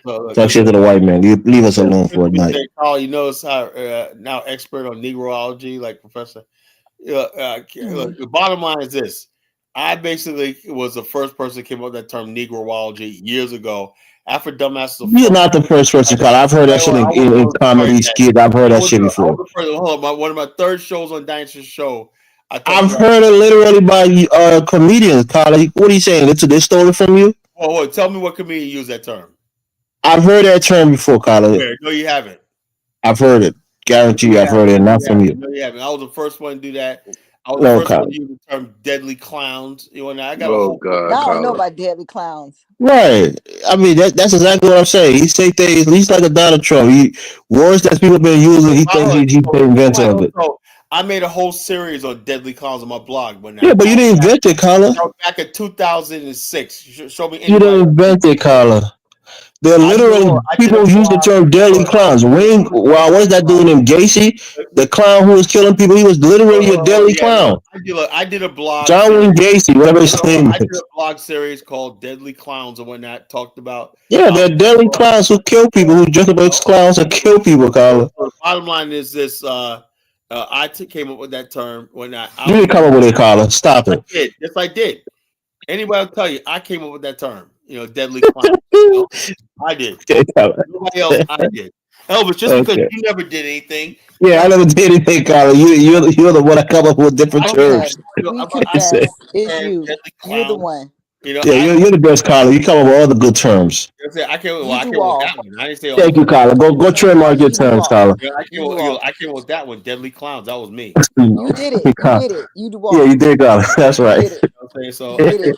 deadly clowns. But people use it Okay, now. Colin, you win. We got to pay Look you at how royalty the every time we say dictatorship deadly works. I We clowns. have don't care to what agree people with the say leader when no that. matter what. This is a fact, whether you want to like it or believe it or not. This is a See? fact. You know. Yep, that's right.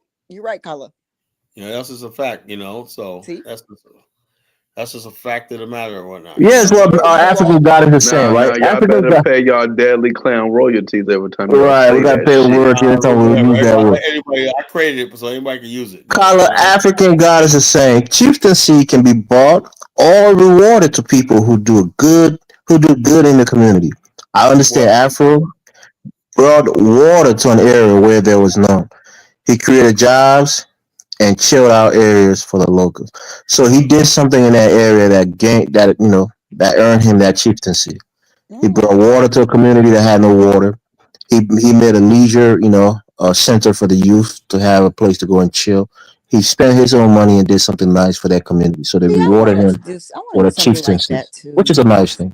I want to do Applaud something that like brother that for too it. for a village. that's Yeah. good for him. It's not safe, but I want to. Why you say it's not safe? I need support. I couldn't just do that as a single woman.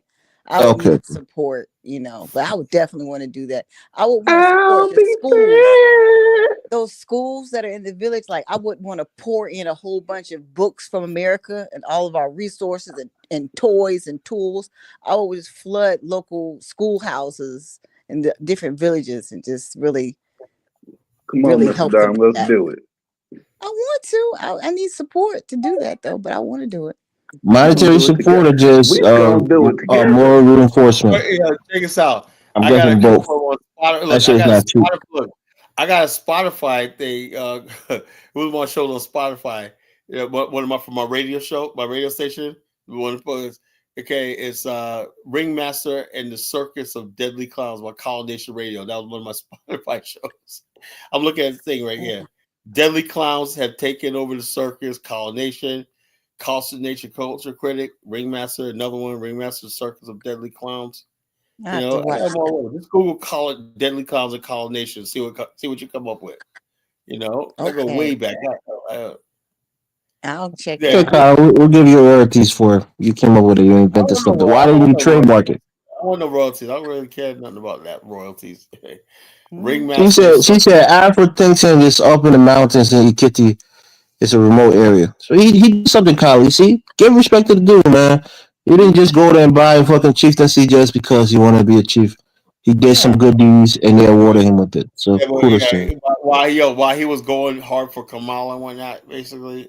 I mean, he's allowed to have a different political view, but if a person is doing good in your community, regardless of their political views or anything that's different than what you ascribe to, I think it was give them that kudos nigga. for the job they did. That nigga was a hardcore leftist. Yeah, he could be a leftist. Nothing wrong with being a leftist. That's what people Even do. if he was a conservative, there's nothing wrong with that either.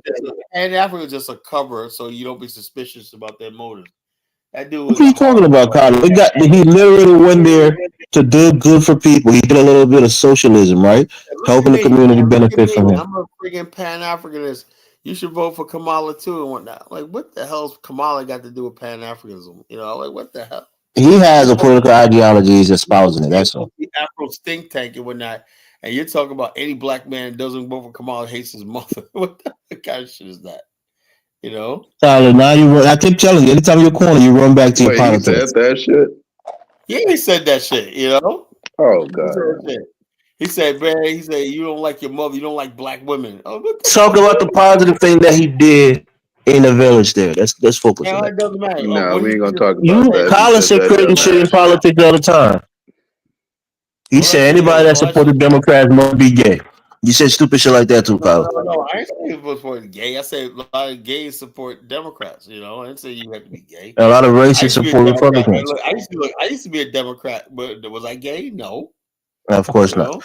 So that statement was out of pocket. So people have their own views, but when they do tangible work that benefit black people, we applaud them for it. Abstract views on politics is not that important. No. Yeah, but I know that. But the bottom line is like if you basically are doing work from the heart, I'll give you credit. Well, if he All right, so is, can you give our protecting his credit tonight, Carla? if he's doing it for if he's doing it from a heart, I give him lots of respect. Can you give him credit for tonight? Say on the show, we're recording you. Said, good job, African. You did something well for the people in Kitty I don't State. know that. I don't know that. I gotta see. Do I see it? Did anybody put a video up? How do I Oh verify my, that? oh my gosh! Oh, African goddess is saying is that she's a reliable, Yeah, I know respectable that, but the sister. whole thing, She I follows gotta his channel, I'm show. sure. You gotta show me before I verify. You gotta. I trust and verify. Did it happen? Whatever like that. Let me see some proof. Yeah, I've been following his videos. I haven't seen none of that shit. If she knows something I don't know, tell me, and I'll change my opinion. I haven't seen shit, but people making videos talking about. He was talking about Brandon for like months. Spearman, why are you saying you need to get me included in Ubuntu? I believe in Ubuntu. Hala doesn't. Carla believe And in again, hate. Ubuntu is not even that abstract. Every interaction that you have that's positive with your community is a form of it.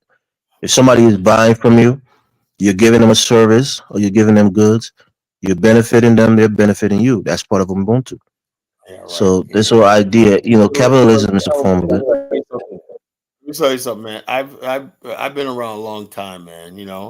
And I've heard every boom shakalaka, boom two, whatever like that, and I've seen it all.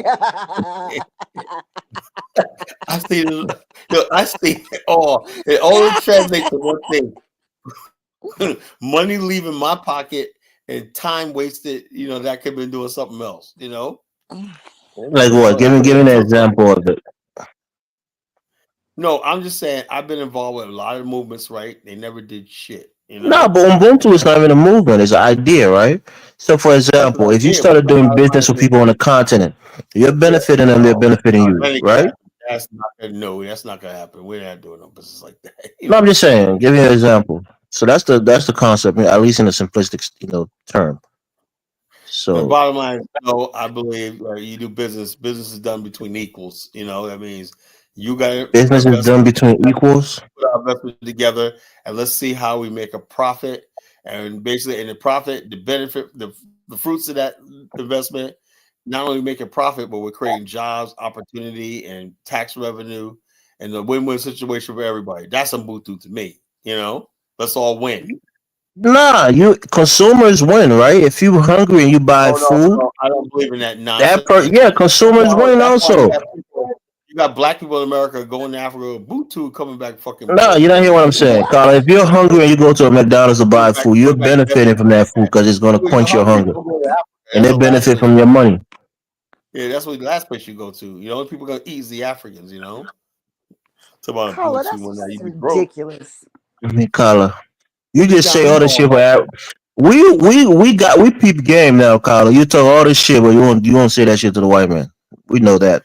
What are you talking about? I say you ain't say none of that shit to the white man. You got a lot of smoke for Africans. You ain't got shit to say to the white man. I told the white man tonight it's about his cracker babble. And I spoke with a white man. It's cracker babble, because that's the root. I don't even blame Africans. I blame the white man for stuff like that because he's using Africans. He's using Africans. Carla, leave us alone. Focus on the white man. He came up here and called you a barnacle. Focus on him. He's gone. He's gone. He's gone. That's what they believe. Or every black person in America is, a barnacle. That's what he believes. I never called Carla a barnacle. I never called black people barnacles. That motherfucker called you a barnacle.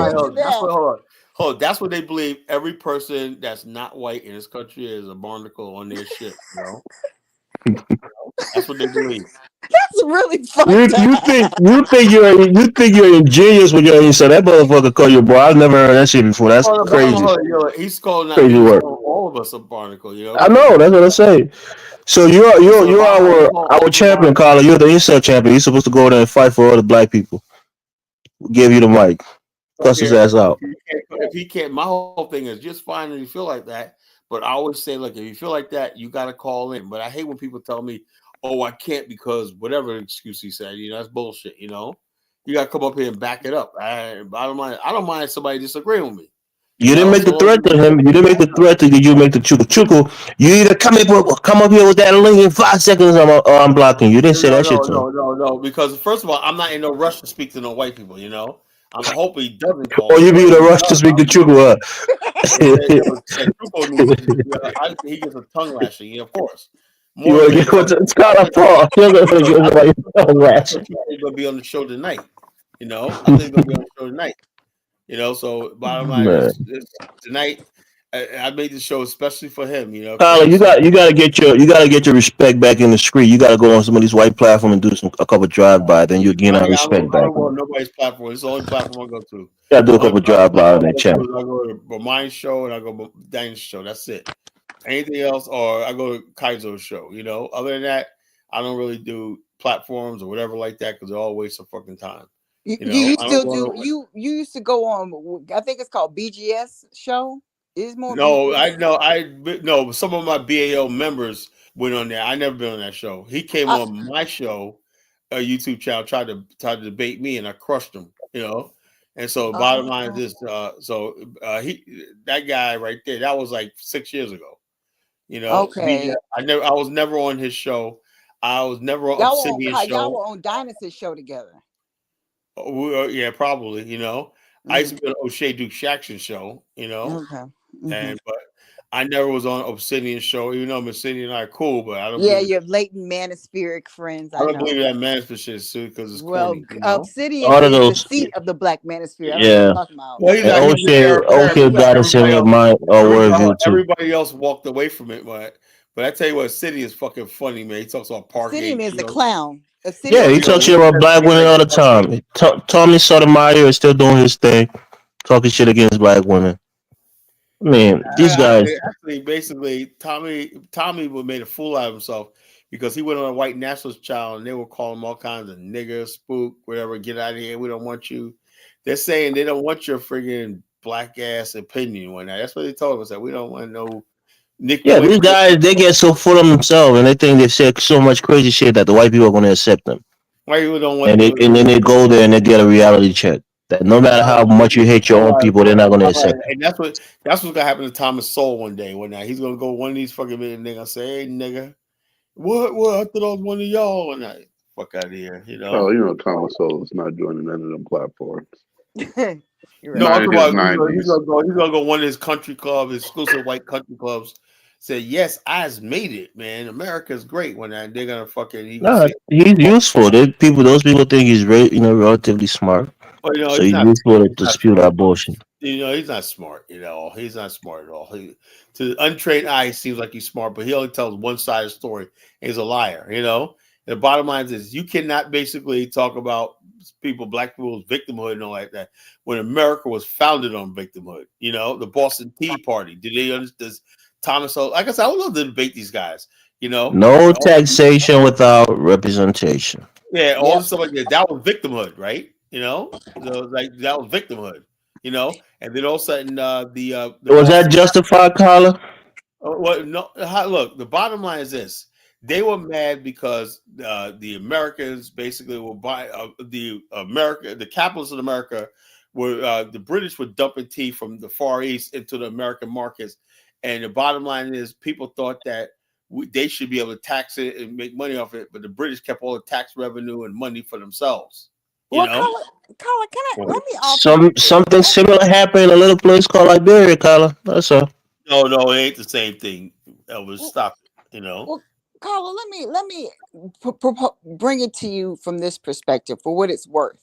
If you can step out of your identity for a second, which maybe you can't, but for what it's worth, in terms of looking at it objectively, America, the government, their primary concern is we don't really care what your sentiment is as a black community in the collective. What we're concerned about is you tearing up this country. So that's why there was always a concern with monitoring the Black Panthers and the Nation of Islam. They don't like black and Martin nationalists. Luther King. They don't like the black community can tear up America at any given moment. So that's why there's such a deliberate concern. They want to keep us under control and whatnot, do mind control. You know, that's why they bring other black groups over here to train us to stay and it's subservient to them. You know, we're not going to ever be like fucking immigrants, right? We're never going to bow to them. They hate that shit. Our story is different.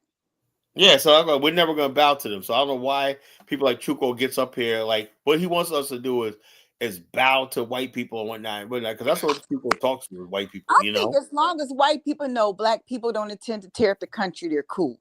I think that if we could figure Yeah, out but how to start hold on. from I just there. think also, Mr. Dime, I think some of it when they start seeing a real black nationalist movement coming here, Yeah. it could go left any time. They don't want That's that. why they don't want it. That's why they're concerned. That's why right now they have a watchful eye because they don't want that to So the happen. bottom line, and I'm gonna keep doing what I'm doing because I know I'm doing the most dangerous thing you could do is talk black nationalism in this country. That white man said you could be a heroin dealer, you could do anything you want, murder, whatever, like the hitman, all that. They let the black criminal enterprise grow to like I don't know what. But the bottom line, if you're a black nationalist, whatever like that, black militant, they Fuck will up destroy you. investments. They will Yeah. destroy you. It's like, but I don't give a damn no more. We have absolutely nothing to lose. But our chains. We have nothing to freaking lose. That's what we're up against. Ross Boy said we won't bow to white. No, I don't. I think you are kind of bowing to white people. You, Ross Boy, you can't say that, and you got the white man's talking points in your mouth all the time. You're bowing to him. When you got the white man's talking points on your breath and whatnot, you can't tell me you would not bow to the whites. When you basically eating his talking points up because you spitting out cracker babble. You and Prince of P, whatever his name is, y'all spit out cracker babble. You should pull yourself up, stop being a victimhood, blah blah blah. That's cracker babble. Ain't no black person sitting around being a victim. They're the biggest friggin' victim when 9/11 happened. A couple months ago. Let's commemorate 9/11 and whatnot. What for? So it'll never happen again. Blah, blah, blah. We were victims and whatnot. 3,000 people died. Pearl Harbor, man, they blew up all ships and whatnot. Blah, blah, blah. The Revolutionary War and whatnot. The British did this. Boston Massacre. Blah, blah. Yeah, please. Please don't tell me I know damn white people talking about don't be a victim. Please. They're the biggest fucking victim mongers in the fucking world. Tyler, you agree with Chaotic Truth, right? Well, I don't. I mean, I listened to his show a couple of times. I You think listen to the show, and he spilled all that same shit. I went on his podcast one time. He said that slavery was good for black people. No, I The never white said men are superior. He said that. I'm telling you. Look, hold on. Look, there's a couple of ways you look at it. Unfortunately, right? This is what we needed Africa to step their game up. What should have happened, right? I don't know how it was supposed to happen, right? In the last 200 years, that whole coast of West Africa should look like Asia, right? And then the argument that we lost out on slavery thing. But when you got Black America has the largest middle class, the highest standard of living, after everything, when it's all said and done, when the dust clears, and when that Black America is standing higher than any group of black people in the world, it does look like black people benefited from slavery. I'm sorry, that's just the way it is. Unfortunately, I would like things to be different, man, but the damage that was done to us during the transatlantic slave trade in Africa, was basically, I don't know, maybe it was terminal, So I don't know. There's got to be a reason why Africa's still struggling after all these years. The damage of it. They said, I studied this when I was younger. I said, look, they said the reason why Africa's development, it wasn't colonialism, it was a transatlantic slave trade. The transatlantic. They talking shit about you being a coward tonight, man. They talking shit about Well, you. I don't care what people say. It's my platform. They said Master pulled up and he's twirling his thumbs. The same people, hold on. Why don't they come up here and say it to my face? Look, Carla, you want to fight them, man? You gonna fight the white man? You want to fight that? In the chat. I invited the so-called master up here. Your master. I'm not gonna lie, Kyle. He kind of took a L. You gotta take that L for the last couple months, man. Maybe Dollar Bill was able to back you up. Bottom line is this: the guy comes up here, and when I wasn't even paying attention to his comments in the chat room. I'm sitting there. He called you a barnacle. He called you a barnacle, bro. I didn't even see that. That's some crazy shit. I didn't even see that. You got to pay attention to that. I didn't see that. So the bottom line is this: I don't know what the hell it's talking about. Then I saw a couple things. He's trying to deflate the fact that Black Americans call themselves the premium black. Well, I'm not saying white people respect you in this country. They consider you Americans. He's telling you just a barnacle on the ship. Less like that. No, look, I'm saying compared to what's the rest of the continent and everything like that. Yeah, Black America, something's got to be. Like, you can't. Look, if it like I say, goes back to in America. Why do people migrate here and they don't freaking migrate to Haiti or they don't migrate to freaking Jamaica? Right? Why is that? So the bottom line, it's got to be something Yeah, about. we're probably coming to be a barnacle on that ship too, along with everybody I don't else. know who don't. Yeah, whatever. Whatever. The bottom line is this: you ask yourself this question. If I'm a bark on a ship, I didn't volunteer for this shit. It ain't like I figured. That should rebuttal to the white man. You didn't volunteer for it. Look, I didn't look. If I'm in the boat, Please call and change the subject. I didn't ask to join it. Change You the know, subject. you're asking. I don't want to. I can't. I Your can't take it no people more. came here. Your people came here and whatnot voluntarily. So man, I would be offended if I were you, because he's talking about you. Oh, Carla, you're gonna switch it to the lowest common denomination. Hold on, yeah. Switch it to the Africans. Yeah, but hold on. When he's talking like that, I thought he was talking about you. Oh, he's talking about us. Okay. All right, Carla. So when you said he was talking about me, I'm like, yeah, it was time for this guy to go. I thought he was talking about y'all, man. Oh, so when you talk about us, you let him stay and talk shit. Well, whatever, that's your problem. There you go, Carla. We gotta unite, bro. With black people, we fight against white supremacy. No, we don't. No, we don't. You guys benefit from white supremacy. You love it, How do I benefit from it, Carla? Huh? You guys benefit. White supremacy gave How do I benefit from white supremacy? white supremacists let you into this country, and so they should have let us starve in Africa, right? Well, why do you have to starve in Africa? Why couldn't you? No, I'm just asking you. They should have let us suffer in Africa. Is that what you're saying? Yeah, you brought it on yourself. So they shouldn't have let the Europeans, the Indians, the Australians, the Asians, none of them could have came into this country. Why in the world? Oh, look, Ross, I appreciate the offer, man. It sounds touching and everything like that. Sounds beautiful. You offer me Haitian citizens, but I think I'm good, man. I think I'm good, man. I think I'll be all right, Man, Carla. Yeah. Christmas say we need Nigerian American leadership for black women. So we need Nigerians leading us now. Oh Lord, man. Jeez.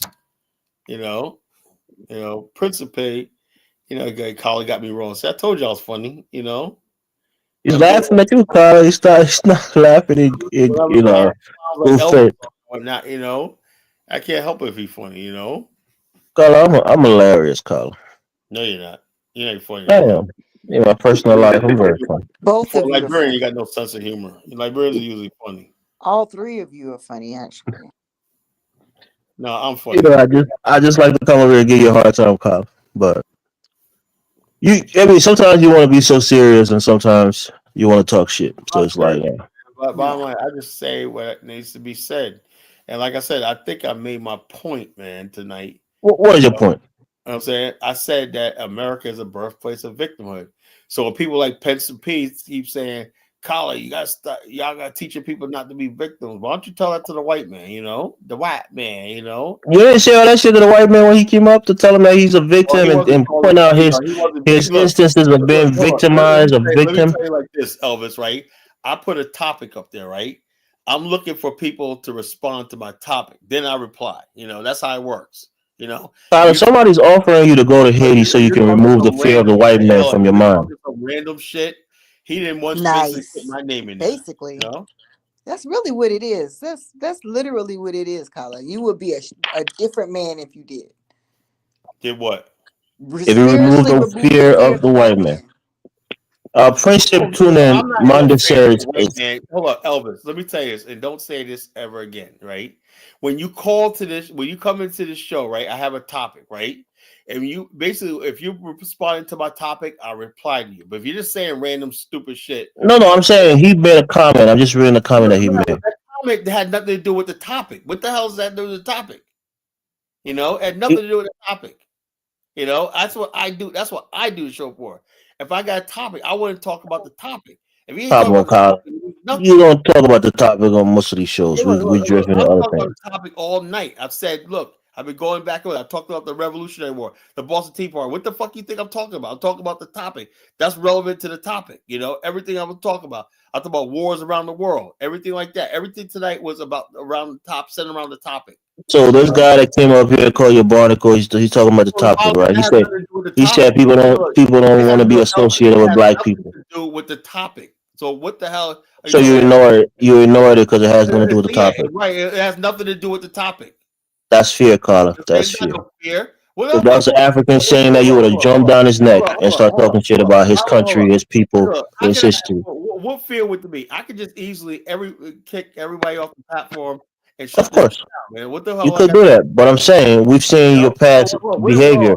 If an African says something you don't like, you start cussing this country out, telling me how you live in a shithole, and all of that. You said you made a comment like I fear. What the heck do I I'm got? not. It's not me making a comment. I'm telling you, I read a comment in the comment section. Somebody said they want to take you back to Haiti to wash away the fear that you have of white men. That was a That's comment, all. Carla. The comment. Hold on. Nobody in the comment section tells me how to run my show. I know. I respond to what I see. When the topic is up there, if you want to talk about this, if people can't come up here and say, "Carla, you're wrong about the topic," blah blah blah, my statement, whatever like that, I have nothing to talk about. That's how you build a show. And I've been listening to these shows and whatnot. And what happens is I get too off topic where people just making comments and I stay off topic. I'm trying to stay on topic. That's the topic of the show. America, the birthplace of victimhood. Black people don't have no monopoly on victimhood, you know? White people have. So if he got something to say about that, then we got business, right? But when he's talking shit about you and denigrating your people, you ain't got no business with him. I don't care about that. That's not my Okay, problem. there you go. That's why we say you fear the white man. Because Africans, when they talk shit about it, you get on them right away. I'm doing a show because the Africans will come up. When I do a topic, Africans will come up and be like, no, blah, blah, blah, blah, Kyle. Like, yeah, and you leave the topic and you jump on them and you attack them and abuse them and abuse their history and their current situation back home. Hey, look, if I attack somebody, it's because they said something about the topic and whatnot, and they just Colin, stop it, Colin. You don't attack people because they said something about the topic. You attack them because they said something about you personally or your people. Tonight was about the topic, and I'm responding to him directly. Say the Ross Moise. Colin, have you ever gotten in a fight with a white man before? Elvis, you're about to get out of here. I'm telling you, you're getting on my last nerve. Elvis, I had when I went to jail. You had Jonathan. I have too. I got a couple times. That white mother. It was bad, Elvis. Bye, Elvis. I take pride in that. Bye. I'm tired of stupidity when they ask me stupid questions. I'm talking about the topic tonight, and this guy, just what I'm talking about. Instead of me, I want to end the show free so I can go to bed. Instead of me freaking talk about the topic, I got freaking Elvis. Why do you talk my show if you're just gonna troll me all night? I'm trying to talk about a topic. So when people listen to these shows, they're like, "Yeah, Colin." Like Doc Migo says, they said, "Look, Colin, why you let people come in here and start throwing you off topic and whatnot?" You know, it's a bottle. I don't got smoke for you, right? The bottle you're trying to make it sound, "Oh, Colin spoke with a white man." No, I want to talk about that. I just told you for 10 minutes. I want to talk about the topic, and you keep asking me some stupid shit. Are you stupid? You retarded? I told you, like I said, this is a show I run. I say what we talk about. You know, if you can't answer the question on the topic or not, we don't need to talk. That's what we're here for.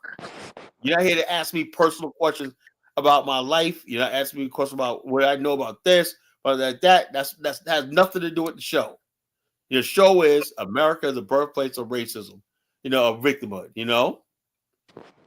And so the bottom line is, he goes, "Why are you a coward?" So I'm a coward to somebody who couldn't even come on my show and show his face and whatnot. Like you, Elvis, never show your fucking face. I don't care about your fucking respect. How about that? I don't really give a shit. I don't care if you ever call the show ever again. You mean absolutely nothing. You're not important whatsoever, Elvis. So it is what it is. Dark media smoke for Haitians, smoke for. So the bottom line, now Dark Migos have like this, have spoke for Haitians. No, because people just don't like Haitians. How about that? Maybe he just doesn't like Haitians. Nobody's obligated to like Haitians. So the bottom line is people like the white man. The white man's not on my show. And if you want to come in the show and you talk about the topic, I'll give it to you, But if you're making stupid comments, what's up, Dollar Bill? Maybe I get some fucking thank you, Dollar Bill. Thank you coming on, man. I'll stay on for another hour. I got my brother Dollar Bill on here,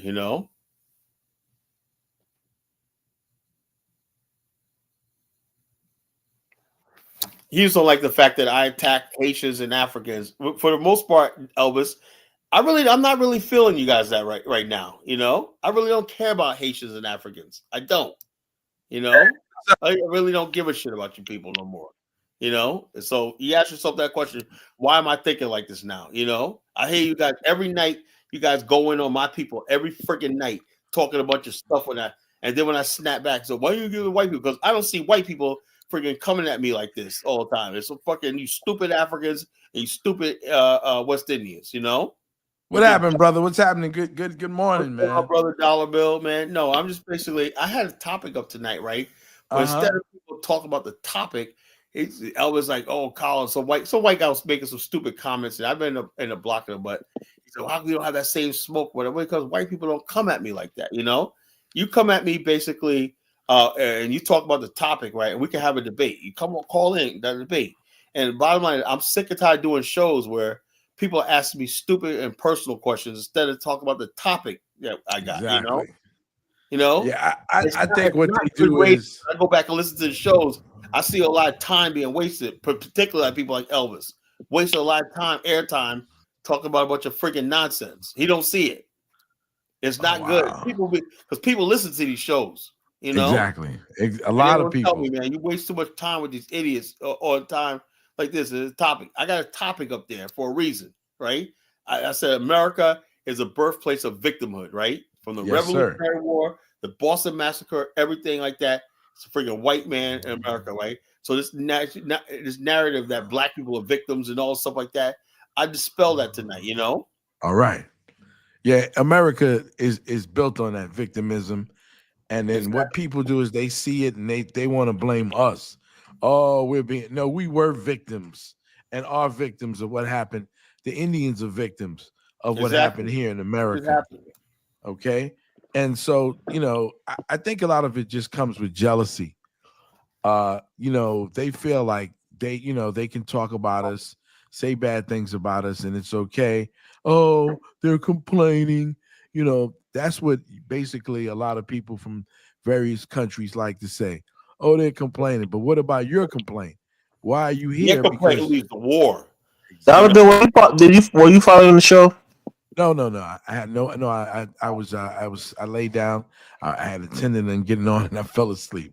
He was with his boo. So you probably missed the part of there was a guy that came up here talking shit. Come up here, was in the chat room. I wasn't even paying attention to the chat. Yeah, and Dollar Bill, you do the same thing. When people talking shit about you personally or your people, you get on them, you cuss them out, you say shit to them. So this white dude came up here and said black people are barnacle on a ship that is America, and that nobody likes black people, in America.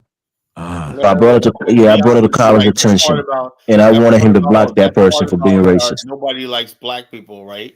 For the most part, that's how a lot of them feel. So then this guy kept talking shit about black people. Look, first of all, right? I said he was talking shit when and I'm looking at him whatnot, and I was answering some of his stupid questions. But again, he was veering off the topic. Right. That's not what I freaking have the show for, And so therefore, I'm stopping that nonsense.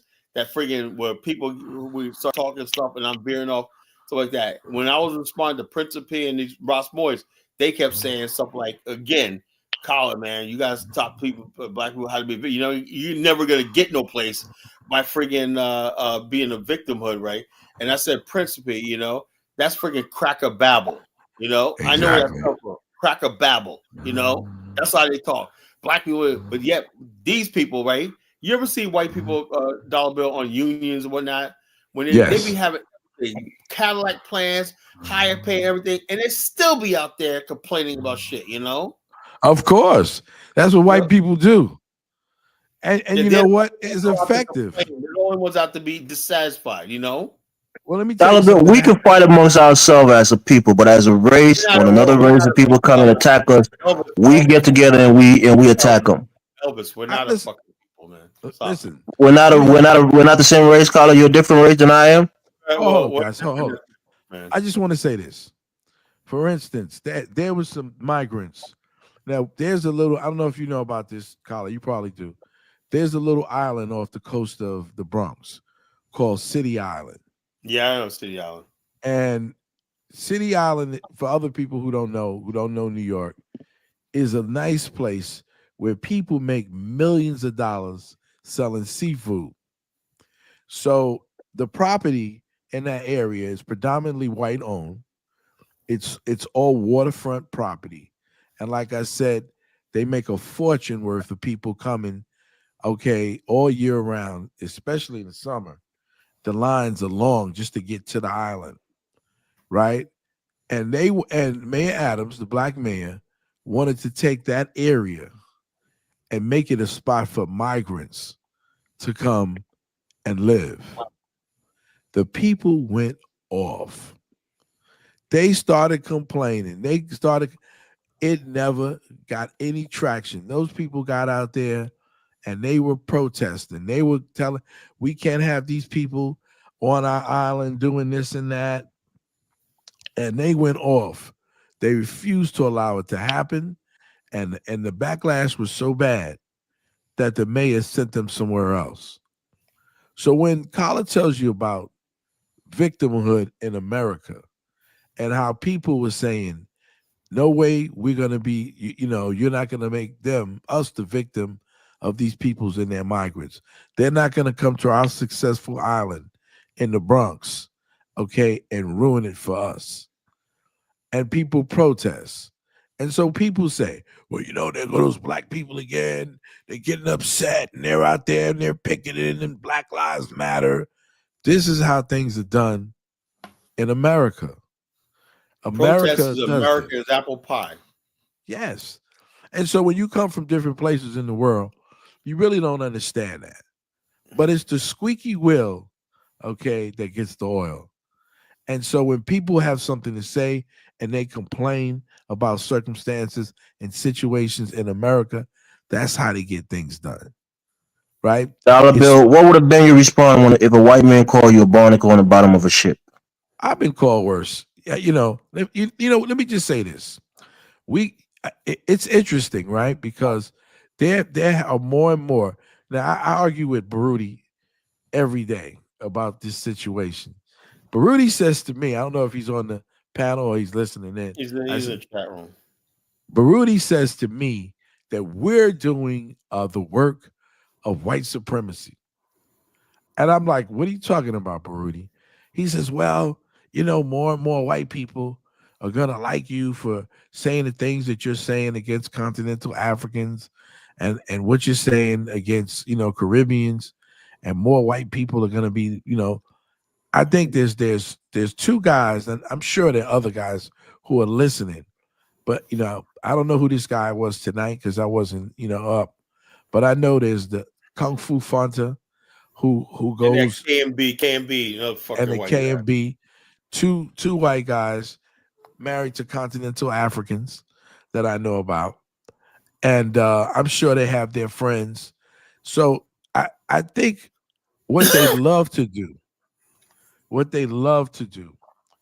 is to try to get in our conversations, okay, and cause problems amongst ourselves. And they're going to be white people. This is America. They're going to be white people tuning in, listening in, because this is an affront to them. They've never heard anybody say anything like this, even though we've heard other people, espouse similar things, but they've never heard because they haven't been privy to our conversations. So when Carla's talking about an Afristan, about black people just saying, you know what, we're going to do the best we can here in America. We're going to take those ideas, okay, and take it for us to do something on our ancestral homeland where we can be our own men. It's an affront to white people. White people can't understand it. $1 bill years ago, right? I had friggin' me and my brother David Hitt, right? We had friggin' we were doing shows about what we're talking about right now, nation building, stuff like that. And white people come in there. First, they would come in there like fucking big comment. And we're like, first of all, why are you here? And Hope was good about that too. Carla, who's the guy up there? Who's the guy up there on top of me? Is that Ahmed? Yeah, I think so. Anyway, bottom line is the Hope was good at that. He was basically like, look, you're not black. He would not let you on at all. But boom, you have nothing to say about that, But me personally, I was like, okay, I'll give you one chance to say something. What's on your mind? When they said, well, blah, blah. I said, look, man, everything we do, believe it or not, our life don't center around you guys. See, the whole thing about this is, and I was basically trying to while I was letting this guy talk, right, I was giving him enough room to hang himself to prove one thing, right? Mm-hmm. And he was going to find out sooner or later tonight that our whole existence does not center around them. So they could get up here and make comments, whatever they want. The bottom line is this: you have nothing to offer. I'm trying to tell Elvis this. They have nothing to offer, you know. They have nothing to bargain with. We have nothing that they want. They have nothing that we need or want. So they have nothing to say. So whatever he says here and everything like that, that's just somebody basically losing, getting their ass kicked, and they're being insignificant. So they're on. So, Carla, this goes back to us again, right? We Africans, we have nothing to offer. We're useless. We bring nothing to the table. Look. The bottom line, what I say against them and what I say against, I don't say. Look, first of all, I got a lot of. Somebody breathing heavily. I'm not. Look, I'm not I'll talking. get you to mute your mic. Look. I didn't do anything. What did I do? I was breathing too hard. What did I do? Yeah, Dollar Bill, you okay? No, I didn't do anything. Okay, back to what I was saying.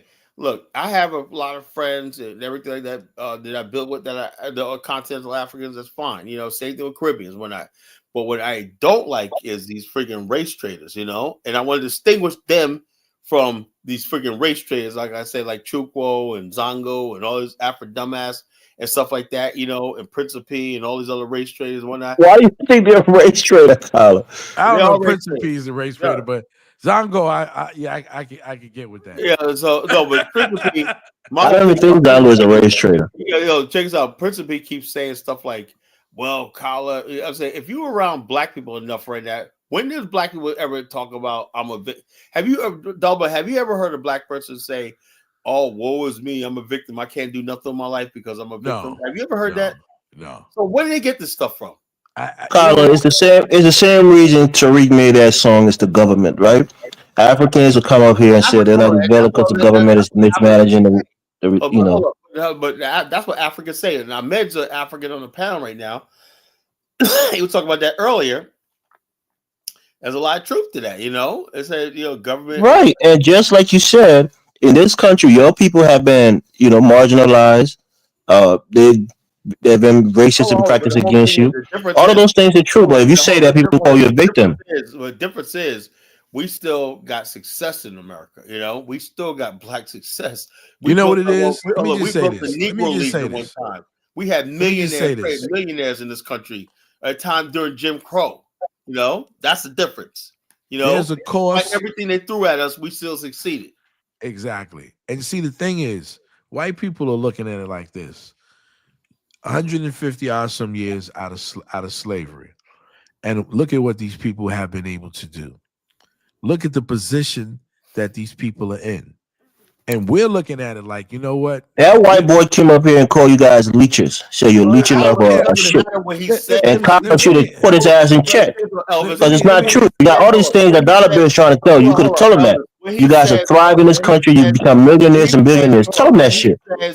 And reality are two different things. That's what we're trying to tell this white guy. But why you didn't come back here with facts? You could have bombarded him with all the facts that Dollar Bill is about to tell you right now. But you didn't do that. Hold up. When you act, you ever heard the expression, I'm not going to dignify that with a response? If I would have acted all radical with that, it would improve his point. See, that's why he kept saying, oh, they're about to block me. No, I wasn't going to block him because he's making a fool out of himself. He was saying that to provoke me to block him so you go back and say, yeah, I was telling No, I could have rebutted him. You could have rebutted him with the facts. Look, Elvis, I know what I'm doing. Is that the guy right there, the white guy, the harsh truth? No. It was another guy called Fall from Grace. You know what I'm saying? So the bottom line is harsh truth is a Nigerian. Look, it looks like a white guy. Look, that's why I said I didn't block I don't block this. Is a Nigerian. That's what they do. They go up and say, man, I thought he was a white boy. He said to block. That's what they do. I thought that the harsh truth was a Yeah, I think he was on Afrodama's show tonight. I wanted to see that Afrodama. So all these people basically have smoke for Black America. I don't know what it is. They're gathering, whatnot. You know, Afro dumbass is gathering white. So all these white supremacists you see coming here come from Afro dumbass show. You know, that's what it is. So they come. Well, that's good. You know what? Like and subscribe and share. Yeah, they give me views when I don't care. You give me views when a dumb Like, niggas. subscribe. Let me get the like ups. Yeah, hit the We like have button. Hit the like That's button. what I said, 13 Dollar likes up Bill. here. Let's get some They should likes. get all the racist white people. They should all come, I don't follow, care. like, subscribe, and Subscribe. they can come up here and be as racist as they want. And I you don't know care. what? I can care less, man. And Tell your white friends. but you know what the deal is? I love it because I know, Elvis, you're upset. But listen, let me explain this to you.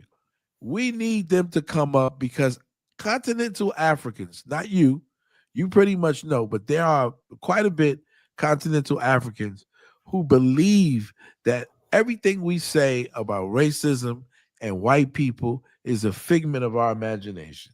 That's what Michael Lawale. Right? So I need the white folks to come up and be yourself. Be yourself. Come That's up what I said. Be and yourself. be your bro. racist self so the world can see who you really are. Take off the white sheet and come up and be who you are. Okay? Thank you. That's Because what I was Afro trying to say. Dumbass entertains the white people. He brings them up to his program. He even lets them get on there and talk. So You know, let what's the that white one guy folks, that's like a pedophile, looks like Santa Claus. Where's he from? A pedophile. You know, Yeah. with the white beard on, whatnot. You know, I say, what the hell kind of weirdo shit is this? yeah, let Man, them where's he like, from? subscribe, Who okay, knows? and Looks like an build old up white guy and whatnot with a white Colonation, beard. No, and no, let them come not the up. white guy, the black guy. Because African dumbass. I want my African brothers, What country okay, he to from? see who He's from the Gambia. cracker truly is. Because Oh y'all, God! a lot of y'all don't believe the Typical cracker West is who he Africa. is. Typical West Africa. Yeah, You, African you Very don't dumbass. dangerous. Nah, you, he's you stupid, don't believe them. slave. Very dangerous. You think that they're so sweet and they're so kind. They come to your villages. Yeah, I want you. I really hey, look. I really want them to see really what they think about Africans. You know. Oh yeah. I want Oh, really. it's, I it's, want. That's it's what I want. I worse. hope people say I it more. mean, we should be united in combating these people, right? They're attacking Man, our you race. guys have made it When they clear. attack you, they attack me, Look, Carla. When they say shit about you, I'm Let offended them by it. attack. I don't Let say them they're Not talking attack. gonna about the lie, African Carla. Americans, so let them talk shit. I don't do that. Let them you attack. Not guys gonna lie, made it clear Carla. that you The guys people in the chat were going against the white dude. Let them Right. come and attack. Let them.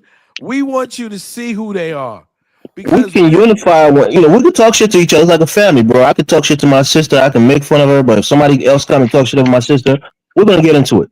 Oh yeah, we can So get that's the into it. I difference. get it with everybody. There's nothing wrong with getting in, but let them come up. Don't let them say. I don't want them to say, "Oh, we're being racist against them. We can't let them say what." I want them to I say. mean, Let me just say this. I'm going to share something. I raised my kids around black people, right? That means all of their teachers were from the Caribbean, from America, from Africa, right? Mostly from the Caribbean, and African Americans. Their mother taught them in kindergarten and so on and so forth. And I realized, I realized that they really didn't know white folks. They didn't know white folks, and when they got around them, went to college and got around them, my daughter, it didn't really bother her one way or another, but my son, it bothered him, when he was in college, different things that they would say, and he'd get into little incidents with them, smacked a few of them up because of their attitude. And I was telling their mom, I said, listen, you have to realize, I didn't want him to go to an all-white school. I wanted him to go to a black school. I said, because I've been around, I went to a white school in Westchester, and I know how white people act and how they think about black people. And I know when they get together and onto the side and they do their little white people talk and stuff like that. You see, I can differentiate because I'm from the hood. I know what people think. But my son didn't know. And I was telling his mother, I said, it's going to be a culture shock for him when he goes to these places. He doesn't really understand how they feel about little black boys. He's an intelligent black male. Okay, he's a good-looking black male. Okay, and these things are going to happen. And I told him, I said, these white girls are going to come at you. Okay, they're going to try to hook up with you. And these white boys, they're going to be angry and upset if you get with some of these chicks, right? And I was telling him, I never dated a white woman. And it's not that I'm being so superior and so cool. I had a lot of opportunities to date white women in college, and I refused to do it. And the reason I refuse to do it, ain't nothing wrong with that, man. No, I'm just gonna tell you straight up. Refusing something good. I Shit. refused it Why you gotta because my apologize for? father. Fuck that. You hear this, Cole? Do you did a white woman Ahmed? But No. I'm talking. Why you attacking no, Ahmed, bro? no. I'm saying he ain't gotta apologize for that. No, I'm not apologizing. I'm gonna tell you why. Like certain people, I want to tell you why. Like, I don't have no problem. My father was my father. For it, man. My father was It's afraid. your taste. Man, you got to be loyal to your. Have you race, ever heard man. of the Scottsboro Boys? I don't know if anybody. I know Colin has, right? The Scottsboro Boys were a couple of boys in Alabama, a couple of young boys in Alabama that were accused of raping, this white woman. She wanted to get with these boys and have sex. And somebody raped her or something like, I don't know all of the details, but one of the guys was my father's friend. He fled to New York. He changed his identity. And he was actually the last Scottsboro boy. And they interviewed him and he was exonerated. A lot of these boys were either killed, or put to jail. And the woman, finally recanted that she lied, and they found out that it was a hoax, and she was a prostitute, and these boys' lives were destroyed. And so my father always told me and cautioned me about dealing with white women. Don't deal with white women on the level these white people could kill you. He's coming from the South. And it had that in my head, truly in my head. And so I was like, you know what? And like I said, I had numerous opportunities. I met really nice white women and white girls who really were nicer to me than sisters were, right? Who were down for me, who would give me stuff, do things for me, and in fact, go after the white man, in my classes. I took a class in journalism and media, and I was the first one to finish my tests. And the white boy came out, and the white teacher said, "Oh, we don't have your dollar bill." That's not my name. But he said, "Dollar bill, we don't have your test." And the white girls jumped up on him and said, "What do you mean? He finished this test before everybody did. And in fact, he practically taught this class." So the white boy was all upset. And I ended up getting a B+. He didn't want to give me an A. It was like an affront to him to give me an A in class. And I had this happen to me several times with white guys who didn't want to, wanted to give me a B+, never wanted to give me nothing more than a B+. They want to give me an A because they refused to accept that a black man, from the Bronx had an A in their class. And one even said to me, "Why do you want an A? You don't really need an A." Well, I said, I deserve it. I earned it. So these are little microaggressions that white people do and say. I want people to see it. I know Kala wants people to see it. These are the things, even in your life, through success, they happen to you. I'm a successful person. I've made money, in America. I own home in America. But you know what? The cost of dealing with these white folks, everybody don't know how to deal with them. But we want you to see them because most continental Africans act like these people don't even exist. Am I wrong? Hey, you know where I stand. You already know where I stand, man. They think, white people are the greatest things in super glue. You already know where I stand, man. Let them call me a barnacle. You think that? Listen, like I've been called the N-word by white people. I've had white people, want to fight me on a job. Try to provoke me. I asked Kala a question and he put me in the back. Have you ever been in a fight with a white person, Dollar Bill? I've whipped a lot of white ass. I'm trying to tell you. Okay, I've whipped a couple white asses too myself. Whipping white ass. So we're not afraid of white people. I've been in plenty of fights with white boys. I've fight white boys my whole freaking life, but I've been fighting with black people too. I've been in a lot of fights in my life when that. So what is it? What's the point of you asking me that question? It's just a question I want to know. It wasn't anything malicious behind it. Dollar Bill answer, and I gave my 2 cents in it. I didn't basically kick this guy out fast enough as you thought. The reason why I do stuff when I want to see this guy tell him what he said. Like this guy Harsh too is talking about stuff he doesn't understand, right? I guess he's an African guy whatever like that. We don't give a flying fuck Look about at harsh Africa. truth. Dollar bills just say stay in America and The pretend dollar bill pretend doesn't to give a be fuck about Africa, you know? to be a teacher. This is what You'll we said. be a We let people permanent talk. underclass in America. Leave Africans alone. The first, see, this is what I'm saying. I love it. I don't have to pretend. You know, the funny thing is, man, I love it. I love it, harsh truth. I've got 35 years, and teaching is not my first profession, dog. It's not. All Dollar right. Bill, you disappointment, man. I thought had you been here, you would have handled that motherfucker. But it's like you were saying Well, you I really mean, don't care what he I don't care. said. You know why? I Elvis can't. You Dollar know what it Bill has is? been processing Ubuntu No, for let me like the explain, last Elvis. 2 days. Yeah, no, but you know what it is? Let me tell you, Elvis.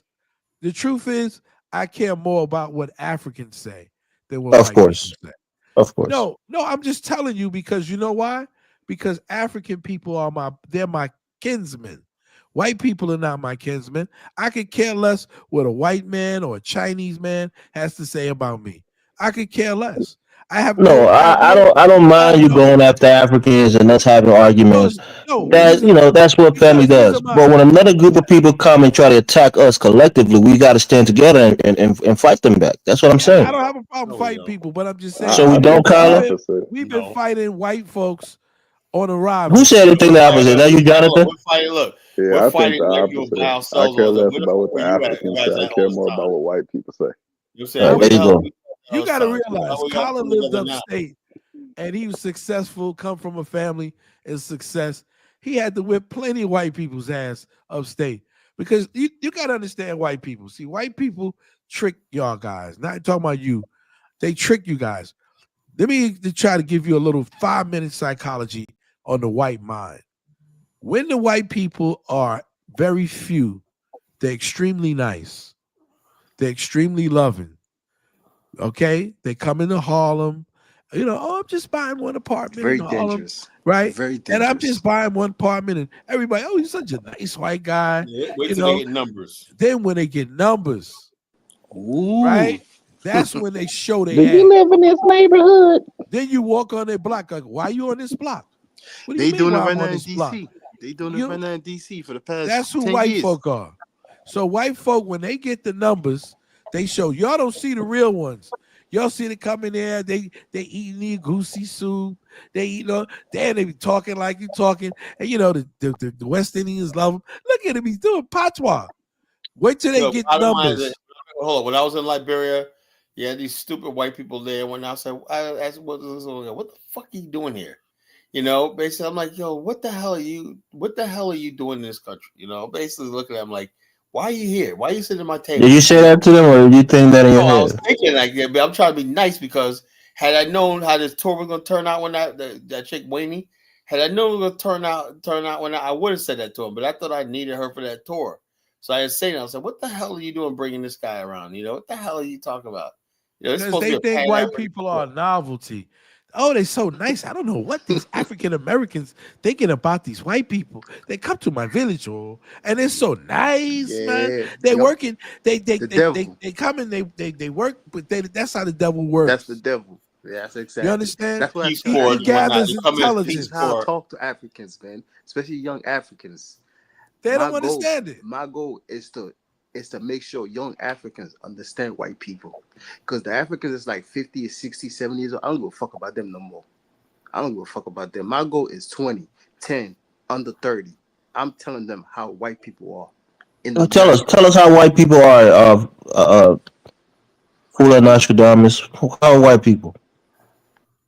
What? What happened, Elvis? What He's happened? taking shots at man. Why, brother? Why do you get angry? I'm asking him to tell us how Why? white people are.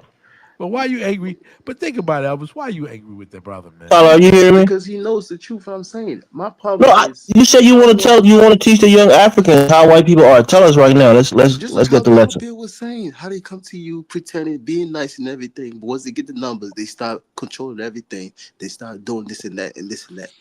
That's the same thing he was saying in This and that America, and this and they and that. do it back home.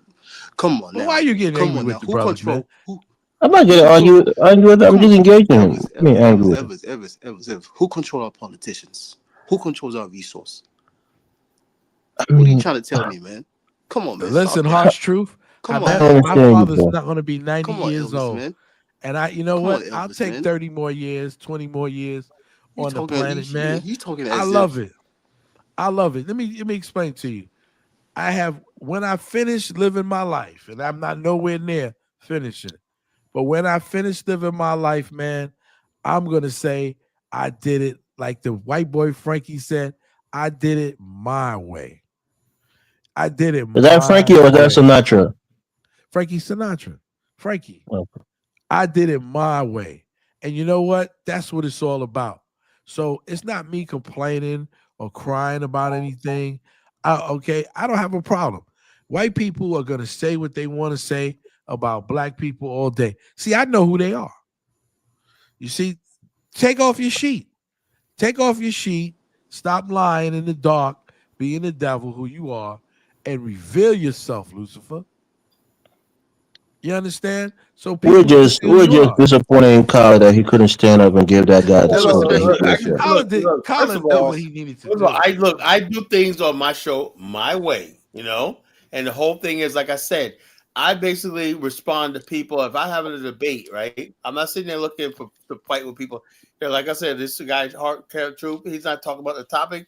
So basically, I'm listening to stuff. I'm not gonna freaking go at him because he's fucking stupid. If you You're can't going at him right now by calling him fucking hold on. stupid. Hold on. If you can't come in here, and even though he's insulting me, right? I'm not going to kick him out because if you can't come in here and talk about the topic, what does it say about your attention span? The white guy comes in here, he's so arrogant, right? He's just like going off on. So I say, you got the wrong platform. I don't give a fuck what your grievance is. I don't give a flying fuck what you think. If you want to come here and answer this topic and debate me on this topic, that's I fine. guarantee you, Kala, had Chuku made that statement calling you a barnacle on the bottom of a ship, you would have blocked him or you would have cussed him out for the next 5 minutes. Elvis, that's not the case. Truco pissed me off just for being Truco. That's the first There thing. you go. I There don't you like. go. I just don't like him at all. So the bottom of everything he You said. don't like him because of the things that he said, and that guy said worse things than Hold on. Chuku said. I did understand. Look. The problem that know why I don't like Truco is the stuff he says about my people. That's why I don't Look like at him. That Spearman. guy was He's talking still about your laughing. people, Kala. That's the point that I'm making. Spearman is Just laughing. talking about your Spearman is nonsense. saying, still laughing at the barnacle at the bottom of the ship. He thought it was hilarious. That shit Spearman loves it. was insulting as hell, but it was funny in a way to be so creative to say that shit. Spearman, And then he called black people leeches, leeching off America.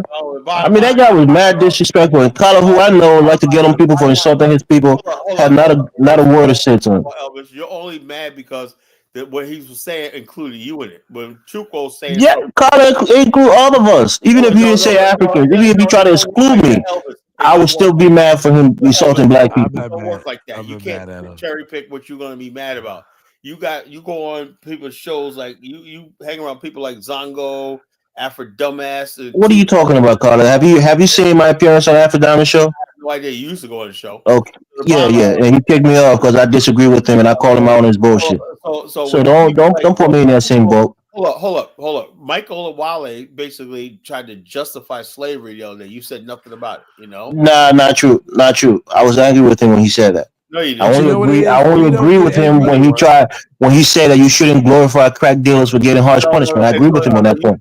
I didn't agree with him on talking about slavery. No. You're taking his side because he in that same St. breath James was talked not about blocked. St. basically James was not blocked. that slavery of the people that taken as slave were criminals, or so.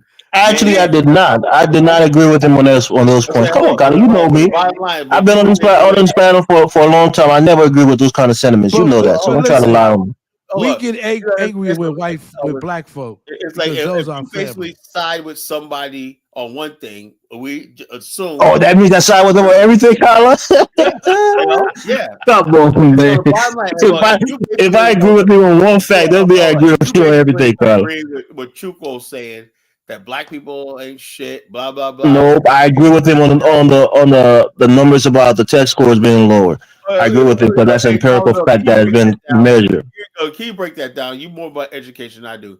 The test score. When we looked at that yesterday, we were looking at the test scores. Listen, you guys don't understand. You break that down, Elvis, because you're getting on my nerves. Of course, I always get your nerve, Carla. Y'all don't really understand what those things about, right? These test scores they put this up a lot of white people don't even finish high school, right, in America. And the reason why is the way white supremacism is set up, they don't have to. There are a lot of jobs that are inherited by white folks.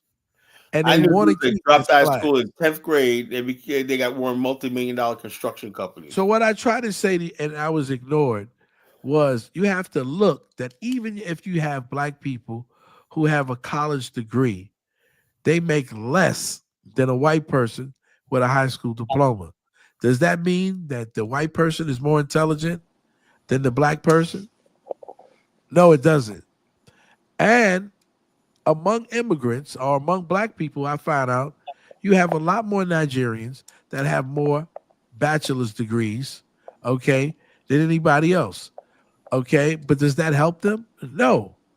You see, people keep thinking that the opportunities are based just around you having an education. The opportunities are not for that. The opportunities are based on what white people have carved out for themselves and that they want to give to their children. Yep. This is why we say we get what's left over. We get the crumbs. Exactly. You get the crumbs.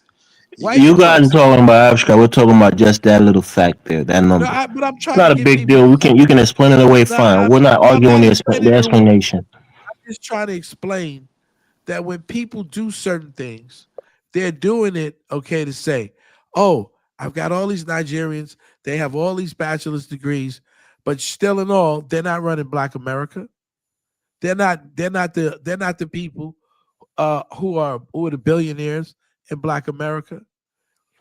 Right, we get it. Saying one thing is true doesn't equate to other things being true. I want you to understand how America works. We've been here in America all these years, and we know how America works. We see how the white people push each other to the side and help one another.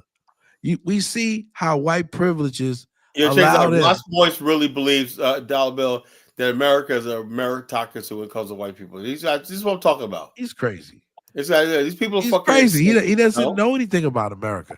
And when I say that, right? Like I said, this the is why first thing they say to me is, "Hey, Elvis, you wonder why I'm not feeling." You didn't highlight that white boy comment and get mad at him, Colin. Now you mad at Ron Moore. This is more egregious.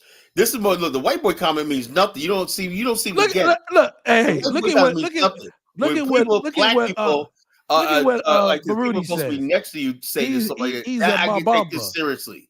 Look at what he says. Marie Shai, in my ops, Kala admires Mzungu in culture and in mind. Through exposing Mzungu ethos and black form, if his paradigm becomes Ubuntu-centric, he can move his people, so-called AAs, in mind and in heart. Right? So he's attacking Kala all the time. I agree with him. I agree with what Baruti is saying. But he's attacking him. So basically what he's saying, he's not attacking him. Yes, he is. He's saying that college should show more appreciation for Afrocentric thinking, like the Ubuntu concept. So what is he saying? That's not gonna happen. What is he saying? That college what? He admires white culture. He always brag about American culture. I admire successful culture and American infrastructure. I admire successful culture. But then when the white man come and tell him that he ain't shit, he's a barnacle, he got nothing to say back to him. I admire my name comes from West Africa. I admire West African culture, but there's a lot of stuff in modern Africa I don't admire. So you can't just throw anything at me and say, Kyle, accept this. You know, there's some things about Africa I love and respect, and so I think I don't respect, you know. Okay, tell us a couple of things that you love and respect about Africa. I'm not gonna tell you, it's not your business, you know. Now look at the harsh truth. He gonna say Kala is real soft around his Kala bad, he big salty tonight. Kala, you feel bad, bro. He should have given all that anger to that white motherfucker, man. I'm in a damn good mood. I think I made my point tonight, you know. Listen, I've been fighting crackers all my life. I choked out a kid in Walmart. I beat a kid in high school called Aries. I choked his ass out in my English class. I'm not afraid of white people, Colin. But what you guys need to do? What you need to do? Hold on. What you guys do? Don't say America like Bill. What you say, Dollar Bill? If you really want to be tough one night, Elvis, one night. Take control of your country and fucking put that on the right track. From the That's what I'm saying, Colin. You go back to that crutch. You go back to it. No. I mean, you go back to it. If you want to basically be like, those are low hanging fruits hold to on, criticize. go The back white to man call you a Liberia. barnacle, a Go leech. You have back, nothing to say go back about to him. Liberia, like my guy Ross did when I basically he gave everything. I'm good. I'm good right here, bro. I'm fine here. Yeah, so I'm We're saying. we're, So, we're, like, we're all barnacles on this white man ship in this country, Colin. Let's be barnacles and yeah, but parasites. you chose to be that. You know, you chose that. That's what the white man call us. We're barnacles and parasites on this ship. So let's be on this ship together and be barnacles, The bro. bottom line, you can't look. The bottom line, you saw how hypocritical you are. If so, in other words, when somebody like Michael Lawale says his shit, Chuko says his shit, you won't say nothing about it. You know. Mike said, "What are you talking about, Colin?" Mike said one thing that was true. He said, "Don't glorify crack dealers. They got what they deserve," and I agree with it. So, in other words, and you were trying to say that these guys were poor, they had to provide for the family. That's why they sold crack. You believe a stereotype that every black person supports crack dealers and stuff. No, what I told you exactly what I agree with. What you're saying. Mike said that you were saying that these guys got harsh punishment. They put them in jail for too long. And Mike said that I never said that. And you shouldn't glorify them. And I agree with that. I never said that. That's not glorified. I said they went too long, and I'm gonna tell you why. Even though it's true, but I never said that. White. Let me just say this: white people were the ones also, and I know you're gonna say that, but just your black community. Yes, it is. But the white people didn't go to jail. The white people who were bringing in the tons of cocaine and washing it in their legitimate businesses, they didn't go to jail. The white people who are doing it in their communities and destroying their communities, they didn't go to jail. They almost got a free pass. Look at the movies like Blow with Johnny Depp. These guys made millions of dollars and whatnot, you know, who built up Miami, like Miami. Who built up Miami. They're being praised for their contribution. And they made a movie about this guy. Right? The whole skyline in Miami has been accredited. The marinas, all that shit like that to the drug. Yeah, we know about Willie Falcone. We know that. So white people. Well, you know where he's at right now? You know where Willie Falcone is? So when the narrative he's in jail right now for 80 years. No, he just got out. 80 years. Check us out. He just got out of jail. The narrative about drug dealers and stuff like that comes down to it. Here comes Michael Lawale saying, you guys shouldn't be glorifying drug dealers. Nobody's glorifying drug dealers, no? But you know what the thing is? So therefore, no, the part that pisses me off was you guys were trying to say, I think it was you, Colin, that said, these guys have family to feed. When they can't find jobs, what do you expect them to do? No, listen to what you said some crazy stuff like that, bro. Let me clarify what I'm saying. I'm saying, I'm not trying to justify it, but I'm saying, they say, well, why do people get into drugs? Same way white people, I said, if you listen to the show, I said same way white people got into bootlegging and liquor running, you know, and white people are heavily involved in the cocaine. And they was who introduced heroin to our streets, you know. They're bringing white people are bringing metric tons of heroin into this country, of heroin and cocaine into this country, and they want to blame the Mexicans. The Mexicans are just the conduits. The real people who are bringing in those tons. And now that you got groups like Hell's Angels and stuff like that. That's so stop it. We people want to demonize everything that black people do. We got that opioid problem in Virginia Beach, and who's doing it? White biker gangs. Now look at your boy Harsh now. Now I got on fishnets. It says Dollar Bill puts on his fishnets and high heels when he sees. Don't worry about Harsh Truth saying that you're sucking up collar. That's all. That's what he's been saying. It doesn't really matter because you know what it is. Like, listen, bullshit. When you can't win an argument, you start. You have to resort. You have to resort to stupidity and being a fool. See, he wants me to get angry. You know what it is? Afro Dumbass has sent his minions over to the Collar show because what he wants me to do is go off so he can play this in front of other Africans and say, this is what they think of us. They hate us. See, it's the game, right? It's the game that they play. What you ask for, because you will get it. You know, it's the game. So you know what? Like, subscribe, and share, sucker. That's all. Yeah, this show is growing. Like I said, look, I got my boy Ross in Liberia. I told him, I said, he's on it too. I said, look, man, Ross, man, we need to build a channel. So he's going to spread this around Liberia like crazy, man. We have a lot of Liberian listeners on the show very soon, you know, in Liberia. TDD will tweak for collar. But What's that? Mabok native. He meant to say you would twerk for Kyle. He meant to, but he spelled it You wrong. don't know the difference between tweaking and twerking. They're hilarious, man. Dollar bills always the bottom line, ready to the bottom oh, line is now this. I'm Like on I my said, knees. Everything is dead. Paul, the bottom line is this. You got can't get harsh up truth. here. You can't get You up got some here and get homosexual mad. tendencies. And when a white Post the person, link. Post the link. Let Harsh Truth come up. Maybe he wants to Harsh come up. truth got some he ain't gonna homosexual. come up here. He ain't gonna come up Let him here. come up. Let He him was come up. on. He was on Afrodama's panel today. He The ain't gonna Harsh come Truth up is here. called. Hey, he's I too want much to of hear. a coward to Let come him. up. Let He's him. He's Let too him much of come a up. coward to come up here. He's too Post the link, scared. Kyle. He's He might scared come Harsh up. truth. Yo, look, Dollar He got Bill. some. These Yeah. guys talking all stuff like that. None of these guys will come up here and cam up and talk to me face There to you face. go. None of them Afrodamus will. is an aeronautical engineer and the director of Gambia Space. That's funny. Gambia Space Edition. Yeah, okay. That's Yeah. funny. I know why he wears Aeronautical that hat. engineer. I saw him one day without that hat. I was like, yeah, you need to put that hat back on. After dumbass, man. Big Black was going at the Afrodamas today. Big Black was calling him a pygmy, calling him short, a midget. Oversized, After dumbass, an oversized pygmy. That's all he is. The He's a Sunday giant warrior, man. I hear you, bro. The Sonike warrior. None of them can handle the truth now. Nah, dude. Afrodamas gotta bring it up, dude. Yo, hey, Dollar Bill. I played a video.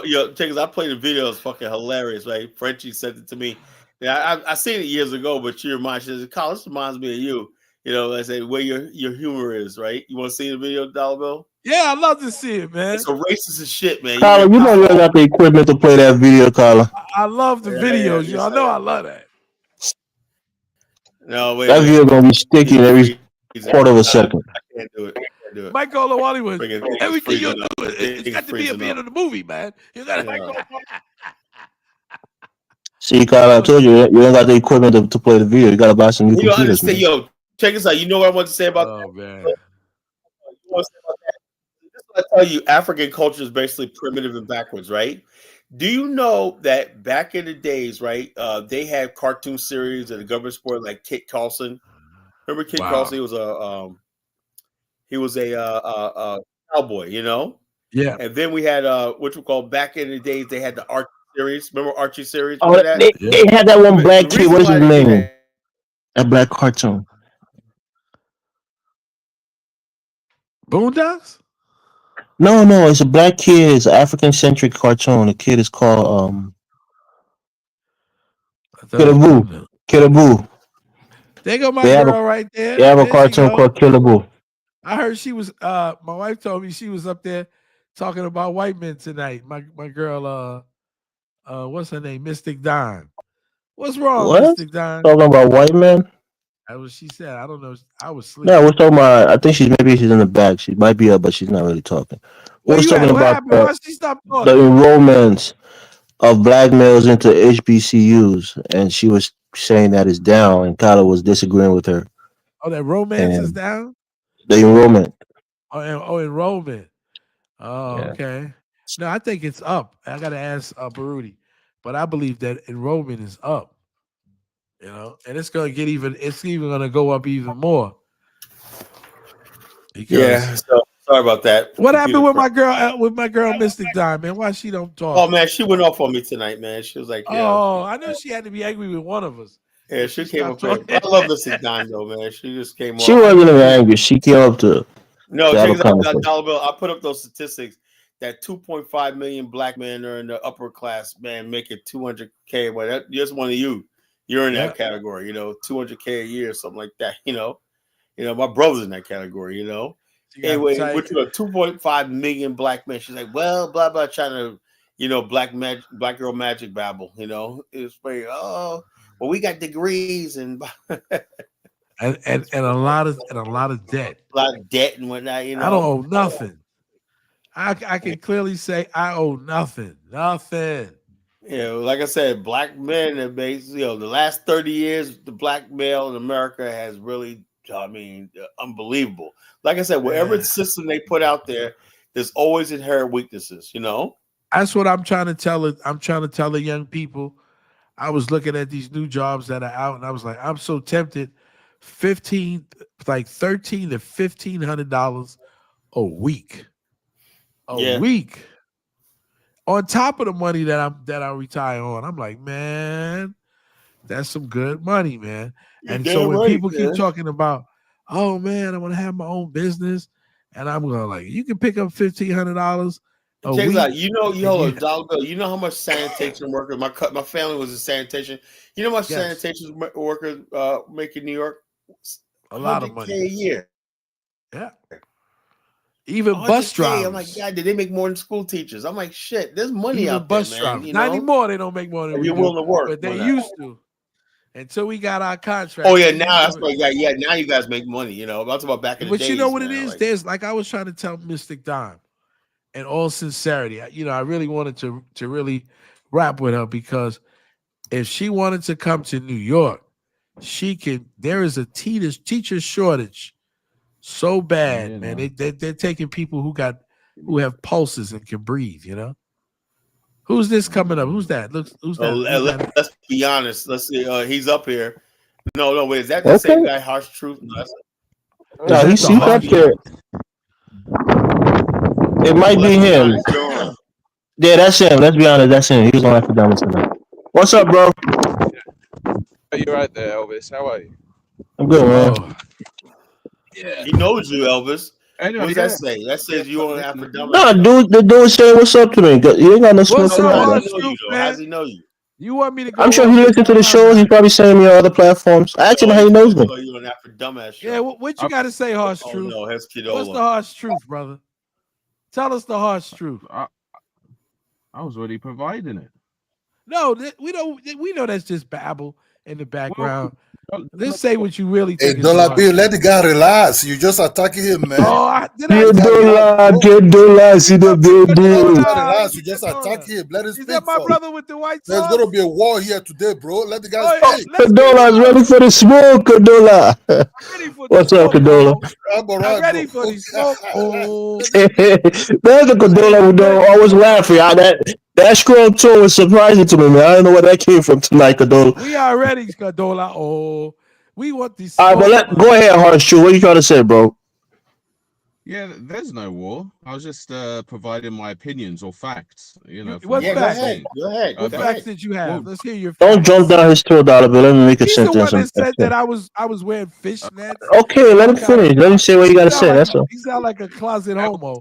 So let's go, bro. I'd hop on, and Dollar Bill wouldn't let me talk. And this is a problem. Man. Every time someone hops on the panel to give a difference of opinion, you guys just don't let them talk. Okay, there we go. Dollar Bill's at it again. He can't help himself. How old are you? I know. Old enough to be your daddy. Don't get distracted by it, bro. Just make your thoughts and finish your statement. Okay, let's be honest. Okay, I would like to let me ask this the host, the college justice. Let me ask you a question, right? Now, the topic tonight is America as a birthplace of victimhood, because there's an assertion that Black people in America got the victim mindset. And I'm telling you, that's part of being an American. What do you say? What say you? You know what? Yeah, I'm glad you said, Carla. This is what I came to say. Every time you have a show, no matter what the topic is meant to be about, all I ever hear you do is attack Africans. But then but Africans beating Mike. Hold on, check us out. Let's be honest with ourselves, brother. Africans ask for it. When they come in here in my chat, they basically come in, they ask for it. They say some outrageous shit. Look, let me tell you something. You know what the problem is, brother? Is that the average African, right? Unlike Black America, we had our own almanac, encyclopedia. We had all kinds of scholars and everything like that. We basically had a counter.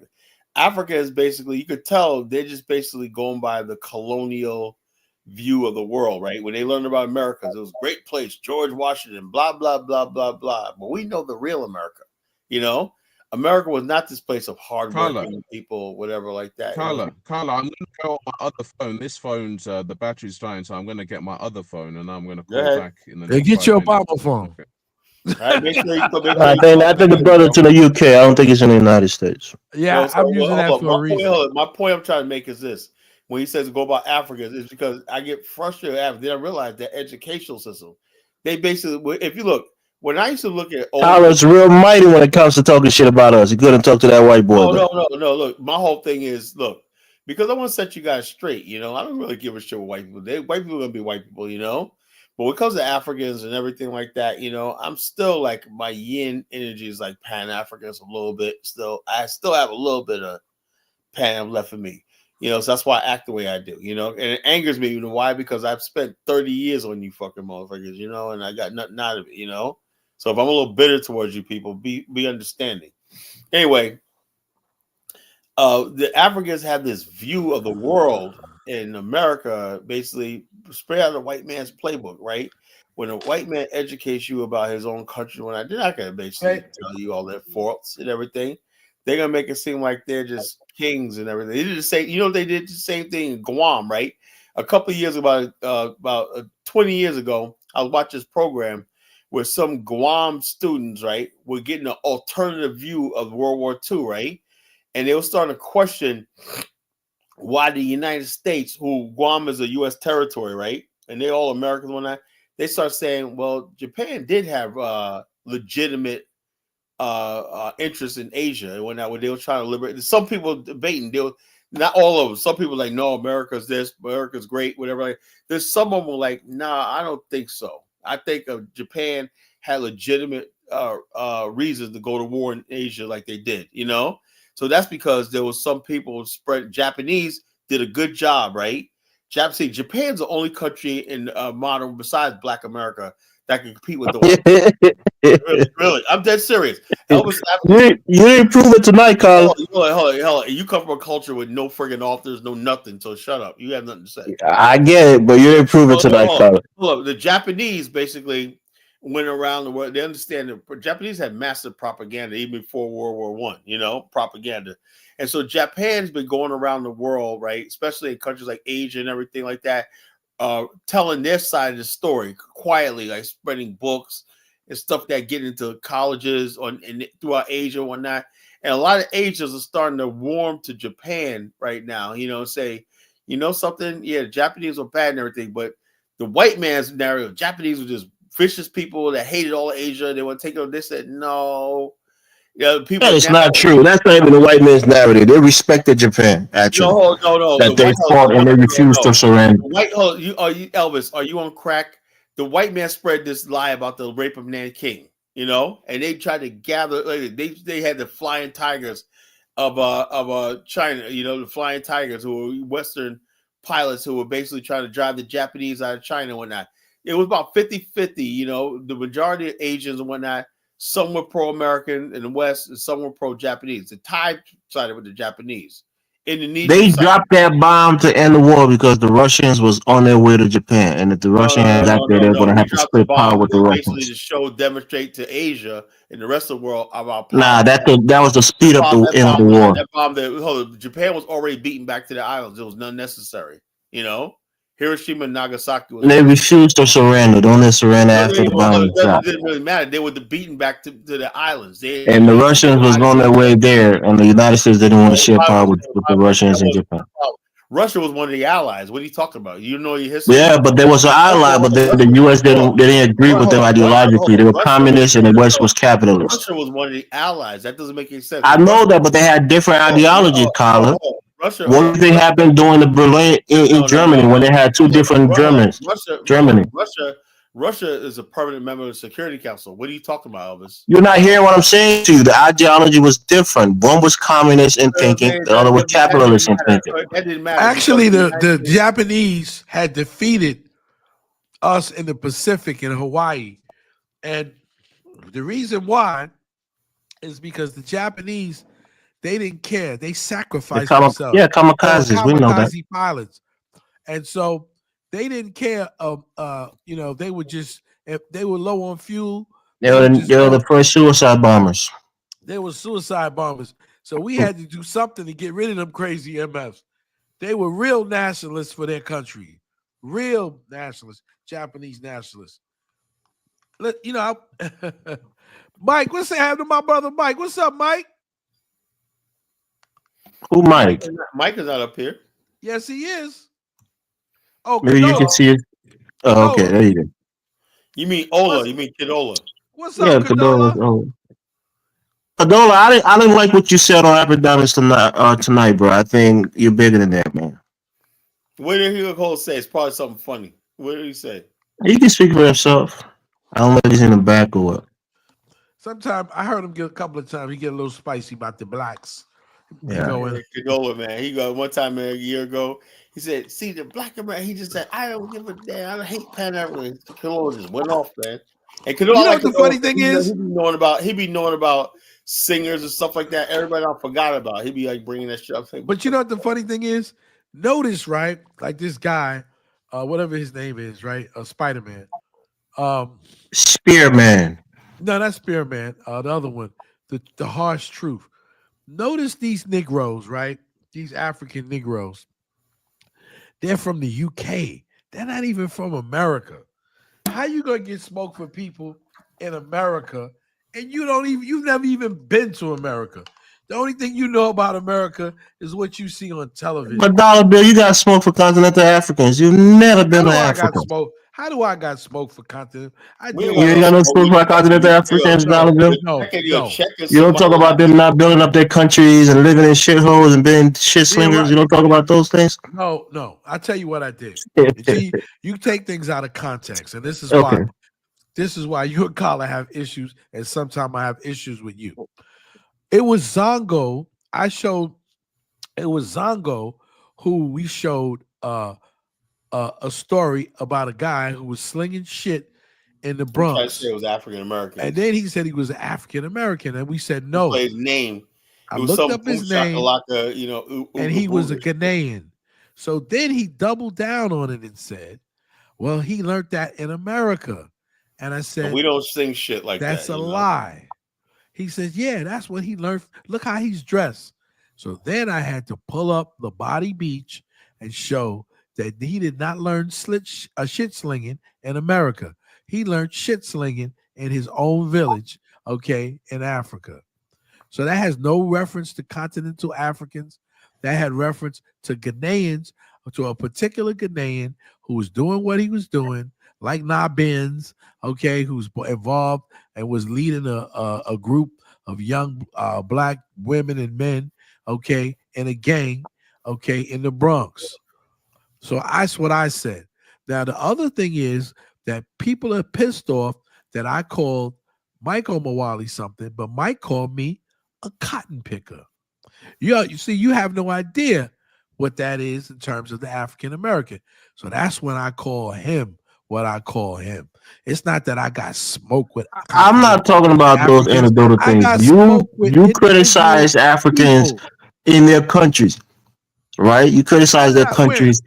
You criticize Nigeria. You criticize Liberia. We got to go back home and build up our country. You say all those shit, but you never been there. So now if you're talking about the Africans in the UK who's never been to the US and talking shit about you, use that same energy on yourself. Elvis, that's a lie. It is. I've never been to Dollar Bill, we listen to you on this panel all the time, bro. You talk shit about continental Africans. You talk shit about people in Africa. I talk shit about individuals. Not true. You generalize. You talk about Nigeria, how they don't control their own oil. You and Mike got into a conversation about that the other night. That was me. Because Dollar Bill was into that conversation too. Yeah, so don't try to take away. It's the truth. The fact here is, you made a comment that people can't talk about place that they haven't been, and you talk about Africa and you haven't been there. So you just got to take that in. That's all. I'm just saying, no, but I've been around Africans. See, I've not been around African Americans. See, that's now you move the goalpost. No, it's not. It's the thing that you're not getting. I haven't been to Africa, but I've been around African immigrants. He hasn't been around African Americans. And how do you know that? You don't think that African Americans living in the UK? No, hell no. There's no. Maybe he didn't travel to the US before. You know, people in the UK can travel to this country, right? 9 out of the 10 of these niggas have never even been to America. They come. Haven't you noticed that? All on the internet, that most of the smoke for African Americans come from niggas in Britain. How many black people actually go to England? Very few. Stop. I don't know if you know that, Dollar Bill. You don't have to flex on it. I do know that. What's the percent? How many black people go to the UK a year? Because the only people that you basically, unless they're a rapper or they're doing some business, go that are African Americans are going to England. Dollar Bill, you Most, got tens of thousands of people that go to the UK just most from the people NFL go. alone on a yearly Most, basis. most people go. But man, I know my people, and I know how many have damn passports. A lot of us don't even have passports. That's why Michael Mawali tried to call me out. Now I you made a disparage your freestyle. people to make a point, to make Most you correct. Americans don't have passports. All of them, white ones too. Who's playing? Who got TVO in the bag?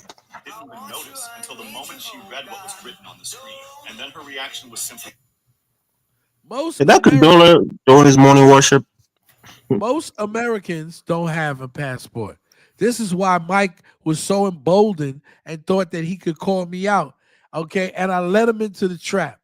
I let him right into the trap. I started stumbling like I didn't have one. And he thought he had me. That's when I went bang right in his face. Because he knows that. Only people that go, 9 out of 10, okay, black people who go to the UK are either a second or first generation immigrants from the Caribbean. Dollar Bill, I'm Okay, telling you, the NFL transport two of their teams multiple those are times a year. athletes. Those Listen are to what I'm saying. athletes. Listen to what I'm saying. They take people with them who go in there to run the stadiums and run the jumbotron and other things like that. A lot of people go there on a yearly basis for sporting events, for military things, for tourism. So you can't say that he doesn't interact with African Americans. He probably does. You don't know that for a fact. He doesn't. I know he doesn't. 9 out of 10 of these people who get on the internet and talk about African Americans don't even know African Americans, much less have been to America. They haven't. But But the people who talk about not a continental lot. Africans because they have interactions with Yeah, immigrants they have know with Africa immigrants. in and out. They know the I didn't continent in say and no out. African. No, I know Africa and I know Africans. Yeah, How do you know because Africa? I know Africa because I can read and I can see. Oh, okay. And I know So you and I must know. know and I Yeah, and I and know that's the same way these and guys I who've know never interacted with you and probably I read or yeah, watched videos on yeah, but they YouTube and think don't they know. know you. But they don't know African Americans because that many African Americans come to England. But there's a lot of Africans here. And I know them because I live in a state that's full of Africans. That's Yeah. the difference. It doesn't watch. The fact is, I if you can talk about people who I know. if you can talk about a continent that you haven't been to, he can talk about people in the US that I know. if he haven't been Let him here. talk all he wants to, but we know it's out of ignorance because unlike Kadola or even Michael Mawali, they've been to America. This guy's never been to America, and there are not that many African Well, you Americans in haven't the. even engaged with him enough to understand if he's been here or not. I know, but from his voice, where he has been here. I'm not stupid. No, that's not true. And lives in the UK primarily. He's been to the United States. All right. A lot of people who live in the US who travels and visit the US. I'm not You gonna live in argue. the I'm not UK gonna who travel argue and with visit. you. You're from Minnesota, brother, and nothing happens in Minnesota. You probably don't have many damn Nigerians in freaking Minnesota. Come on. Yeah, probably not as much as New York. I probably know more Africans than you do. Yeah, probably. You probably do. So what And is that and change? other than you being that been in a continental African, I know more Nigerians than you. Share more DNA with them than you. So really, you're the outsider in this conversation. Yeah, sure. I think maybe not because I have Nigerians in my family, married No, to my I think family. so. I think so. I think I know more Nigerians than you do. I guarantee you probably might know them. I guarantee I do know them and know them Yeah, sure, intimately. Yes, I know sure, them and know them intimately. And sure, I dollar bet bill, you I know more Ghanaians too. sure, dollar bill. Yes, What is that? What I is know that? I What does do. that mean? I would like I to know say I in conclusion that means that the that I reason have a why I act relationship the with way them that you I don't. do is because And the that shit bottom line makes is you this: butthurt because you think you you You everything think it knows should about make me Africa. butthurt, but it doesn't. Because you get up here like you're Elvis, the hold on. African whisper. My point, Dollar Bill, let Nah, me say this. My whole yes, thing sir. is if when somebody says something egregious about Black America, right? I know I get that. It doesn't. They're not pertaining to you, whatever. Like you don't say, "How dare you say that about someone like that?"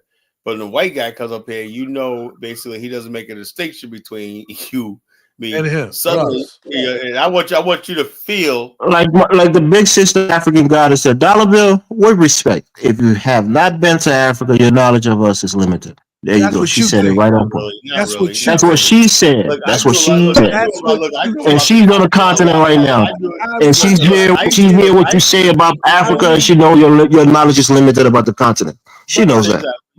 Look, I've look. I known used to study the thousands continent for of years. I knew more Africans about Africa here in than most America. people did before I got there. And I bet you I know more about Africa than a lot of Africans, including you. Okay, Donovan. Okay? I know history. I can read. Okay, Donovan. And half of you Africans didn't even know you were African till you got to America. You didn't Okay, think you were Donovan. African. Yeah, You you know thought you were that. Liberian. You thought you Where were do a you come different. from? When you show them a globe or not? You know where you come from? Okay, Yeah. Donovan. And Do I have they to point put to up the the middle of program, the the fucking video Atlantic. where they ask people in East Africa about West Africa, and where they ask people in West Africa about East Africa? They don't even know where those places are. They don't even Okay, know. Dollar Bill. They don't know none of that stuff. Stop it, man. Okay, Dollar Bill. New York, come listen. I live in a place with 10 million people. How big is Minnesota? How many people? Okay, Dollar Bill. Come on, bro. Stop it. I've been dealing with people in Africa and the Caribbean, okay, for 40 years. You're not even 40 years old. Okay, Dollar Bill. Stop it, bro. You're talking to the wrong dude. You're not talking to these 20-year-old millennials. Stop it. Okay, Dollar Bill. This is the dollar bill. The people on the panel, the people in the chat, they know that you've shown ignorance about the continent many times, so they know you don't really know Africa. They think they know. That's what you've shown, Dollar Bill. That's all. All right. Okay. Did I show you all the daggone, all the masks and stuff on the wall, on my wall with all of the stuff? I've been collecting art and stuff like that. Yeah, that makes you an honorary African, Dollar Bill.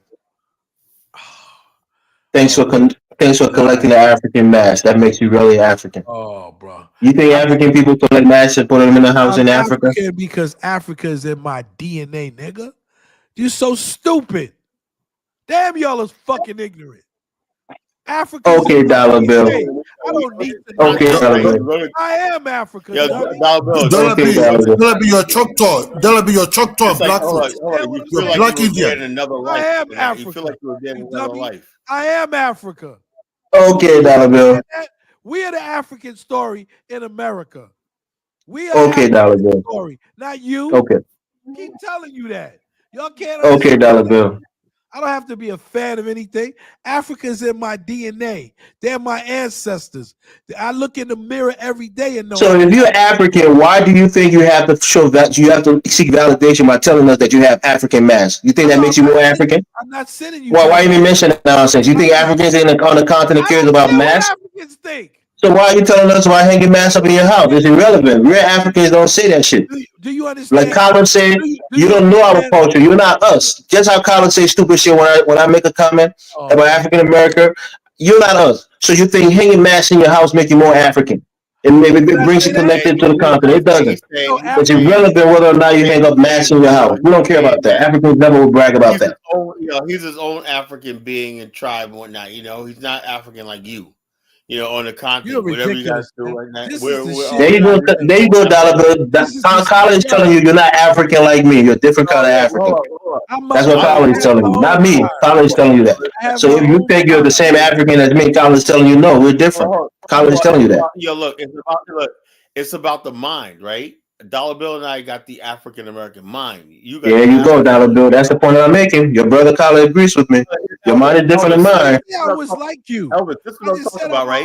You sat here and you listen to Truth. Let you tell me that I'm not an African. Black America. You sit there and listen to Truth Disparage Black America. Not even true. I tell people all the time not to say disparaging things. I tell them that all the time. You've been here. You get butthurt when a white man comes in here and he's basically targeting everybody. He don't yeah, when he target our race, I'm going to stand up for the race in general. You standing up for? I'm a black man. I'm a part of the black race. I'm a black man. I'm a part of the black race. How you going to stand up to a black man? You're only upset because. What are you talking about? We're not even talking to you about that. We're talking about the white man that came on the panel. You're not listening, Dollar Bill. Hey, hold on, Elvis.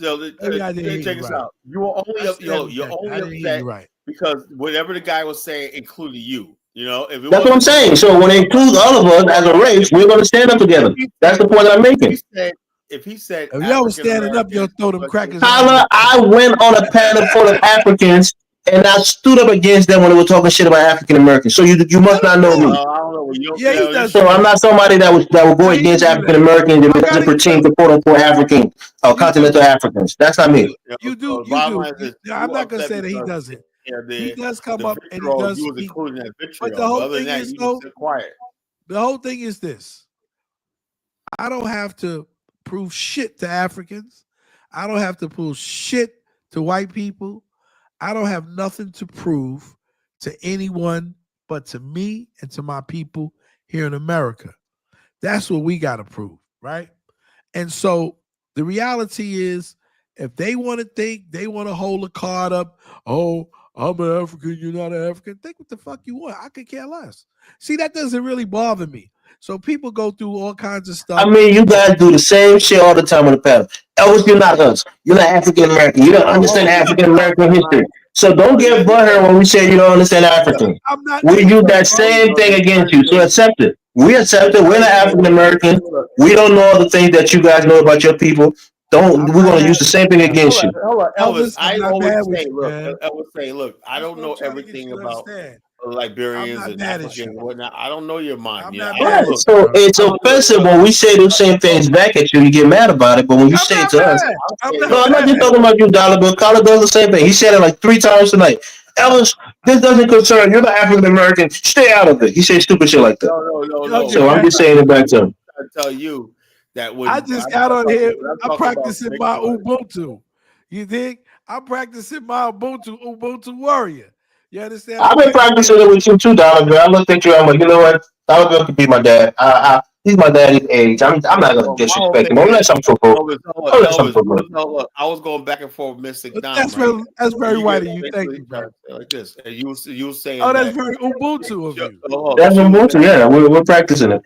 It's good. she made a comment. Mystic Dime made a comment about the stuff about black males not enrolled in college or not, and all I said was that the fact of the matter is, overall enrollment in college is down, and it doesn't really mean. What's the point of saying male? I was just saying about black males. No, you try to interpret her words as trying to castigate black men and trying to put them down. Yeah. And that's why I think they invited her to come up to express what she meant by it. Because I was saying, what was the purpose when you talk about black people?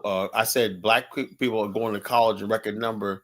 Even though college enrollment down, we're still graduating college in like Tennessee State University. And those These statistics are not meant to insult you. These are just fact numbers that tells a story, right? You can. It's like art. You can try to translate what the numbers are saying, but she said the enrollments of black men in HBCUs are down. That's a fact. It's not an That's okay, insult to you as a but black our man. enrollment is up in other areas and other schools. Right, and that might be the You know case. what And Kyla could have rebutted her with But that you know information. what she's not telling? The majority of black males but and hold on, black they make it seem females like, oh don't go to yeah, black males are HBCUs. falling off. They That. only get a And then small. I had Kyla to could put have up the said that, but he They disagreed only with get the a. fact that it was down. He got They mad. only He said get it's a. not down. They only get a small I didn't say it was percentage down. I of said a total lot of African people are going and Americans. doing other things. And so what they Yeah, should but think is, you can say that, but that fact that it is down, if the enrollment is down, it's true. yeah, but So it's not something to I'm say to saying to argue about. you, It's a fact. the thing is that black people are going to these white universities, and this is something that I'm glad. I'm gonna say this out for Baruti hit me to the dip. This is the reason that black people, one of the main reasons, besides getting a quality education, that black people should go to black colleges and universities is because when they recruit, they don't recruit black people from white schools because they're afraid that the white students are going to say that you're being partial to the black students. So when they want to get black students from various areas, they usually go and recruit from black colleges and universities. And so black people don't know that because you see, a lot of black people think getting close to the white man is going to guarantee them success. And then when you go and you look at various subjects and you see where did the people go? Oh, they went to Howard. Why? Because they were recruiting from black colleges and universities. And my brother, he had to hit me to that dip because I didn't know that, and I didn't go to a black college or university. All right, I'm not an HBCU graduate. Did any of your kids go to a historically black college or university? My daughter went. Actually, she went for like a year to a HBCU. I tried to get my son. He went to all white colleges. My daughter went there for a year, and then I felt she was having too much fun BSing, and so we brought her back up, and then she graduated, from Pace University. Right. So that's what happened. But that's the thing with Kyler. Kyler can't separate facts from feelings. Why Somebody you is giving keep you a fact. attacking Kyler, bro? No, I'm saying because you wasn't here to understand what he's saying. He just agreed with Mr. Dunn that yes, the Roman race are down, but then he started attacking her for stating that fact. What I'm trying to make is, look, we was talking about Asians, right? Asians thought they won something, and I said black people pivoted to black colleges, right? Yes. When like this, right? And then she made the comment like, nah, that's not true, Kyler. You was talking about how Africans don't have universities and we don't build anything, and black people in America has HBCUs. I said, that was true. Most of us basically said black kids that couldn't get into these colleges no more, whatever like that, say, okay, I'm gonna go to an HBCU. But then she said, well, see, blackmail. Kyler, you think HBCUs are second-rate schools? Hold on. No, look, I said, what's the point of mentioning that blackmail enrollment's down? Kyler, I'm asking you a question. Do you think HBCUs are second-rate schools? No, they're not. But what happens is they realize. Okay, then. So when you say that these kids can't get into these schools, that's why they go to HBCUs. That's the second choice. A lot of people choose HBCUs as their first choice. Look, a lot of people were going to these schools because they were recruited by white people a long time. Because you graduate white schools, it's the connections you make when you're in college. The different fraternities and associations that put you. Look, if those colleges like Harvard, Yale, how do you think Michelle Obama went to Princeton? How do you think she got where she is? Obama went to Harvard. It does matter. Obama went to Columbia and did his graduate at Harvard. Harvard Law School. Yeah, my cousin, she went to Princeton. But the whole idea is, like I said, unless you're going to a Harvard or Yale or one of those super Ivy League schools, you're just going to a regular white college or university. You're not going to get much. They're not going to recruit you. You can get an education, but you're starting out from zero, because it's not just about what you know, it's who you know. And this is why, like I stated before, and I conceded to the fact that there are more Nigerians that have degrees proportionately to African Americans in America, but they're not the leaders of industry in African America, right? Yeah, that's true. They're not. So having those degrees meant nothing. They don't. Having the degrees, man, they have a profession. They can work in. It equated to and make money and survive and have a good life. Dollar B, I've been listening to you, Dollar B. Why is it that Black America live under the umbrella of a very big, powerful country, but under that umbrella, it seems like the Black Americans under that umbrella actually they are fighting the other group of blacks that came in. Might be like hold on, Dollar B. Let me just tell you that came in, because if you check YouTube, you see they also Donald Trump came to power now. I hope you Africans will be gone. But look, the truth about that, the Indians, bro. That's not on this show. We get it in the comment, Carla. We get it in the comment a lot on this show too. Yeah. The Indians are coming in for the real Indian, not just the Kamala Harris India type that grew up in Jamaica or father from Jamaica. The real Indians are coming. I see the big boys in the Donald Trump team now that will be holding the whip, like the sheriff whip. Is the real Indians now. So you see, you're busy. There's no difference between the Black American and the white person in terms of United States, the way they arrive, whatever it is. But the white man is bringing in the Indians. But you are fighting the Africans, ask the Africans to go. Why the Latinos are coming in like Maradona from the back? That's a bunch of bullshit propaganda. Most black people in America, except for a couple of people on friggin' line like Tariq, when I don't give a shit about Africans being here. We don't give a damn. We don't care about that. No.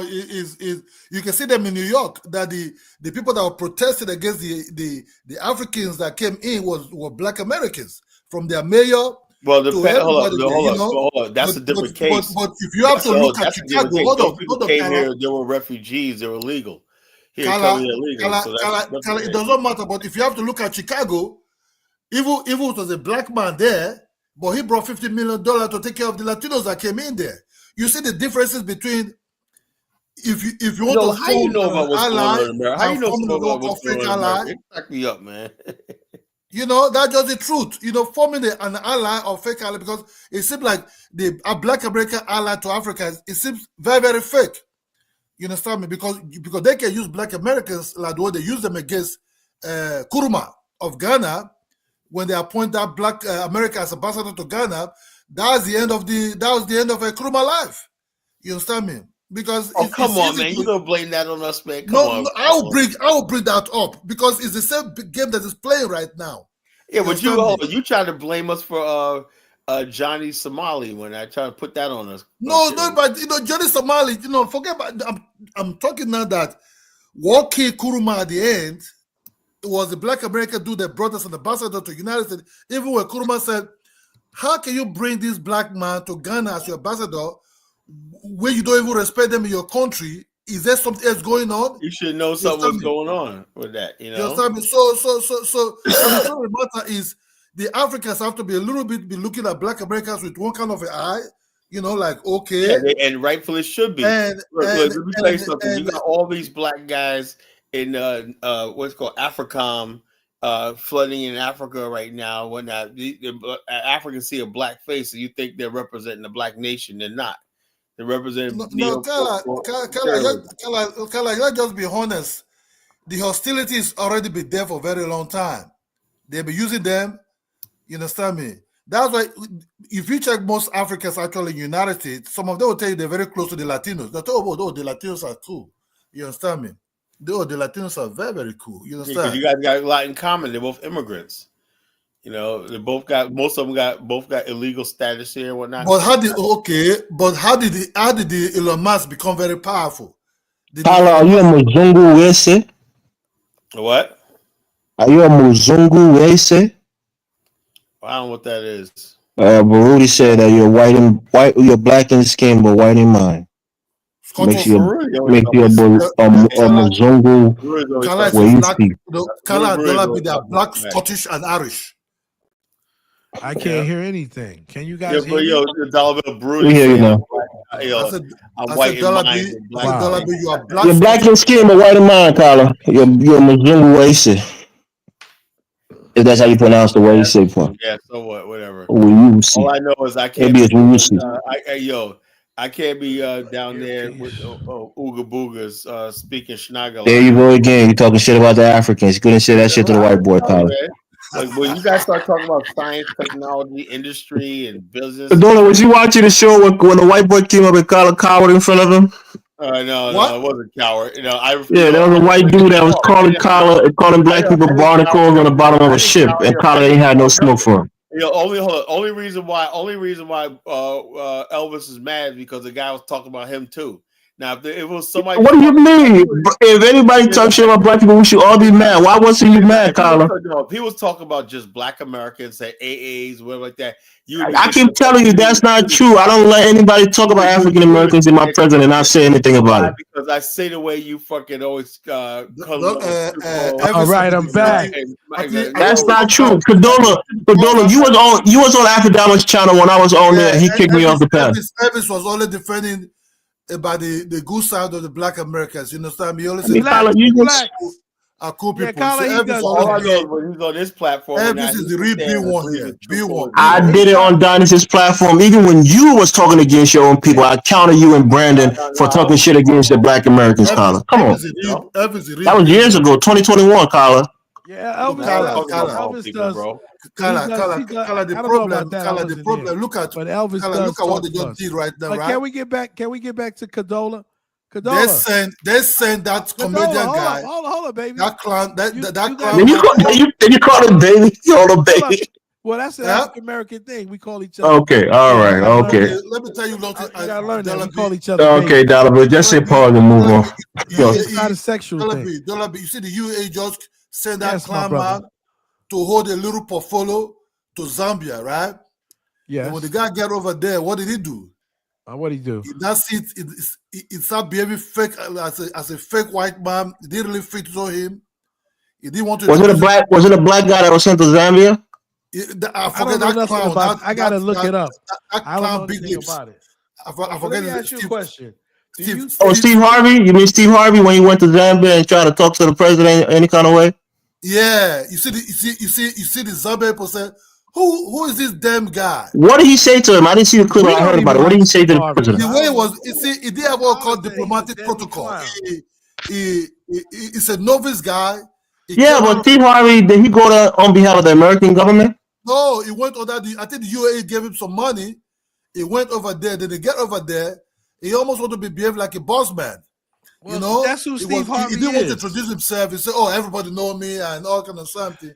And he didn't know that government of a country is not only being formed by the man that is sitting down there; it's being formed by the people. But do you think that Steve Harvey represents? Yeah, that's why I think you don't blame African Americans for it. Steve Harvey is an idiot. It's an asshole. So the Zambians, they were very, very pissed. Like, who is this guy? So it doesn't mean that every Dick Harry have to come to this place because they are black skin. No, because he's a celebrity. He thinks because he got warm welcome in South Africa and Kenya that everybody in Africa love his big, his big bald headed self to go out there and talk for African Americans in general. Steve Harvey was crying and kissing the ground in Ghana at the Amina Castle and acting a damn fool, and then goes to other African countries and try to put him in check as a colonizer or master. Elvis. Just crying for that dude. Look, man. I think the Black Americans have mastered what we call the crocodile tears for very long. Oh, Condola, don't generalize it like that. You know what happened to you, brother? Afrodamus that shot you with some hate. What happened, bro? That's why I was saying. Also, Condola, today on the show, you was talking kind of crazy. I'm like, what happened to my bro Condola, man? You were so angry with African Americans today on that show. No, look. What happened? So Pookie and Ray got you upset? No.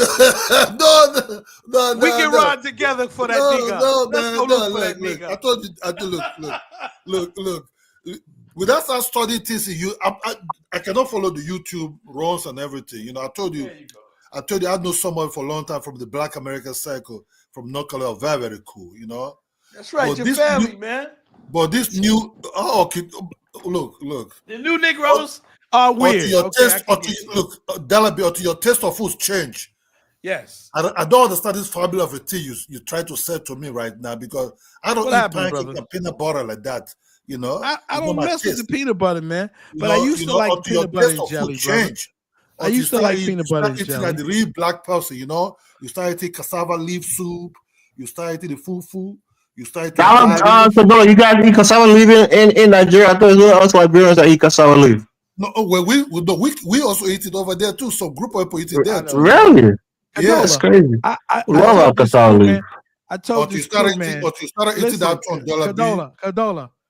I told this crew man that if he gets mad at me, harsh truth, you dropped for off, arguing with Nigeria. Who's the crew man you talking about, Donovan? You. I told him I got more DNA with you than he does. So if I want to fight my fellow Nigerians, I can go and fight. I mean, I'm not here to dispute what your DNA said. Colin is 33% Igbo. He probably has more DNA than I do. I'm not 30% Igbo. What are you, 23%? As far as I'm concerned, I'm like 2%. Yeah, that's a lie. Your DNA said you're 33% or 23%, Colin. When we fight Kala, what is the percentage of an African DNA in you? When we fight amongst Nigerians, Colin's only 60% African and 40% European. When we fight against Nigerians, what? I said what? Colin's 40% European. We a lot of cultural DNA. Oh God, that's why you talk like this. That's why he talks like this. Because he's a Colin, what's your DNA breakdown? You don't like I'm asking a personal question. What's your DNA breakdown, Colin? High enough. High enough.